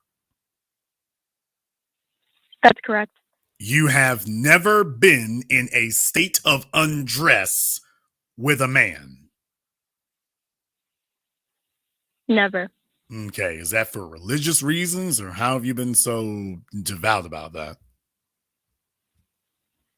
It's not necessarily religious. I come from a single parent home where a lot of the women in my life are baby mothers. So I think just seeing a lot of struggle in that area, it just steered me in a direction to focus on schooling and whatnot. So well, that's I am good a Christian, too. but it's not really. That's good. Yeah. Here's my issue, though. Yeah. You don't want to be somebody who responds to a negative situation and you fly so far to the other extreme that it changes you. So I don't want to be, you're supposed to have a default as a female. Well, I see in my family, they're misusing sex and they've slammed one hard to the extreme in one negative direction. Yeah, but then you end up flying over to another direction. So what I'm saying is, do it as if it has a purpose, but it should also have a goal. And that's the real thing for you to keep in mind. Do it because it has a purpose, but it should also have a goal. Don't just do it to be doing it. Don't just not do it to not do it, but do it because there's actually a goal in mind. So are we saving ourselves for marriage, or what exactly are we doing? I would say saving for marriage. I think that's really the only way I can go, especially in this hookup culture. I'm not really sure what else especially at my age, to do. Okay, well, let me explain to you here. It's going to take a specific type of man who is going to be willing to do that. Because what you're talking about Very is true. being in a state of a relationship with a man for a year, 2 years, 3 years, and you want him to be completely faithful to you, correct? Okay, now After hearing so much that's a content, simple question right there. Let's not play yes, let's I not do. play around. You're expecting him to be completely Okay. faithful to you, correct? Yes. Okay, let me ask you one question. How long do you think this man should do that? How long do you expect him to wait for you? Not long at all. I would say a few months tops, a man will be willing to wait. Okay. So, but you're saying you put a high premium on him being quote unquote faithful to you. Now, you're 20 years old. Yeah. What for you would be the ideal age of the man you're looking to be with? I would say mid-30s. So you're looking for a man in his mid-30s who is willing to wait until marriage to have relations with you. Yeah, now that you say it, it does sound very unrealistic. Okay, well, not just that. It also sounds like a raw deal in some ways. Think about this for just a few moments. What you're saying is you want to wait until you have legal leverage over him. And then he will find out what type of physical partner you are. Mm. So you're saying you want to wait until after he's signed the contract to tell him what he's going to get.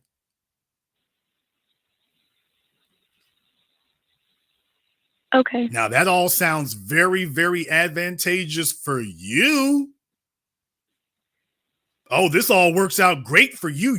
You want him to deliver all the benefits. He's got to be built. He's got to be capable. He's got to have the money together. He got to be alpha, protector, provider. He's got to have all that lined up. And then he's got to wait around until you feel comfortable doing X, Y, Z.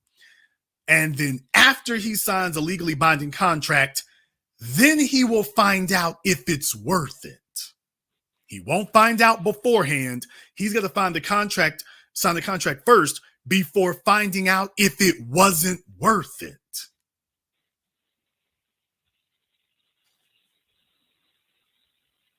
Okay. See, all that makes you feel better and you feel perfectly comfortable. But for a man in his 30s, that's what he's going to do? That's what he's going to do? No, I mean, that's like I say, that's a nice little fantasy. But unless you're dealing with a guy who's very religious and that's just part of what he does, that's not going to work.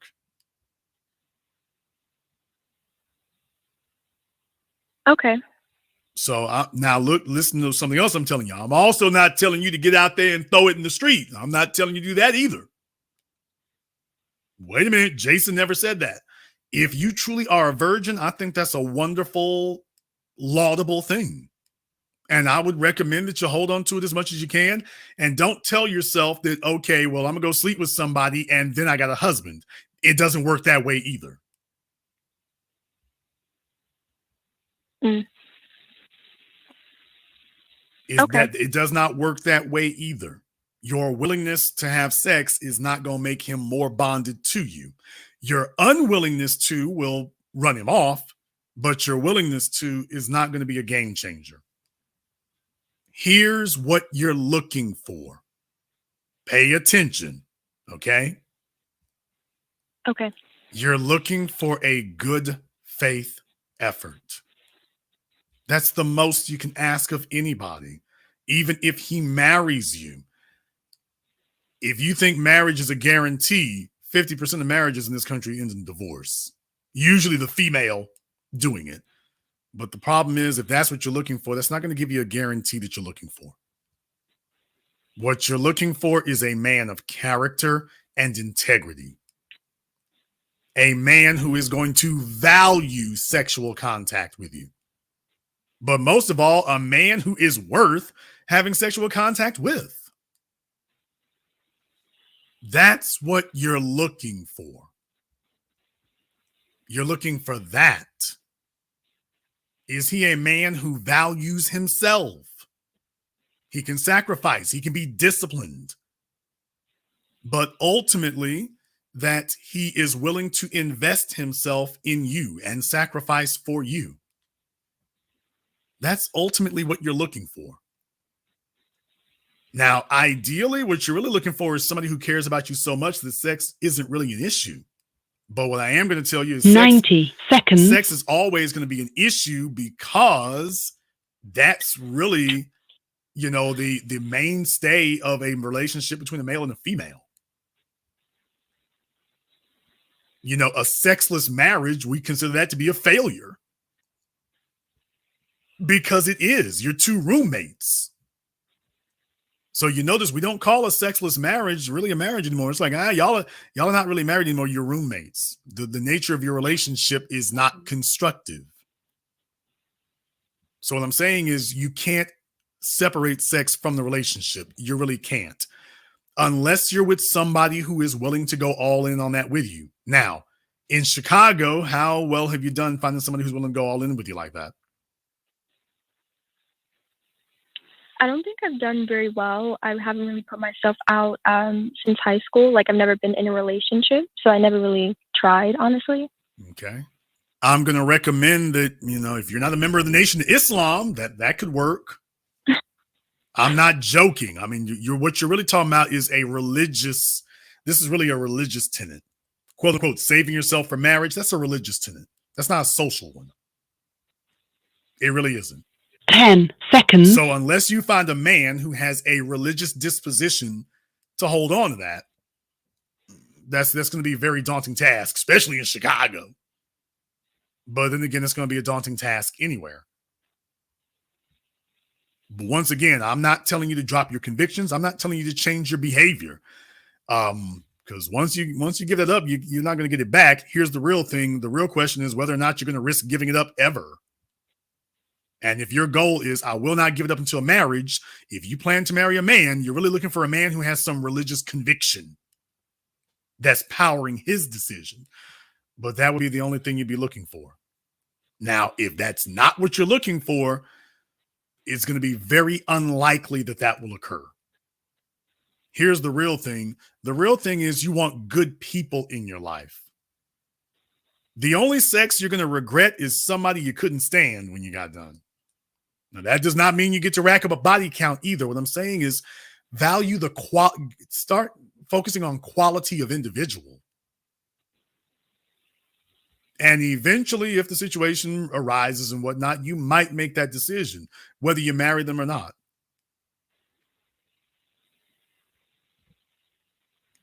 But okay. you want to start focusing on quality of individual. That's going to be more important than anything. But are fellas going to wait around for you like that?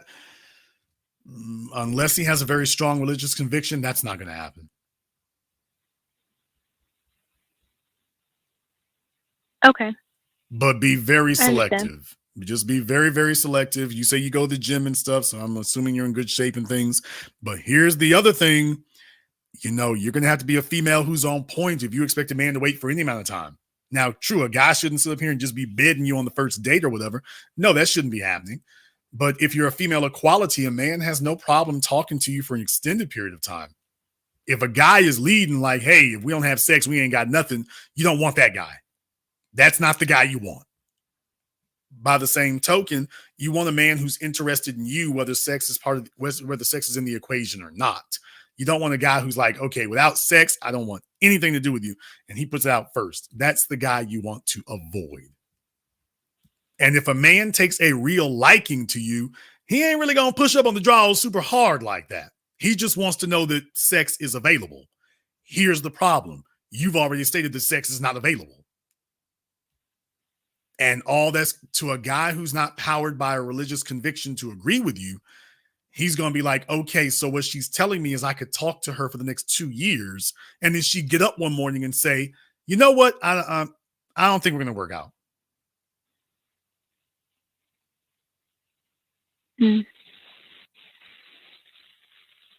Okay, that makes sense.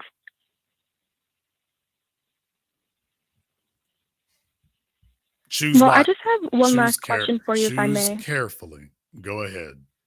Okay. Yeah. I wanted to know, I think I'm overvaluing myself. I wanted to see if I could send you my Instagram, if you could give me like just a good value judgment, I guess. Sure. Okay. Handle the business at yahoo.com, right? That's the address. Okay. Thank I you very just much. sent it, so you should be receiving the link. Okay. Well, I haven't received anything yet. But once I do receive it, I will respond to you. Okay, sounds good. Thank you, Mr. Black. Thank you for giving us a call here tonight.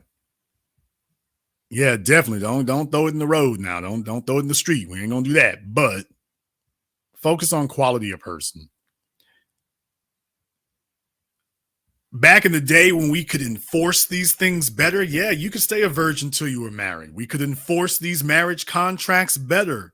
Men knew what they were getting because they were given authority. So men knew what they be getting once they got you married. Today, where you got the ability to sit up here and double deal and renege on the deal after the fact and whatnot, yeah, that's gonna be tough. Let me get caller from area code 808. You're on live with the business. What's your name? Where you calling from? Hi, Jason. My name's Christina. I'm calling from DC, actually by way of Shreveport, but Christina. Okay. Hello, Christina from DC by way of, you said Shreveport? Yes. So I'm from Shreveport, but I'm in DC right now. Yeah, we get all over the place. Los Angeles, DC, Atlanta, Orlando, Miami, St. Louis. We get everywhere. What's on your mind? Because we don't want to stay because we don't want to stay in Louisiana. That's the problem. Anyway, go ahead. What's on your mind? I love my state. I love my folks, but they got too much going on down there. They do. So first of all, to the young lady that just called before me, baby girl, please stay a virgin. Just stay a virgin until you figure out what you want to do. No matter what, because just like Jason said, once you do that, ain't no going back. Just whatever. Listen to whatever you need to hear from people. Take things with a grain of salt, but hold on to that. Because I heard somebody say, if somebody was in the comments talking about, I need to call up because I guess because of my comments. As a woman, I feel like I should tell a 20-year-old that's asking about their virginity, I should tell them something like, you should hold on to that until, I'm not telling her hold on to it until she's married, because at 20, I feel like you'll go back and forth on that with, your principles and stuff. You're not really solidified in, what you believe at that age, but, don't let anyone convince you on what actions you need to take. Do it when you're comfortable. Is going to be my best advice. Well, yeah, but here's the issue. Of course, you should never do anything when you are not comfortable. Absolutely not. Problem. She'll eventually get to a point where it's easier to just sit still and just wait around and never do anything at all. And what I'm saying is that she's looking for a particular specific outcome. She's looking for a specific outcome. And if people sit up here and lie to her and tell her, why, there's a whole bunch of men out here will wait around for you for a couple of years. Yeah, that's a bit unrealistic. So I think she's just, young and probably maybe a bit timid about it all. So that's what I'm saying, at that age, get some experience on you and stuff like that. And then maybe reevaluate how you feel about that in a little while. Yeah, I mean, the thing is, you don't want to be out here in the streets. You don't want to be racking up a body count. That's what you need to stay away from. But by the same token, you're asking men, because you're asking a very practical thing. You're telling men that you want the man to make a legally binding commitment. You're asking him to make a legally binding commitment before he even knows what it is he is committing to. Because if you are going to be the mother of his children, what if he gets with you, y'all have sex, and you tell him you didn't like the experience very much? But, okay, so with that, slow down. The woman also stop, legally? break, pedal. What if he goes ahead, marries you? You've now got legal leverage over him, and then you tell him that you actually don't like sex like that. Now he's married to you, and marriage implies that you are both on the same page about sex, but in reality, you're not. Yeah, it's supposed to mean we both on the same page about it. But in our modern society, she has the ability to tell the reverend and the people at the church to have and to hold. That means triple X-rated, nasty, dirty, freaky ass sex. That's what to have and to hold means. Okay, but you all have the ability to stand in front of a court and lie. That's the difference. It used to be that you were held to that. Females today have the ability to sit there in front of a judge, a God, man, and the church and lie through their teeth and say, yes, this is what I agree to do. And as soon as he signs the document, yeah, you know what? I don't really mean that. And now he's stuck with it. He doesn't have the recourse to say, hey, she was under false pretenses. He doesn't have a recourse to do that. Now he's just stuck in a situation where she's like, he wants to do it every night and she wants to do it once every couple of weeks. But I want him to be fully faithful to me. Ooh. Okay. I do get that. I don't believe that women should just, be able to for whatever reason break up that union. That's not right, because men can be left devastated. It just can create a lot of problems. But I don't know. I just feel like balancing a lot of things on sex, it can waffle, because just sex can just the desire to have sex can come from a lot of different places, and I feel like making that a pivotal thing in marriage necessarily. I don't know how good that is or beneficial that is. Making sex mandatory or essential? Like making it just like such a pivotal point, just like if a woman's not extremely, I don't want to say sexually active, but are you married? Oh, I'm not married. Okay. How old are you again? 29. Okay. You have any children? No, I do not. Okay. She's 29 years old. She has no children. I gotta ask this. What size do you wear? A 2 in women's. I'm very slim. I'm in shape. I do yoga and all that stuff. Okay. Don't come at me, Jay. I know I'm from Louisiana, baby, but I ain't no thick. I'm thick. Baby, you from Shreveport. Okay. There's no such. Yeah. That's why I gotta tell folks there's a Los Angeles 10, then there's a Shreveport 10. So it's don't play with me, nah. Track star, baby. Mall St. Vincent will bring you to the light of day quickly. Mall St. Vincent will bring you to the light of day quickly. I'm a rarity from the city. I'm a rarity. Oh, they all say that there. In any case, here's the real issue. The real issue is you're old enough to know better about that. Sex is not a bargaining chip. It really, really isn't. And true. Yes, I guess I'm just saying that because I've been in a relationship where slow down. It is okay to be comfortable, and nobody should pressure you or make you uncomfortable doing anything you do not wish to do. That's not a problem to understand. However, in the practical world, if you are a female who wishes to have a male companion, you cannot choose from the men you wish were available. You can only choose from the ones that actually are. Men, you're asking the men to take a tremendous risk. You cannot get around that part. You're asking the men to go all in, but you haven't gone all in yet. Well, sex shouldn't be pivotal in a marriage. Excuse me, then what's the point of getting married? What is the point of getting married if sexual contact and procreation are not the bedrock foundation of it? What's the point? tell me what marriage is giving you. Tell me why marriage would be essential then.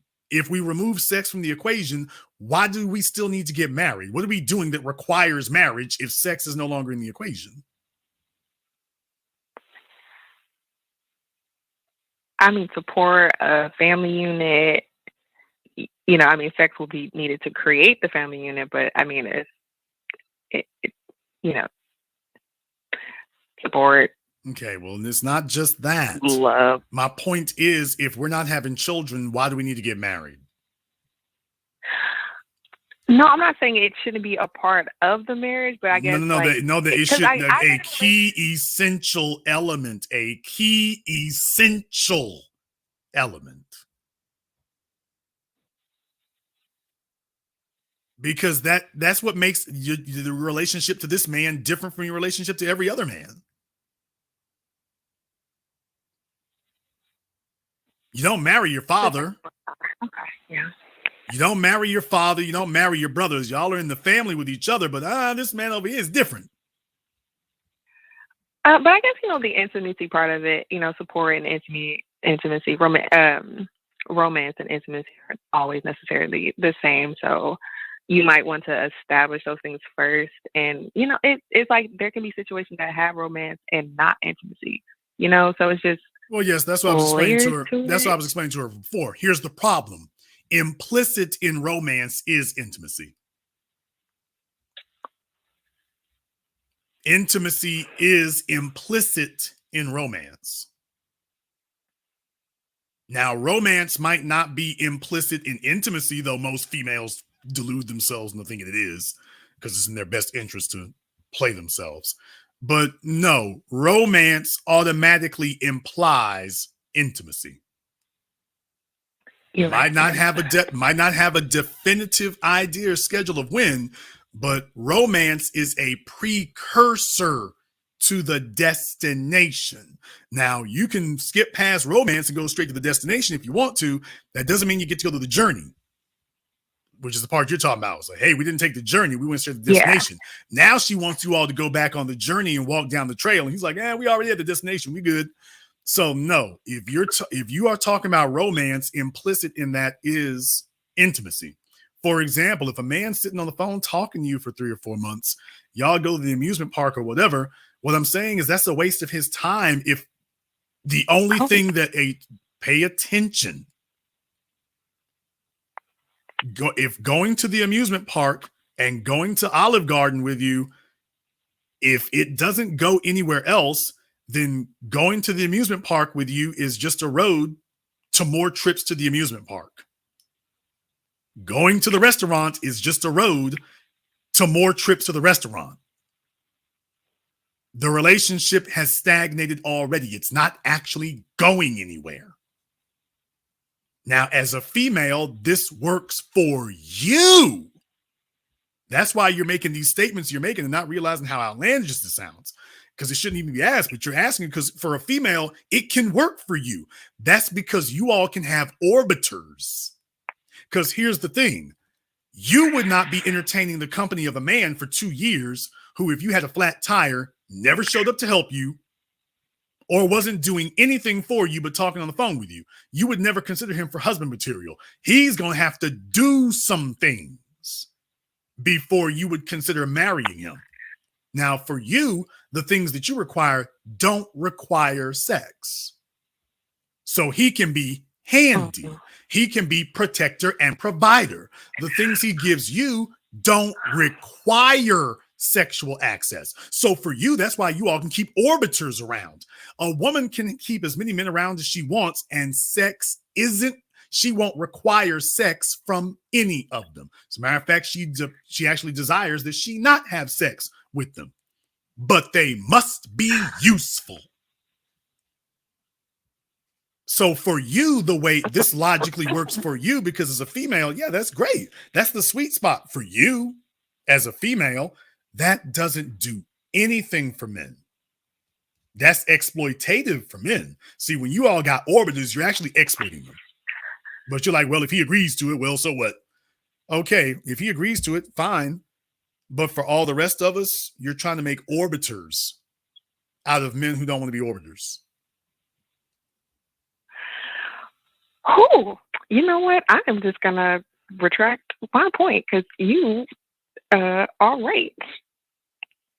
Well, I mean, certainly, like I say, I don't want fellas to change anything. For a female, a female certainly is not served by laying up with every dude she gets with or whatever, every dude she's interested in. No, she should be very selective sexually because, as I explained to Chloe and them, you know, how easy it is to have sex with you is something to keep in mind. If everybody's got the same ease of access, that's an issue.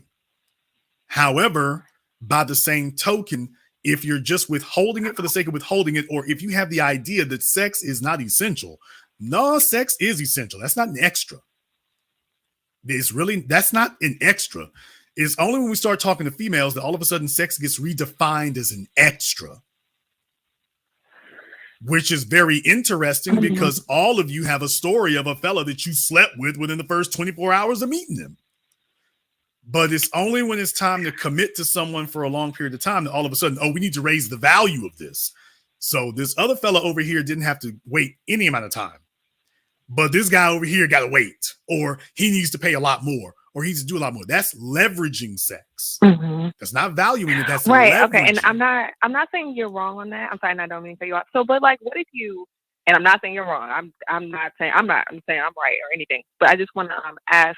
So, if a woman feels like that maybe was a mistake and she wants to reevaluate her actions later, like what would you call that then? Wait a minute, I'm not understanding what you mean. Try it again. Like, okay, so you said like some women may have slept with a man in the first 24 hours. Okay, whatever. They realize, okay, that's not it. We're not doing that. What will you call? No, not a mistake, because you know they admit that they did that, but a value like adjustment or something. I'm really not trying to sound stupid. Okay. Well, first of all, have you gauged the quality of the man?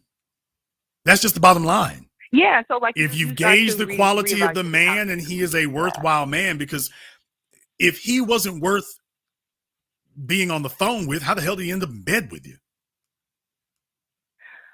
No, like you're saying going forward, like you're not going to do that anymore. You know, you're not going to do specifically what anymore? Specifically, what are you not going to do anymore? But, okay, so you said like so some women have slept with men within first 2 or 3 days of knowing them or whatever. Okay, that's been done. What if the woman's like, okay, no, I'm not gonna do that anymore. That's not cool. And then she meets someone else, and then this guy's like, okay, well, you slept with him or whatever, and she's just like, okay, well, I don't want to. Yeah, well, you have every right to say that you want to be inconsistent. You have every right to say that. Okay. Just keep in mind, we have a right to penalize you for it. Okay. Because it's the baby daddy dynamic. A female will sit up here and have 2 or 3 bastard kids by a fellow working the forklift at Home Depot. And then she'll sit up here and tell a fellow who's about something he needs to wait. Or what she won't do. She'll sit up here and work 2 damn jobs for these fellows who knocked her up and everything else. That's okay. But a fellow who's about something, she's telling him what she doesn't want to do. Think about that for a few moments. So the guy, because you all pick and choose those things. So the guy who isn't worth as much as this other fella, you're sitting up here giving him whatever he wants. The fellow who's worth something, you tell him, oh, you got to work for it. You got to do more. So just understand, yes, it's your body. You can be inconsistent if you wish to, but just understand we have the authority to penalize you for it. So that is why before you get started, you're not doing very well listening. Before you get started with this is why I'm talking to 18-year-olds and 19-year-olds now, so that we can get this record straight before they get 10 miles down the road and then trying to explain away why it is they're trying to raise their value after the fact. You done already gave it up and done did a bunch of tricks with a bunch of people. Now you're retroactively trying to raise the price, which is going to be a very daunting thing to do. Now, can you do it? Yes. Can you do it in a way that doesn't mortally offend the men? Yes, you can, but you're gonna have to compensate with something else. So you can't tell him that he's waiting for sex, because that's not gonna fly. So what is he waiting for? Let me ask you, what do you think would be worth waiting for? If he knows you didn't wait there, make everybody else wait for it, what would you be offering him that would be worth waiting for? My intellect. I have my own business. I have really good business ideas, so I would, actually help to establish whatever businesses you have, nurture that. I'm a very loving, nurturing person, so my loving and nurturing nature, more in full throttle, actually. Okay. Now, first of all, you said I own my own business. That's great. How much value do you think that has with men? Oh, I wouldn't. That's why I said I would help you with your business. I didn't say my business. Correct. She mentioned that as a plus, but there's the thing right there. So don't get me wrong. That's good if you can do that. And we will go over the working kept woman thing, because that's essential too. And you're in your 20s. That's all cool. But just keep in mind, that's why I wanted you to say the list of things. And the first thing she listed was about, well, I run my own business. Got that. She didn't say I can help you with yours. I said my intellect. Okay. I said my intellect and I'll help you with your business. First thing she said was her intellect. Tell me, how can I measure that? Conversation. I have good conversation. I don't talk about dumb stuff. Okay. That's y'all good. Mean in a you're doing the wrong thing if you're reading the chat. You're supposed to be talking to me. So if you want to read the chat, read the chat. If you want to speak to me, speak to me. You can't do both. Got it. Now, I want to tell you one more thing. That was a bad look you just had. Now, you're on the phone with me, and take a look at how your attention is split like that. To the point that during mid-sentence talking to me, you're telling me about, oh, they're mean in the chat. You wander.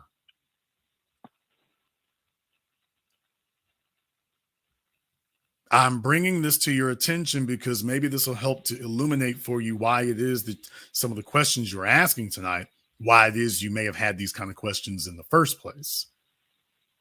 So I'm bringing it to your attention so that maybe once you have a hold on that, you can understand. When you're telling me about your intellect and right as she's telling me about her intellect, she's interrupting to say that she's got her attention on the chat room.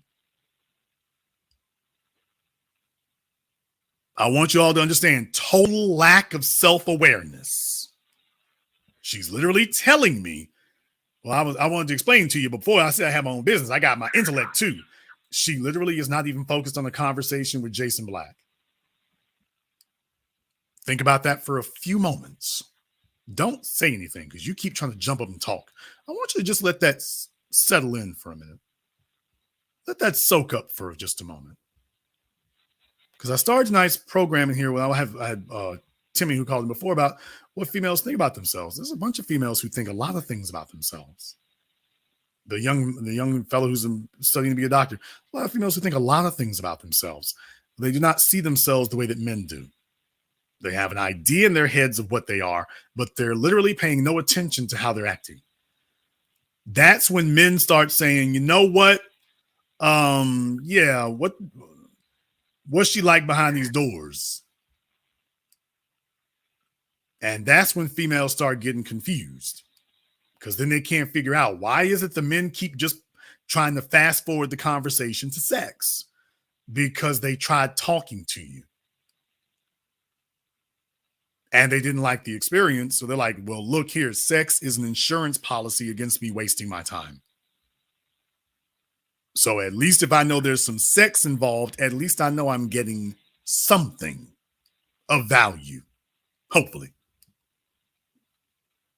after all this other stuff. But if you fail to convince him that you have any other attributes that are worth waiting for, it's like, yeah, I ain't waiting on the sex because you don't have anything else to offer in that regard. The first thing I was going to say was that men are really looking for two things in a relationship with a woman, the core foundation. Number one is respect, not sex. Number one is respect. Number 2 is a bad broad. Number 1 is respect. We'd rather have a 6 who is respectful than a straight up 10 who is not. Period, point blank, bottom line. You'll be a 10 and we'll be dipping out on you for a 6 who respects us. With no shame. A female who actually listens, not can listen, because being quiet is not listening. A female who actually listens. Because if we're talking to you and all you're doing is sitting over there waiting for your chance to speak, you're not actually listening. So yes, I do believe you're from Shreveport now. I do believe that. I want y'all to understand that. 29 years old. 29. I'm having a teaching moment here. I'm having a teaching moment because these are things that she would consider to otherwise be quirks, but she will not understand that kind of behavior is a deal breaker. I'm a size 2. I go do yoga and this, that, and the other. Congratulations. You've cut me off several times during this conversation while I was talking. The only men who are going to make a lifelong commitment to you under those circumstances are going to be the guys at Five Guys. Yeah, he's not going. A man with some resources is not going to wait. He's going to be like, yeah, we can't wait for that. No, we can't wait to have sex. You're not going to put me on no time frame for sex. That's not going to happen. Now, if you are a female who is respectful, if you are a female who demonstrates you actively listen, not you sitting over there waiting for your chance to talk.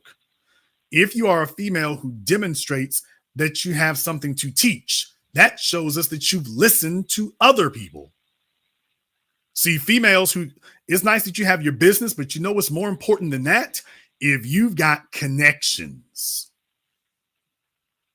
you can have that whether you have a business or not. I've had many girlfriends, but the most valuable ones to me were the ones who were able to help establish connections, usually because they were good salespeople themselves. Didn't have to have a business. They helped me more with just being able to have connections. A female who can actively listen, she's going to listen, she's going to ear hustle, she is going to figure out what other men like. Next thing you know, the skill set that she used to get me, she can use that with somebody else, but she's not going to sleep with him. She's going to use that to open doors for me if necessary. But she can't do that if she's not excellent at listening. So I'm trying to explain to you the nuances of that so you can see why that's so critically important. Not what you might think is important, but why it's so critically important. If a man doesn't think he can get that, then he's going to say, yeah, let's fast forward to the sex part. Let's fast forward to the sex part. Absolutely. Yeah, no, I totally understand that. I'm a very respectful person. I believe I may have come off wrong a little bit. Men don't approach me for sex. I'm not sure how I've come across here. Like, men don't approach me trying to have sex. I'm not. Is that a fact now? Yeah, I'm not. I'm not that sexual. That's a good thing. You think that's a good thing? That men don't think that they can just have sex with me? Men don't approach you in that manner. You think that's a good thing? I mean, men approach me to, take me out. Oh boy, wow. Okay, that changed real quick. They don't approach me, but they do approach me. Right. Men don't approach me in like disrespectful sexual manners. No, not like that. I don't give off that type of vibe. I'm not. Okay. I think I just sent you a text message. Oh, okay. That was me. Got it. I'd like you to send me a link to your Instagram. Don't do it. Mean to me, but okay. Like right now? Yes, ma'am. Right now. Okay.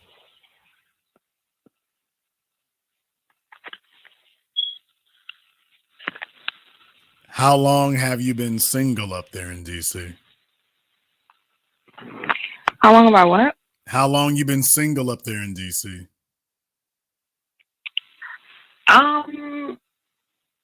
For about a year. Me and my boyfriend from actually Shreveport were together for a while, and then we broke up. So, yeah.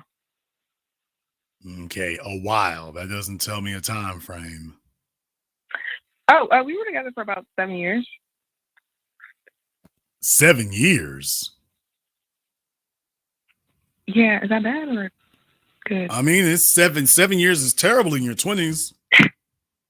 Yeah, man. Seven. No, I mean, I thought we were gonna get married and stuff. Clearly, you didn't. It doesn't take 7 years to figure out if he wants to marry you.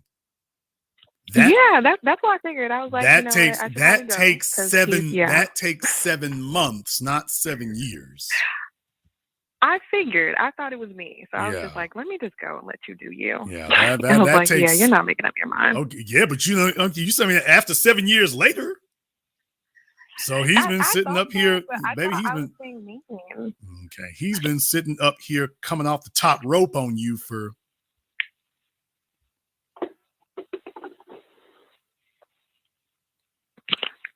Don't be mean to me. Ma'am, what is going on with this hair color? I think it's cute. Which part of you must be from? You from New Orleans. That's where you from. You ain't from Shreveport. No, where you from originally? Where are you from originally? You from New Orleans. I'm from Motown, baby. No, I'm playing. I know you're not. My dad's an Air Force. Oh, thank you. You are not. You are not from Shreveport, man. We ain't got Don't do me like that. This is not from Shreveport. We done ran you up off the block. I'll be damned if you come. I'll be damned if you come down Linwood Avenue looking like this. I'll be damned. I'll come down Joella like that. Man, look here. You better not. You better be in a big tall SUV with black windows, not mine. By the way, look here. Don't do me like that. Ma'am, if you don't quit. Good grief. Hell no. Hell no. I'm an eccentric spirit. I'm an eccentric spirit from Post City. From Post City. Man, look here. No, you can't false flag my city. Don't stop. Don't do that. You cannot false flag my city. Ma'am, no. I just said don't be mean. Hell, I'm not being mean, like baby. I know. Ma'am, Ma'am, I've had to rep Shreveport since the bad old days. I can't let y'all sit up here and dilute the Kool-Aid now. Hell no. I remember when South Park Mall was South Park Mall. Ma'am, you're 29 years old. You're 29 years old. What are you talking about? South Park Mall stopped being South Park Mall like 20 years ago. What you talking about? I remember this. But I remember though. Boy, they took her there as a little child, didn't they? They must take you there as a little man. Look, it matter? Ma'am, if this is the way you turned out, yes, clearly it did. Yes. I was delicious. Man, yes, clearly. If this is the way it turned out, clearly, yes. Yes, clearly. Why did it be like that? All right, fine. Ma'am. I lived in Hawaii for like 10 years. Okay, thank you. That looks more like it right here. This look more like dang. Man, she's ready for the LGBT thing and everything. So tell me I'm lying. Dang, why I gotta be like that? Tell me I'm lying. Tell me I'm lying. Okay, thank you. Free spirit. That means other women have seen me naked. That's what free spirit means. Ew. Baby, I'm not, I ain't judging. I'm not judging, but don't sit up here false flagging. I ain't judging. No. I'm not judging. You and I both know. And who is this poop? No. All right. No. Baby. I'm not being mean, but I just, I can't mentally. No, thank you. Man. But I am a chill person. You ain't got to lie to kick it. This is no. This is the business. This is a no judgment zone. You ain't got to lie to kick it. No. And ma'am, who is this dude? Who is this dude? What? Who is this dude on here? Now she want to get quiet. Okay. Are you gonna say the dude booed up with you on here? No, wait. I was at a party. You were at a party, so you're not answering my question. Who is he? You don't know who it is? What? That's like an acquaintance of mine. He looks like he's getting very closely acquainted. He was like pulling me out of the elevator. I was taking pictures of myself. Yes, he looks like he's very closely acquainted with you because you're wearing next to nothing. Okay, thank you. This is skin on skin contact. He ain't grabbing your arm. And by the way, if he's not your man, why is he trying to yank you out of the elevator? Where is he yanking you to? Dang, where are we going here? Baby, look here. You 29 years old trying to do some slick street stuff. What? I don't know why you too young to try to get away with this. Baby, this is too damn blatant. This is too damn blatant. Oh, and then, oh, hell no. Then you sitting here in front of Government Plaza. Oh, y'all, she gonna make me come on Travis Street and drag her ass. Baby, you can't do nothing like this. What? Oh my God. You can't do nothing like this. Where am I? What? Oh, Lord. Man, I don't know who you. What she say? All he needs is to see half of a screen. Yes, baby. Look here. I'm born and raised. I can tell you about stuff that ain't in Shreveport anymore. You talking about the Mall St. Vincent? The South Park Mall is still there. It's just the church now, Rod Masterson's church. I can tell you about stuff that ain't in Shreveport anymore. Please. Clearly. All I need to do is see a part of a screen. I can tell you exactly where you are. Clearly. I can tell you, ma'am, look here. Okay, this Hawaiian girl done come down to my city and then got this dude sitting up here pulling and yanking on her in this elevator. What is going on up in here? I am from Louisiana. Ma'am, okay, first of all, when did you break up with that dude?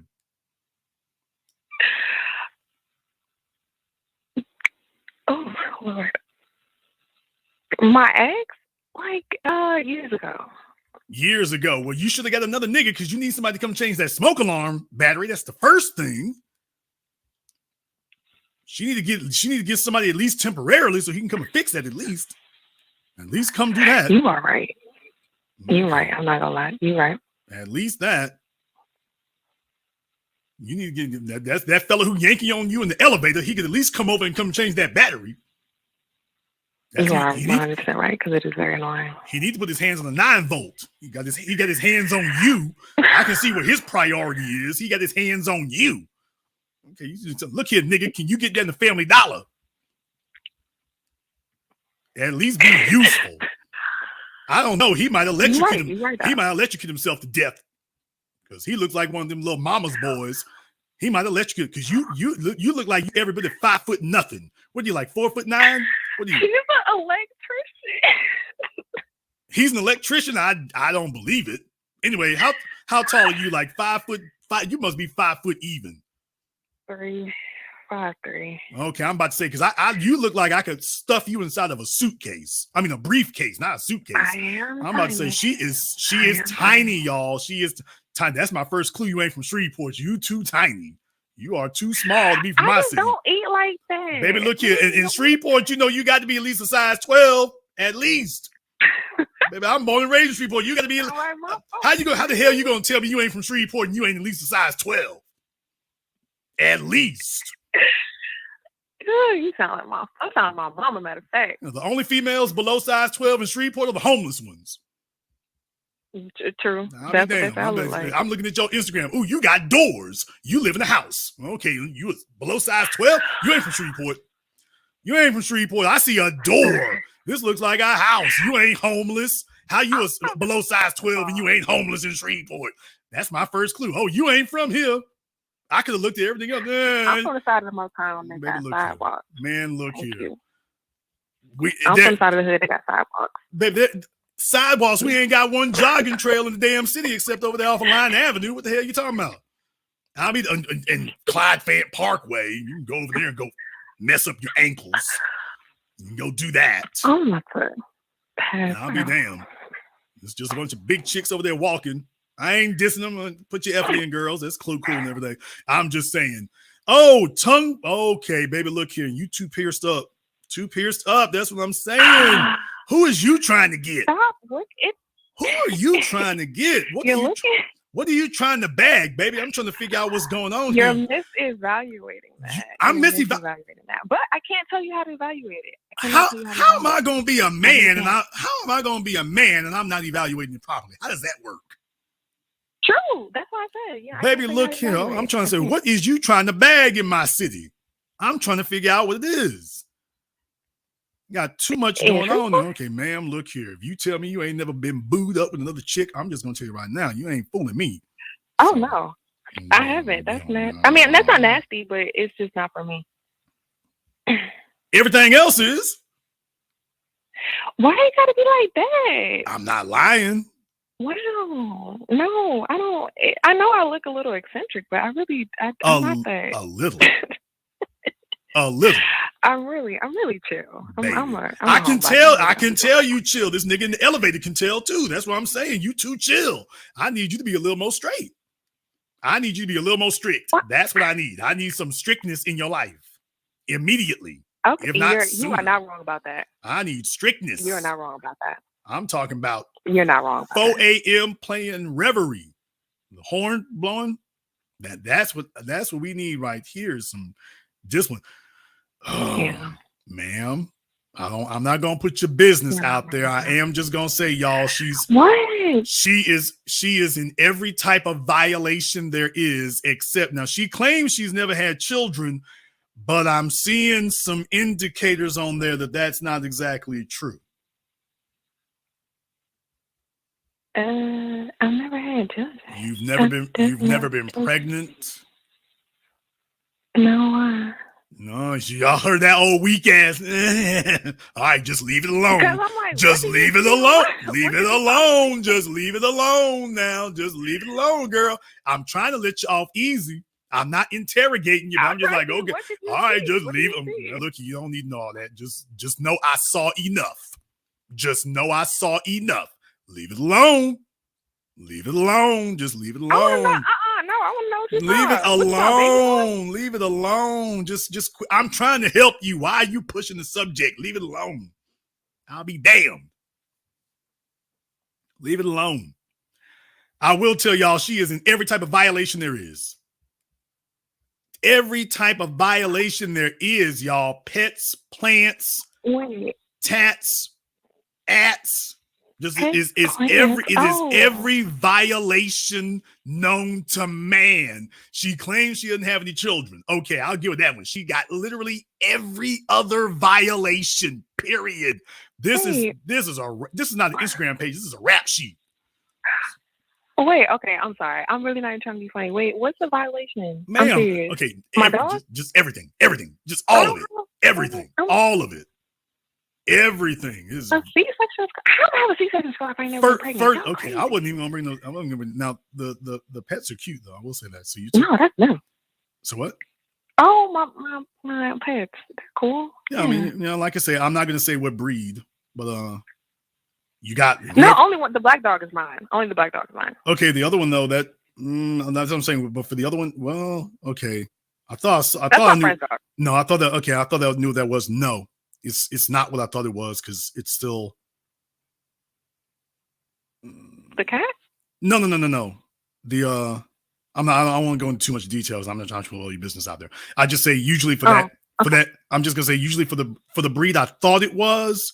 Usually they're a little bit different. They've had some alteration to them. So like Doberman and certain breeds and stuff like that. Usually there's some alterations that are done, but that wasn't done to this one. Oh no, he's not. No. He's not a Doberman. Yeah, at first I thought it was. I was like, he hasn't had any alterations done to him. So, okay, well, in that case, like I said, because at first I thought you got real. I'm like, wow, somebody crazy must have left that dog. But in any case, ma'am, like I say, just do you, because clearly you are. You don't even need my invitation. Clearly you are. But baby, well, y'all, she is a size 2. No doubt about that. She is a size 2. Absolutely. She is free spirit. Absolutely. She is. Are these good things or are these bad things? Ma'am, it's a good thing for the dude in the elevator. Old boy in the elevator, it was clearly a good thing for him. Clearly. So, you know what? Okay. Wow, is that an insult? You said that was one of your friends. Is that an insult? No, wait, no. Okay. I don't know if I don't know if I should leave this call feeling like because he looked like he was trying to. It looked like he was trying to kidnap you. So I'm like, okay. It looked like he was trying to kidnap you. So clearly, you two are more than just acquaintances. That is my friend. That's my friend. We were at his friend's military. Somebody in the chat room said, "Jason, is there any evidence of intellect on that Instagram?" So far, I'm looking. It's a bunch, ma'am. Okay, go to my Instagram. I mean, okay, I do have separate Instagrams for my business pages, but there's the difference. When you go to a man's Instagram, we do business. When you go to a female's Instagram, it's booty shots and skin. Men have to be constructive on our Instagram. Y'all just be bull jiving. So, like I say, I mean, go ahead and do you. That's your thing and everything. I'm just saying, by the way, you gotta rep my city correctly. You can't. This right here is not gonna be. You ain't seen nobody else in Shreveport looking like this. There's nowhere you've been where you've seen this. None. Tell me one place you've been in Shreveport where you saw this. Tell me one. That's good. I'm gonna lie to you. It ain't really too many examples in Shreveport that I'm trying to rep. I'm trying to be the one for Shreveport. Shoot, not Shreveport hold this L, baby. This ain't never an L for Shreveport. Never, baby. Big dubs. But geez, Jason, is this like a thumbs like sideways or thumbs down for me? I don't know. I don't know what to take from this. I'm not just thumb sideways because you're not being that mean to me. So, why did you break up with that dude after 7 years?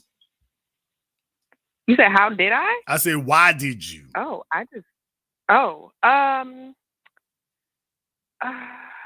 It was, I think he wasn't like being firm on things. Like I wanted him to be, he was too like waffly.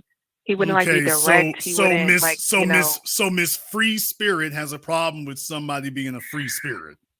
No, that's what I'm saying. I'm not as free spirited as you guys may think from my Instagram. Okay, she literally said I'm a free spirit. She literally said those words to me, and now I'm not that free spirited. I said I'm chill. She literally said like that. As a man, if you're gonna be like,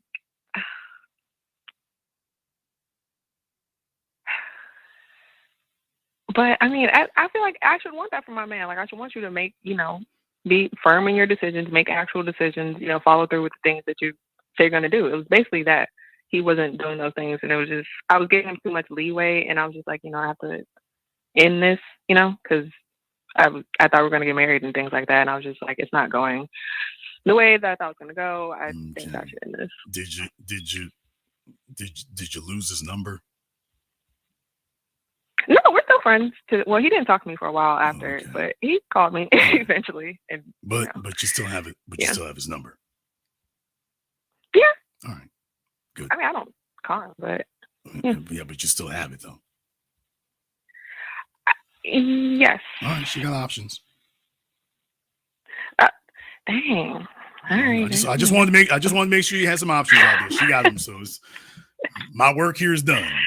By the way, you the last person need to be worried about sex before marriage. Sex before marriage. You sitting up here trying to give your opinion about sex before marriage. I'm like, is you for real? After what I just witnessed. I mean, my fragile little psyche. Yeah. Don't do me like that. You from Shreveport, so you done seen worse. Don't do me like that, ma'am. No, not my city. I haven't. No, I'm just not repping my city. I'm like, oh, wait a minute. Who left the damn gate open on the Jimmy Davis Bridge? Who left the gate open? Calcasieu, if y'all don't come get your girl over here, somebody, the tour bus from San Francisco, done let somebody out at Harris Casino. Well, it's not Harris anymore, but done let the damn door open in Sam's Town, and here she come diddy bopping off. Well, I like it down here. Y'all country folks. Okay. Wow. Ma'am, I'm trying to help. I truly is. So I'm very glad you called us up to weigh in to give your expansive knowledge about, Jason, don't you understand? You shouldn't be doing that. And I'm like, what you ain't did? All right, fine. Ma'am, I feel like it's a cautionary tale. What's the cautionary tale? Apparently for you, I am. Really? I'm saying be you. That's what you've been doing. Okay. As I shall. Which she's going to continue doing that. Now, how long you been listening to me? For maybe like 6 years. I found you when I was in college. 6 My ex-boyfriend years. Did you have this damn tattoo on you 6 years ago? Which one? I'm about to say, well, she say, which one? That's the worst answer you can give, by the way. The absolute worst answer imaginable. Do you have this tattoo? Which one? Okay. Needless to say. Well, I don't advise people to get tattoos, though. Okay. Because nothing screams wife material. But I don't advise people to get tattoos, though. But I do have them. I don't advise people to do that. Okay.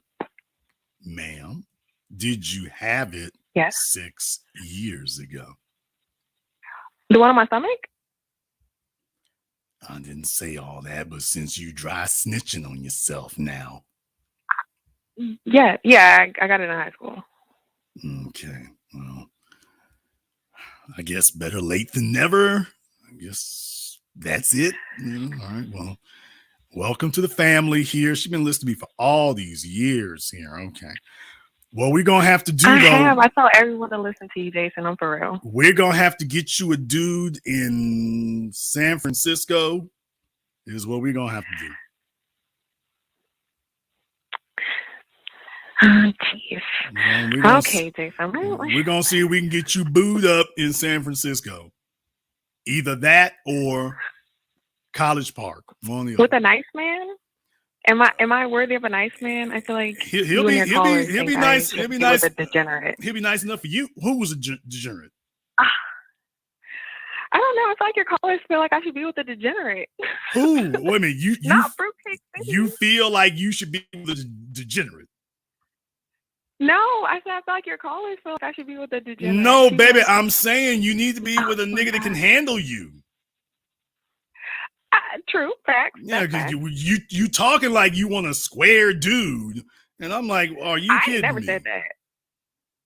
I would be too much. It would be too much. That's what I'm saying. So you sitting up here acting like, well, let me go ahead and I'm a free spirit, but what I really need is a fella who is a straight arrow. What how the hell that gonna mix?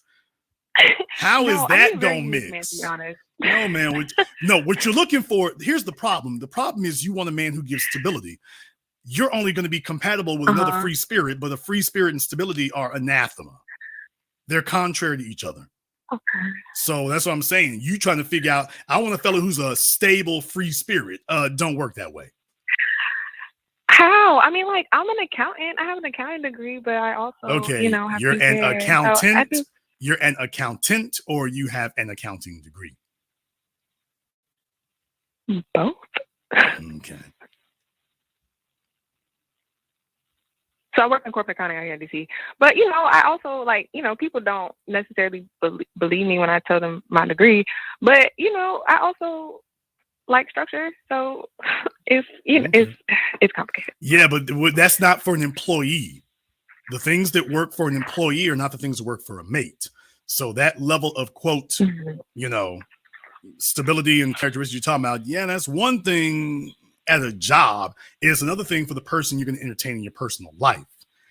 A straight arrow ain't going to get along with you. It's just on contact. No, it's going to be oil and water on contact. So she needs that stability, but she wants, this over here. That's the issue. She needs the stability and she knows it. But I'm just saying, baby, as soon as you come around the corner, it's like, okay, it's how we gonna work this? So you'll be okay with him for about 5 minutes. And that's true. That's facts. Yeah. Straight arrows though. I mean, I can hold a conversation with them and I can be cordial, but long term. And then you're gonna be like, and okay, mentally, it don't work. I need a nigga with some tattoos and a dog. It's gonna become that. She's gonna be okay about 2 minutes, and then I need a nigga with a tattoo and a pit bull. Yeah, I mean, yeah, there you go. All right, no response. No response. And yes, to your little commenters, I did pass the CPA exam. Now y'all think I'm probably not smart. I did. And your intellect is not in question. Not with me. So I don't know. I tell the females do not read the chat room. Your intellect is not in question, but this is about personal compatibility. So I'm like, okay, true. It's about that right there. But we're not gonna go into your business. But I'm like, yeah, man. Well, sex before marriage wasn't the issue on your side of the fence. So thank you for weighing in with your opinion. But I'm like, yeah, y'all. She's here to give advice for sex before marriage. But Jason, they don't need to do that. I'm like, really? Every dude who knows you right now, they all drop their glasses down at the same time. Is that her talking? They would never. They would bow to me right now. They probably would, but I'm just saying. She's sitting up here telling them what folks don't need to do, and it's like, wait a minute. Hey, Jason, I'm the dude from the elevator. She capping, bro. I'm like, okay. She's like, well, what was going on in the elevator? Man, it was a big old party, Jason. Oh, brother, stop talking. I don't want you setting her out like that. Stop talking. I don't want you setting her out like that. She did not think any of this over before she made this phone call. So we trying to preserve what she got going on. She's 29. She's 29. She's 29. Oh, they said she got an accounting degree in stripper. I ain't never been a stripper, baby. Ma'am, okay, there you go again. In any case, don't lose his number. I will not. Thank you so much for your responses and helping me work my way through what I had going on there. I appreciate it. Thank you very much for giving us a call here tonight. She is gonna work on it, y'all. She is going to work on it. It's not going to be easy. Every violation known to man. She's a nice gal. Do not get me wrong. She is a nice, congenial, friendly young lady. Do not get me wrong. Every violation known to man. Just when I thought my city couldn't show me nothing else, and it didn't. So I'm like, okay, use an intruder. Okay. But in any case,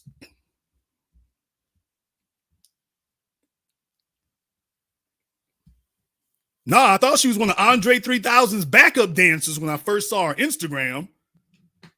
I thought that was one of Andre 3000's backup dancers. I was like, hey, ain't you supposed to be sitting up there saying, hey, y'all? I'm like, okay. Trying to get the benefit of the doubt.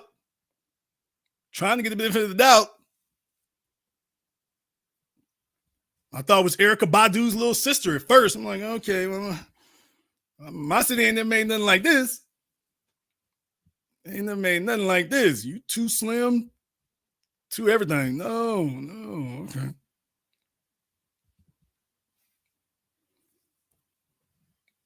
No, we ain't the biggest and the best, but we definitely gonna hold the line. All right, y'all, we've been on here for 5 hours. My God, people are gonna know what the hell we were talking about all this time. We've been on here for 5 hours. I'm gonna go ahead and wrap this up. I got stuff to do. All right, let me go ahead and take care of that here. Hey, I want to thank everybody who contributed to support tonight's program here on PayPal, CashApp, Super Chat. Thank you very much for your support here. Y'all been hanging in with this for a while. It's another one for the books. So I ain't did this in a minute. All my long haul truckers, my night shift nurses, my warehouse workers, my self-employed people, my stay-at-home moms, we done got you through another shift, at least halfway through it. For those of y'all out there getting ready to hit the road and everything, I done walked you through about half of it here now. So we done did our time here tonight. We're going to go ahead and wrap it up. I want to thank all of you for joining us here tonight. If you haven't joined our Patreon, the link is in the description. You definitely want to be on top of that as well. Thank all of you for being here. And this concludes tonight's broadcast of The Business. I am your host, your brother, your humble servant, Mr. Jason Black. And until next time, my brothers and my sisters from all around the world, remember, handle your business or your business will handle you.